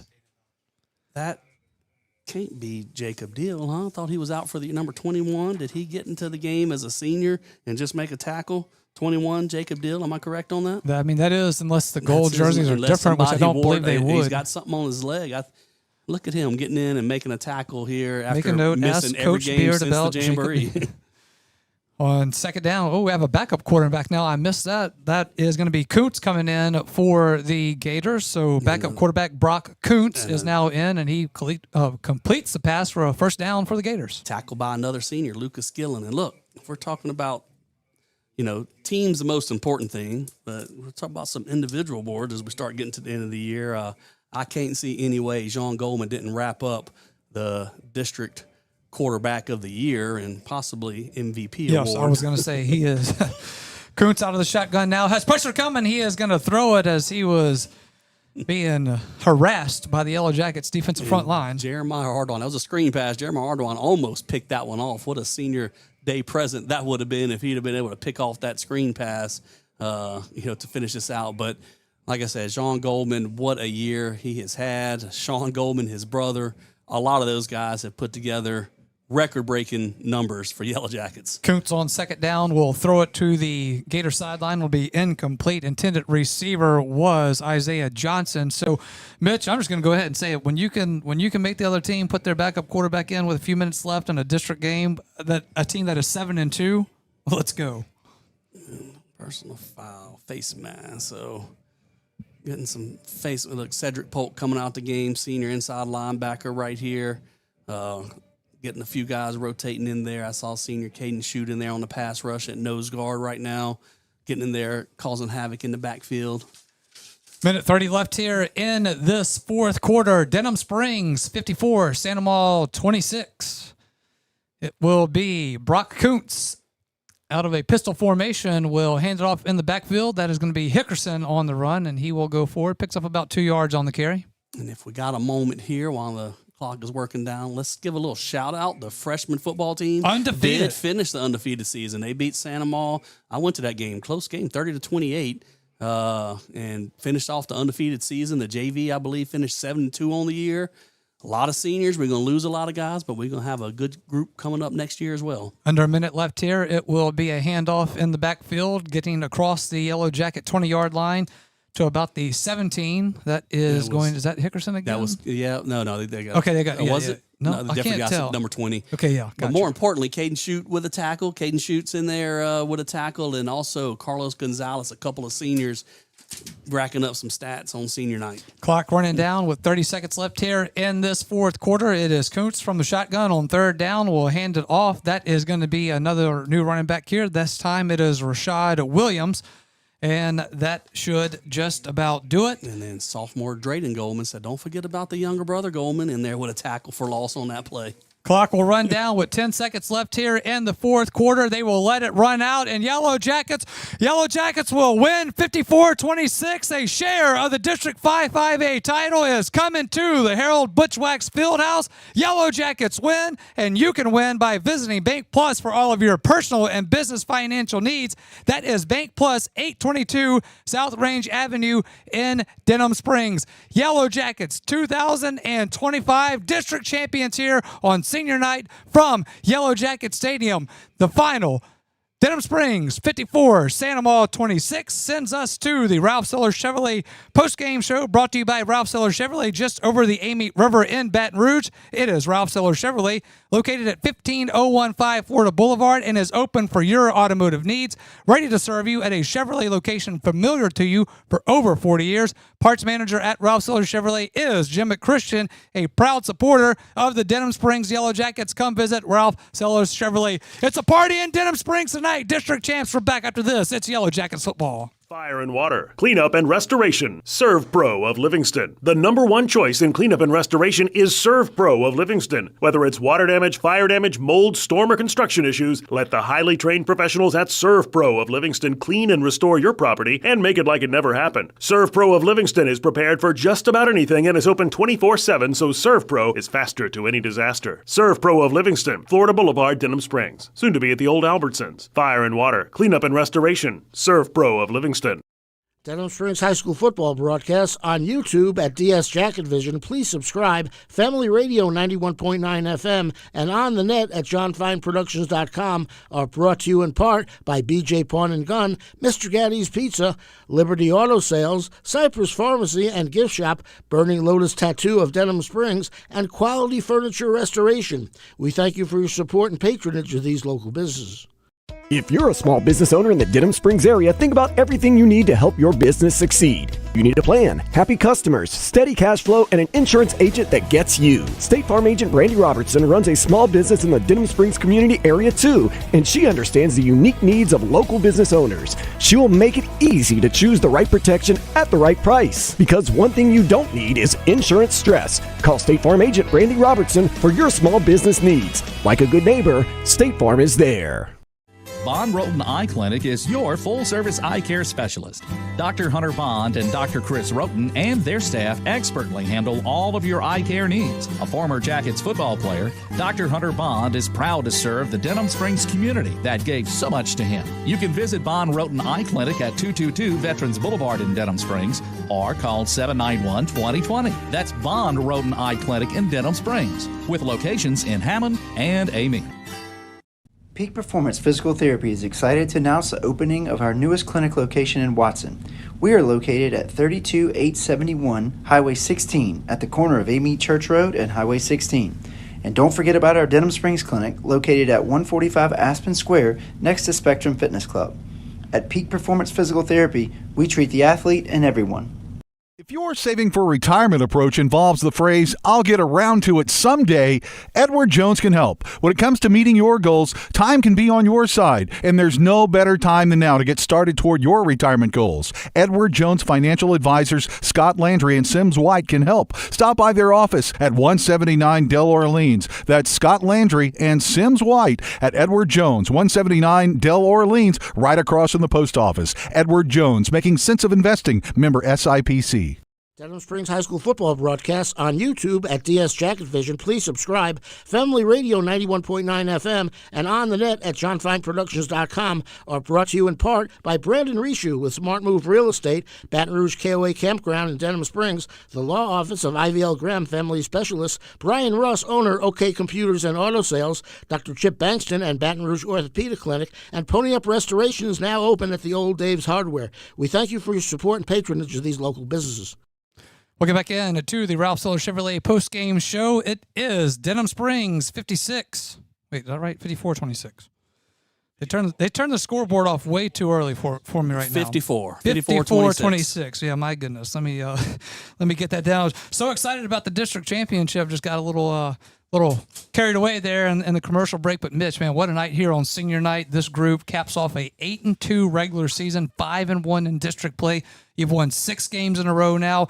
You're coming to this game the number 11 seed. You're probably going to go up to 8-7-6, 5-4, whatever. Who knows? You know what? At this point, it don't matter. You're probably looking at your first 2 home games between 4 being and 8. here for the playoffs. Somewhere between 4 and 8. I doubt we get up to 4. There was a chance to get 4 would give you a bye. There was a chance to get all the way up there, but I would say we probably fall in the 6 or 7 range. Just be realistic. And I was a little distracted when we came back. Yes, I was me too. doing some looking out on the field. It was good to see Hayden Ray.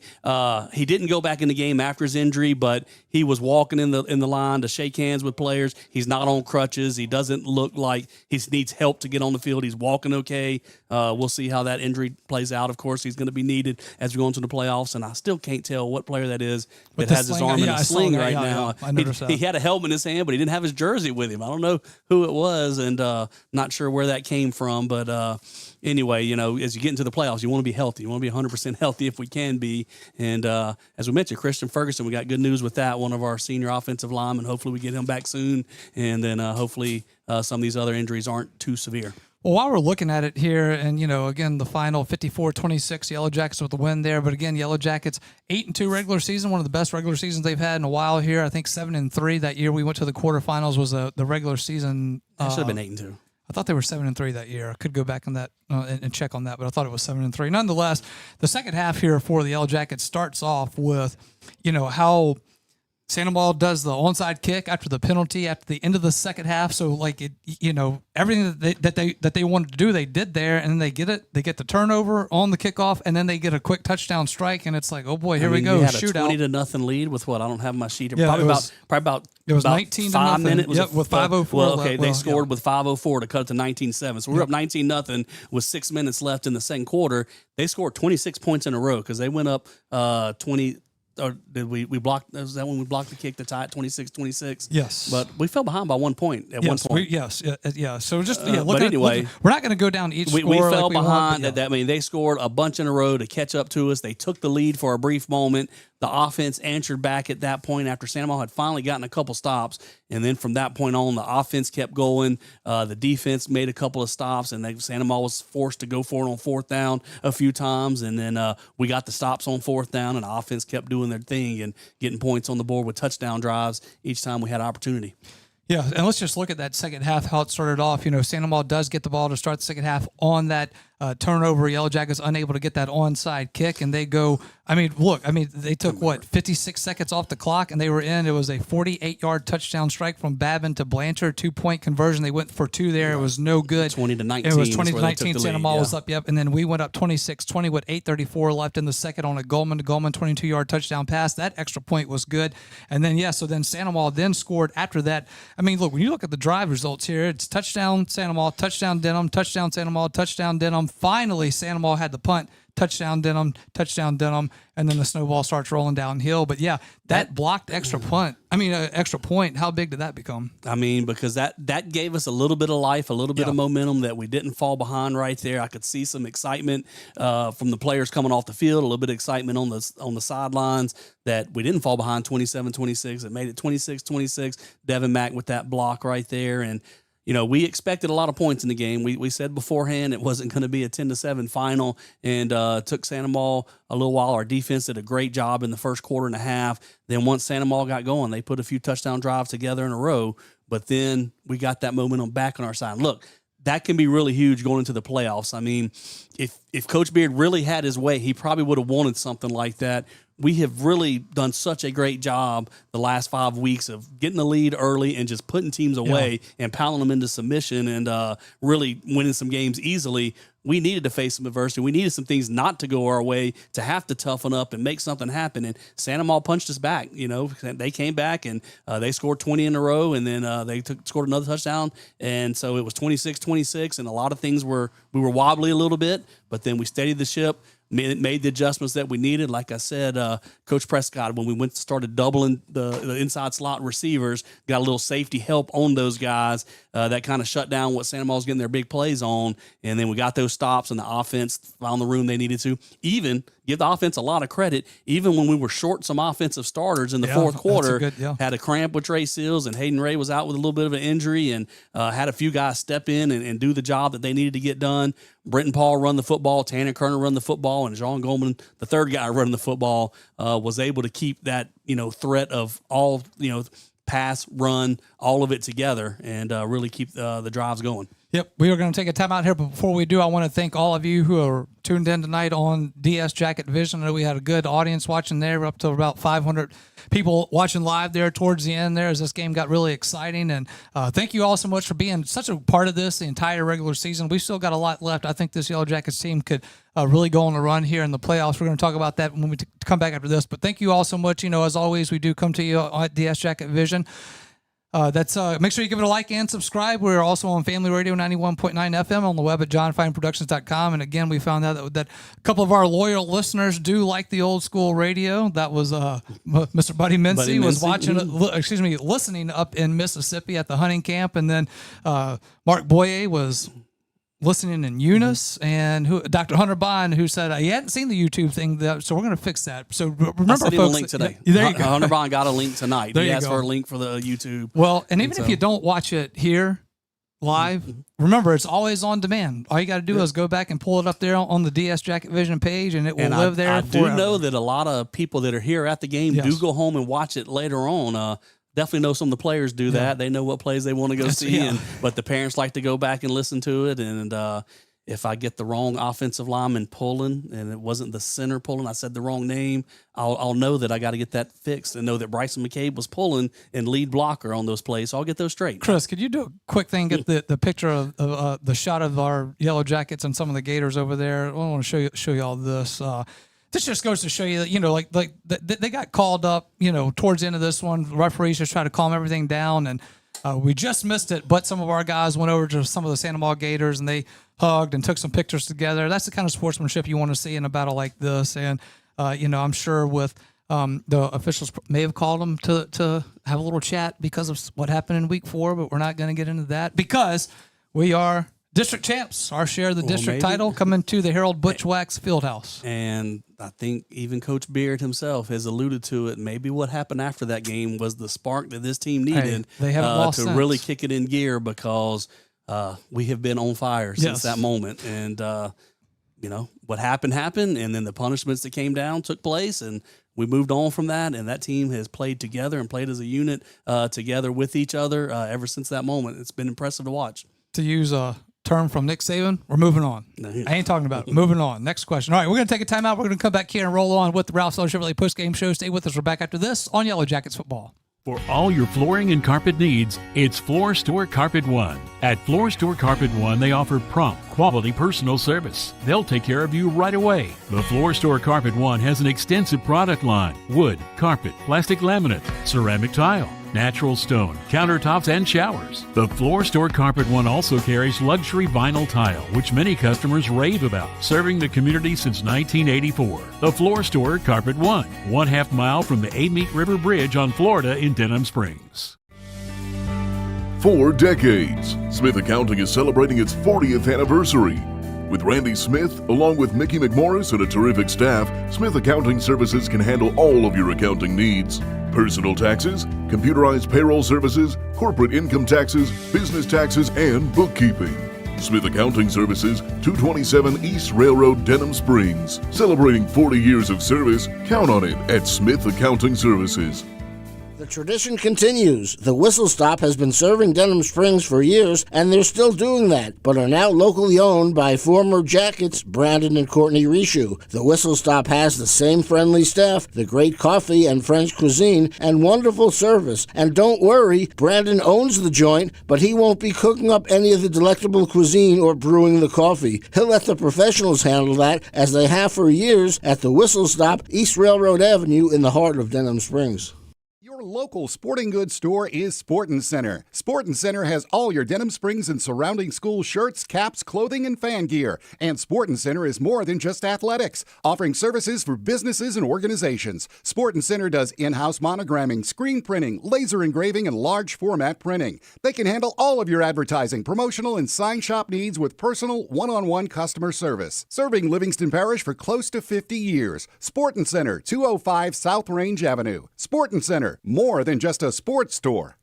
If you're a small business owner in the Denham Springs area, think about everything you need to help your business succeed. You need a plan, happy customers, steady cash flow, and an insurance agent that gets you. State Farm agent Brandy Robertson runs a small business in the Denham Springs community area too, and she understands the unique needs of local business owners. She will make it easy to choose the right protection at the right price. Because one thing you don't need is insurance stress. Call State Farm agent Brandy Robertson for your small business needs. Like a good neighbor, State Farm is there.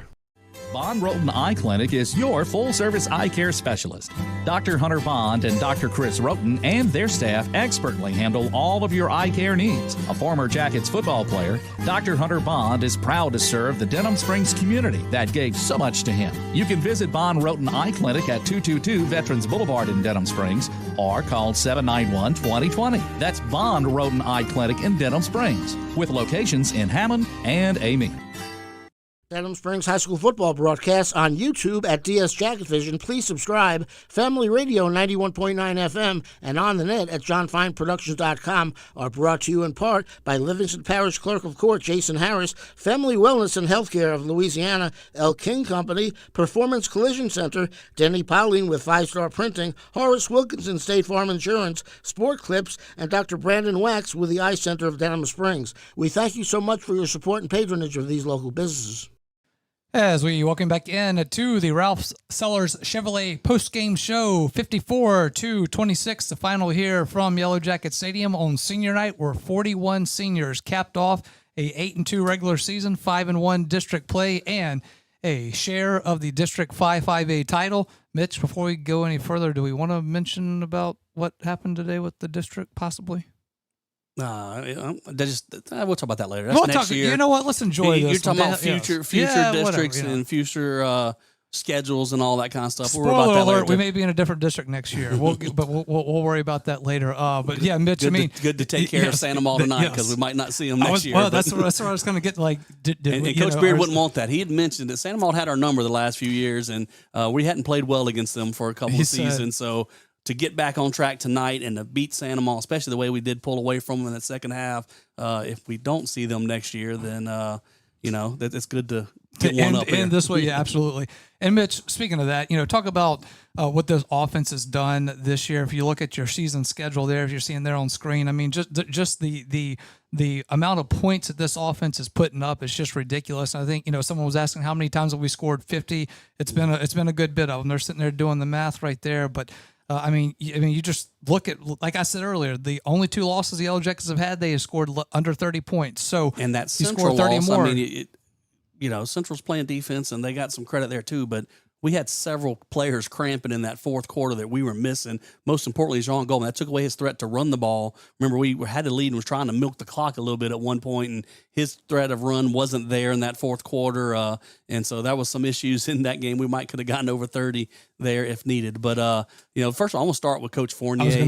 What a great job he has done in setting up this offense and putting the players in position. Like, you can see how it kind of evolved from the beginning of the year to where it is now. They started the year thinking a few things might happen and have a few different sets. And like we were looking at some spin offense kind of stuff, the old Dale Weiner stuff from Catholic High, and that was good. But then as the season, we had some power eye stuff down by the goal line early in the year. Remember that? 3 backs and all that. Well, Hayden Ray at tailback a few times. But as the season went along, we kept making adjustments and finding what works best for this group. And I think he's found what works best. And because those guys have been great record-breaking numbers, not just with individual players, but team awards with that. Mr. Robert was texting tonight. I think the Denham High record for points in the second half was 36 points in the second half. Well, we got 35 tonight. We didn't quite get that one. We got 56 points and a half last week, set a record with that. We've had individual records with John Goldman and Sean Goldman and Brenton Paul. What a season he's had at running back and catching pass out the backfield. But all that, like I said, Coach Fournier, the offensive coordinator,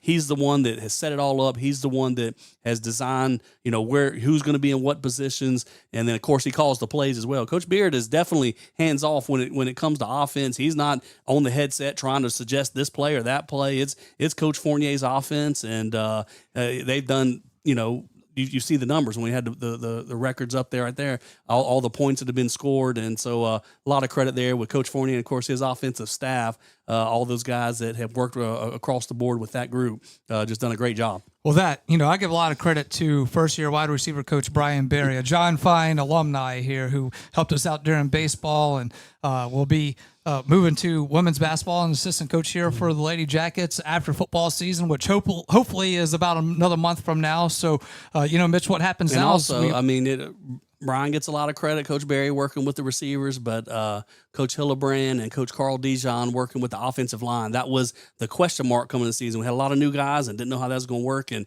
that offensive line has held up very well and, really been a strength, I guess you can say, going forward, because we run the ball, we pass the ball, we keep people off balance, and that's because that offensive line up there, even with moving parts, with a couple of injuries here and there. Mitch, it's like you're in my head. have really held it together this season and become a strength for us. It really has, and as you alluded to there, just how they've had to move those pieces around so much. I mean, you've got one of your seniors, Kristen Ferguson, goes out rolled up in practice. One of those freak things that happens on a Thursday with no pads on. Just doing a walkthrough basically, and things like that happen throughout the season. But what this team has been able to do is they find that other puzzle piece to stick in there, and that just says a lot about what this team is doing. But that you have everyone that is in tune. That players aren't checking out. The backups aren't just kind of like, well, I'm not going to get in if I do the game's over. No, you may have to go into a situation like that you're not expecting and be ready to go. And we've seen that. I think about Tanner Kerner missing the game after East Ascension and how we kind of rebounded from that, kept things going on the road at Southern Lab. I mean, Southern Lab's always a good team. They're always athletic. You're the bigger school and all that, but you were going into that game with several starters out in that one, and you came through and next man up. And it's a tribute to this team that they're able to do that, and it's these coaches, these players, the support staff, everyone around here that is all a part of this, because it takes as Coach Beard will tell you, it takes a village. It does. It takes, and that whole unit, like I said, it's hard to single out one guy. I mentioned it a while really ago, is. probably Sean Goldman, I would guess, is probably going to be a first-team all-district quarterback and more than likely a district MVP.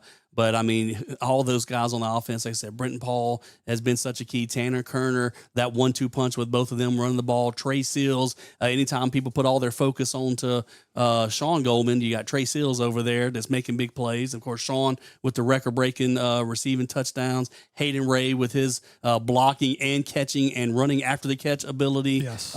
It's been so fun to watch, and it has. Glad we get to see him hopefully 5 more times, but definitely going to see him one more time. Definitely. Right back here in Yellow Jacket Stadium next week. Yep. All right. We will take our final timeout. When we come back, we will wrap it up here on senior night from Yellow Jacket Stadium. 54-26 Yellow Jackets with the win over the Amant Gators and a share of the District 5-5A title here in Denham Springs. We're back after this timeout on the Ralph Seller Chevrolet postgame show. Big Mike's Sports Bar and Grill has it going on. Big Mike's has burgers, steaks, seafood, pizza, salad, sides, and desserts. 40 TVs. Big Mike's is open late after the game. Live music on the weekend. Locally owned and operated by Denham Springs High School graduate Big Mike O'Neill. Check out the Denham Springs Athletics Hall of Fame at Big Mike's. Big Mike's Sports Bar and Grill, 123 Aspen Square, Denham, or delivery through DoorDash or Grubhub. Your local tree service in Denham Springs is Louisiana Tree Pro. Louisiana Tree Pro is a licensed and insured arborist. Louisiana Tree Pro is the only company in the parish that has a saw head, so they can remove trees by remote, making the job safer and more efficient. Louisiana Tree Pro specializes in emergency removal of trees on homes, and they're experienced with billing insurance companies. And Louisiana Tree Pro offers free quotes. Denham Springs owned and operated by Josh Howard. That's Louisiana Tree Pro. Visit treeprola.com. You know, Demco is more than just an electric company. We're your local member-owned co-op, your neighbors, your family, and your friends. Our not-for-profit structure means that we can invest in youth programs that empower the next generation to grow, lead, and make a difference. It's all part of our mission to strengthen our communities and create a brighter future for all. Demco, powering life and community. That's the cooperative difference. Hey, it's Max Sellers from Ralph Sellers Chevrolet. We are again excited to be a sponsor of the Denham Springs Fighting Yellow Jackets football team this year. We appreciate all the support from your community in our first few years in business, and we are excited about things to come. Whether it's a new or used car, truck, or SUV, award-winning service from our dedicated service and parts staff, or even an outstanding collision repair for your vehicle, Ralph Sellers Chevrolet wants to earn your business. From our Ralph Sellers Chevrolet dealership family to your school family, go Jackets! Bank Plus, together with Zelle, makes it easy to send money straight from your smartphone to friends, family, the yard guy, babysitters, or millions of others with access to Zelle. So yeah, pretty much anyone. And of course, they can all send you money too. Settle that dinner tab with Zelle. It's free, fast, and secure. And right in the Bank Plus mobile app. Your bank, your plus. Learn more at bankplus.net. Member FDIC. Zelle is available to United States bank account holders only. Terms and conditions apply.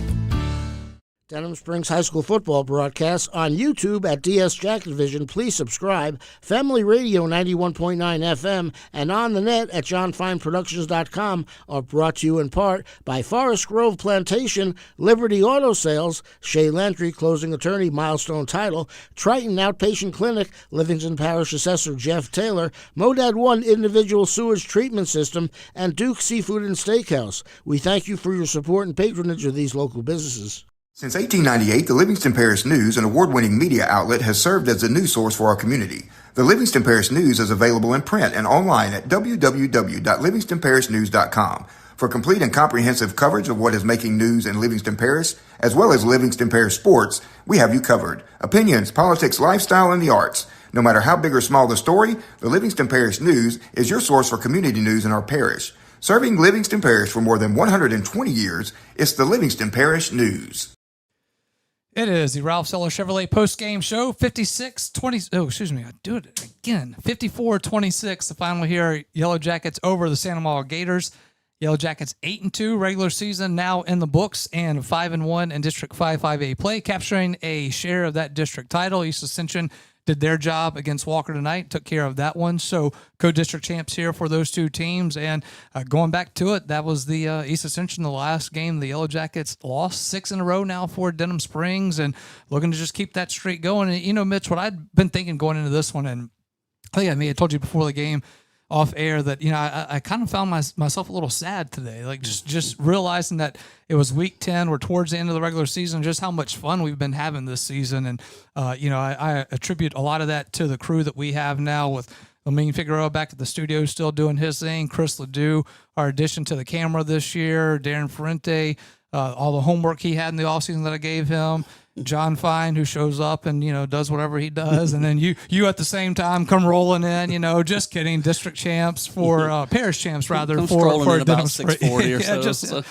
I can't be there till, yeah. But, you know, I mean, it's just been such a fun crew this year to work with. And, you know, it doesn't feel like it's week 10 because of how easy it's been and how fun it's been. And it goes without saying that all you guys do such a big part of it. And Easy, you like sitting in the bleachers broadcasting? I don't like it, but I don't hate it either. I've gotten to just where it's become part of what I know we're going to have to do. And I think I was telling John last week at Walker, and I think I told you as well, that the bleachers aren't always the most fun or the best vantage point, but you get to mix with the people there, and we get to hear people tell us what they love when we got it wrong, which is always, hey, you missed that one. Yeah, you're right, I did. Anyway, but man, just a fun season. Hard to believe it's Week 10 is done here, and now we move on to the playoffs. And what do we do now, Mitch? We wait till Sunday when the bracket officially comes out. You'll probably know by tomorrow where you're really going to be at, so we'll probably post that at the page there at DS Jacket Vision, so keep an eye on that. But Yellow Jackets, you thinking could be in that top 8, and if they are, first 2 playoff games I tell are here. You start talking power ratings about halfway through the season, and I'm always like, I don't ever really pay attention to about week 8 or so, and I peek at about week 8, and then week 9 start locking in a little bit, and then I looked at a lot this week trying to see and listen to Coach Beard, and then of course Mr. Robert Graves always tries to help out and give us ideas on where things can happen. As much as we fell last week from 8 to 12 by beating Walker, who only had 1 win, we could jump several spots this week, possibly up as far to 4. I don't think we'll get that far, but it could have gotten there if everything went our way. I really think we're probably going to fall in that 6 to 7 range. There was a lot of teams right in front of us. Some were playing an 0-10 team or 0-9 team, so if they beat them as 0-10, they're not going to pick up a lot of points.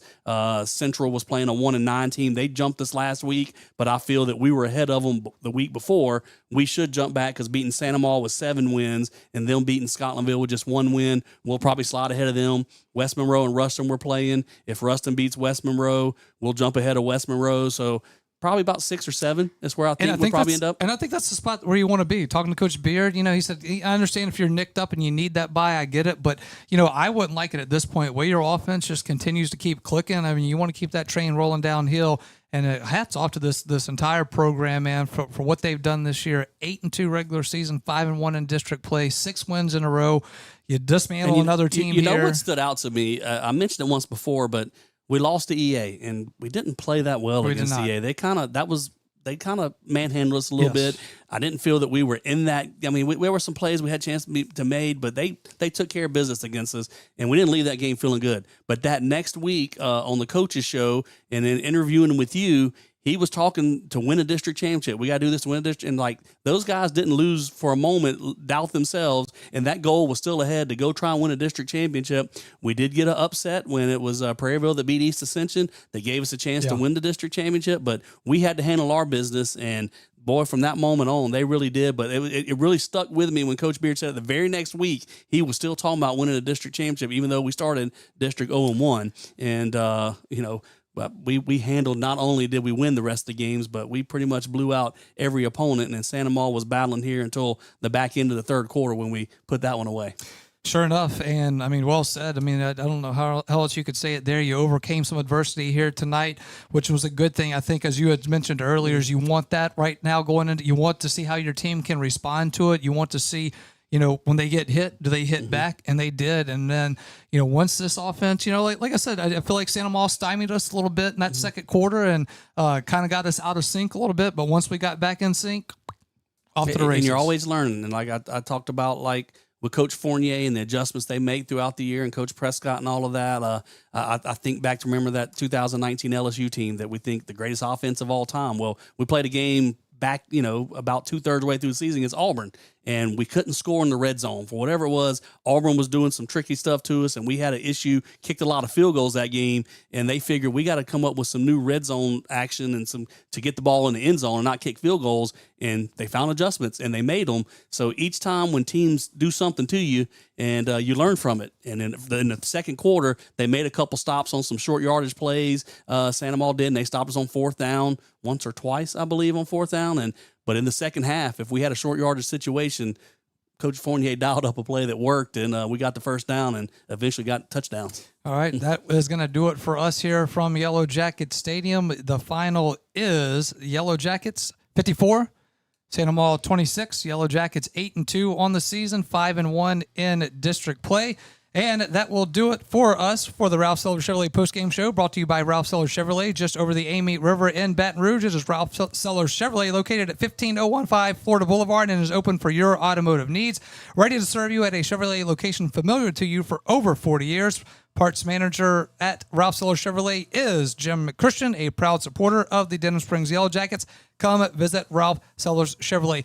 Next week, 6 o'clock, it will be the Sporting Center Yellow Jackets warm-up. Opponent to be determined. So brackets will come out this weekend, and the Yellow Jackets will learn, one, their power rating, and who they will be facing in round one of the 2025 non-select Division I playoffs. But again, we will be right here with you at 6 o'clock for the Sporting Center Yellow Jackets warm-up. Make sure you will join us, whether it be at YouTube on DS Jacket Vision, Family Radio 91.9 FM, or on the web at johnfineproductions.com. For Lamine Figueroa back at the studio, for Chris Ledoux, for Darren Ferrente, for John Fine, for Christine Pappas, for Mitch Covington, I'm Josh Ward saying good night, everybody. You've been listening to Denham Springs High School football on Family Radio 91.9 FM Baton Rouge, on the net at johnfineproductions.com, and on YouTube. Please subscribe at DS Jacket Vision. Josh Ward on play-by-play, with Mitch Covington on color commentary. Producer Darren Ferrante. DS Jacket Vision camera operator Chris Ledoux. And station engineer Lamine Figueroa. Denham Springs High School football broadcasts are a John Fine